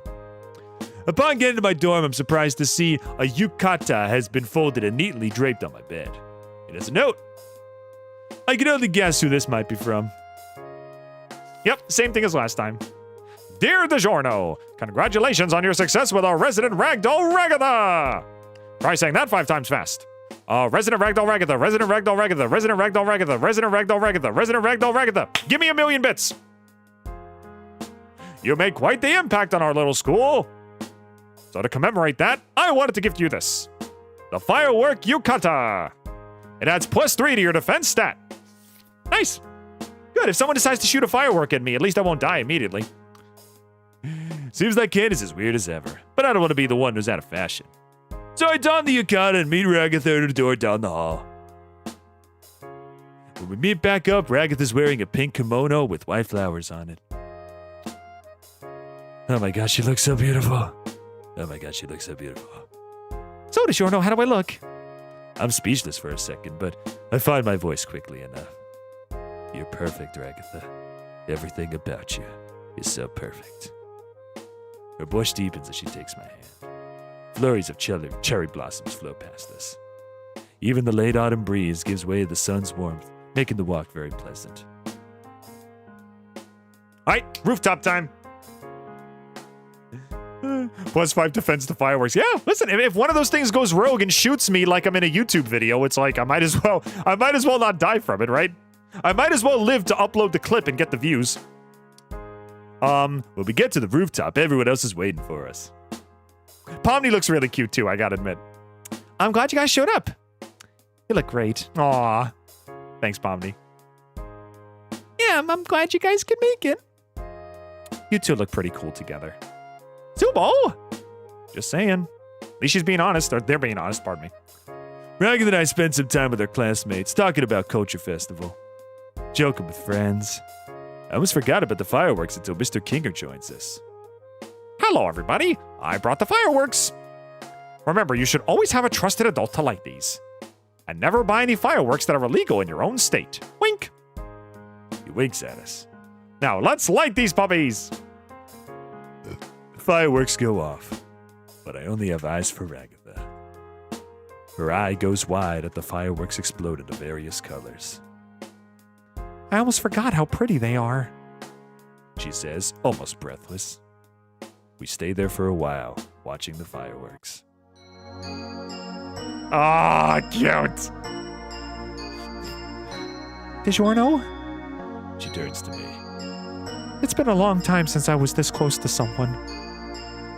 But if I could share this moment with anyone at all, well, I'm really glad it's you. We kiss one last time. That's 4 in the bag, baby. As the last firework explodes into a brilliant finale. Ragatha and I spend a lot more time together in the school. With time, more and more of my memories return. We still haven't found a way out of the school yet, or back to our lives before. But we promise to stay together, no matter what happens. Woo! We did it! Good job, boys and girls and boys. Ladies and gentlemen, ladies, that's another route complete. Oh, that was fun. And that is all we're gonna do for today. Unfortunately, don't have time for a second arc. It's about it's like 5 or 6 where I am right now, so I got dinner plans. So after this, we're just gonna wrap it up and say goodnight.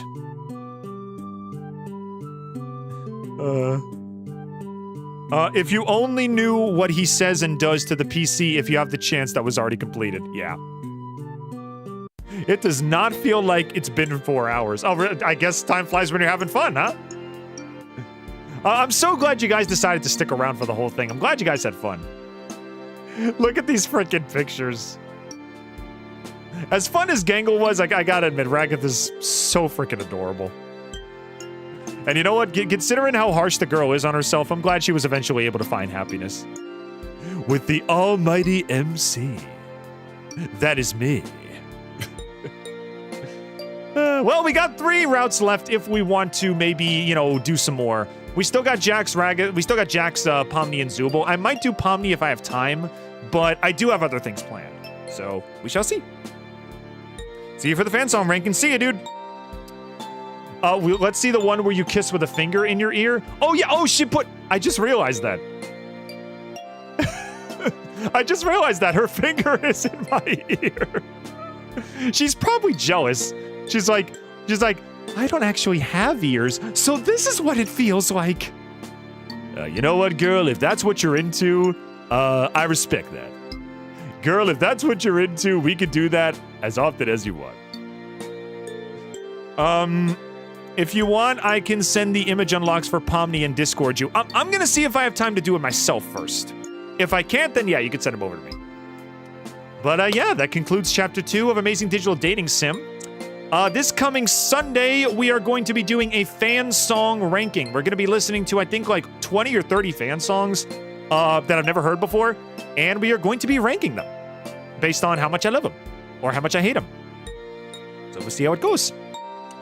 That'll be taking place on Sunday, usual same time at 12 o'clock EST. And yeah, we'll see how that goes.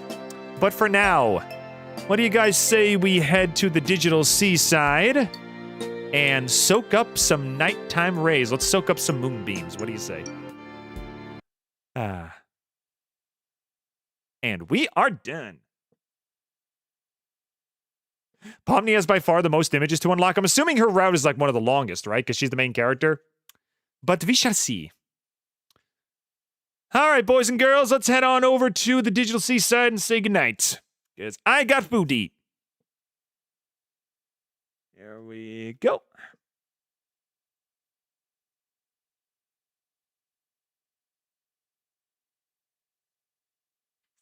Didge, I got some news about my mom. Let's see. You have a good rest of your day, Didge. Thank you, Mekachu. Didge, news about my mom. She's on the list for surgery. I gotta wait for them to let us know. Okay, so she's on the list for surgery. Okay, so progress is being made. All right, well, best wishes for your mom, Sean. Again, keep us updated, dude, so, you know, that way we'll know if she's doing well. Eat well. I shall. I shall, my friend. I really like the fan art. I'm thinking of doing Dr. Box next. Yeah. Anything you got, put it in the chat. We'll check it out. Alrighty, we are done. Let's get out of here. There we go.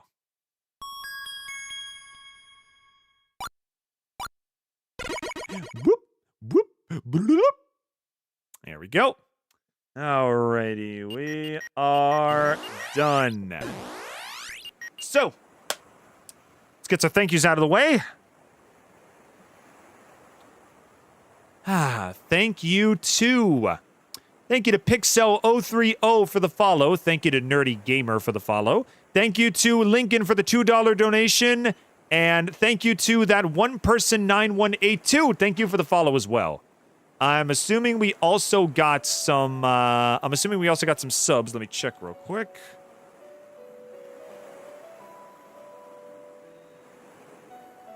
Yep. I think we got like 4 or 5 YouTube subs. Thank you to those guys as well. I'm glad you guys enjoyed your stay. In a week, the team behind Date Everything have a surprise to reveal. Well, actually, if you don't know, on the 17th, it's their 1-year anniversary. And instead, we're going to put Digital Circus Week on hold for a minute, and we're actually going to do a Date Everything finale stream. Basically, what I did is I went through all the characters, and I got the love ending with all of them. And now I'm going to realize them. And we'll see what happens. We're going to realize all the characters, and then we're going to rank each one as we realize them. I have a tier list ready to go. And then we'll rank them on how much I like them as characters. So yeah, we'll see how it goes. I don't know what their big reveal is going to be, but whatever it is, we'll get to see it on the day we stream. So we shall see. In the meantime, though, I've got pizza to eat. I'm glad you guys enjoyed. Thank you for stopping by for another exciting rendition of the Amazing Digital Circus Month. Like I said before, we'll be continuing on Sunday. We'll be doing fan songs, and I'll be finally indulging in the fandom a little bit, which I don't do very often. I listen to like comic dubs and stuff, but I don't really listen to the songs. So that'll be a new avenue for me. I honestly might get this dating sim myself, just to see the cool images. Yeah, it's, what do you call it? It's free. Just go on itch.io. You can download it for free. All this lovely work is totally free. I'm looking forward to the Date Everything finale stream. Yep, you'll see it next Wednesday. Next Wednesday, you will see it. But anyway. Like I said, this Sunday we will be continuing the month. If you guys enjoyed what you saw, feel free to like, feel free to follow, feel free to sub. Also, be sure to hop by our Discord server if you're not a member already. We stream 3 times a week. We have a lovely, wonderful community. And, we're always looking for new members. We're 200 plus going strong.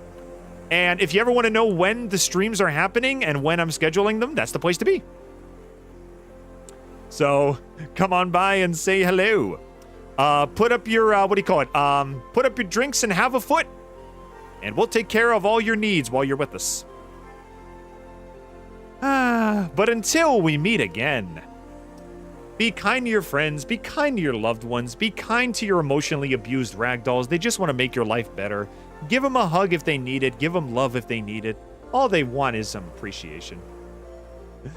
Have a good day. Have a good week. Have a good year. Have a good month. Have a good life if I never see you again, though I hope I will. Join us again for another stream on Sunday. I really hope to see you there. Do well by those around you. Be kind to yourselves in this time, too. Don't let yourself go to waste. You know, appreciate yourself, too, because you're wonderful. You're all wonderful. Enjoy the wonderful summer weather. And as always, I hope to see you all next time in the mainframe. Bye-bye!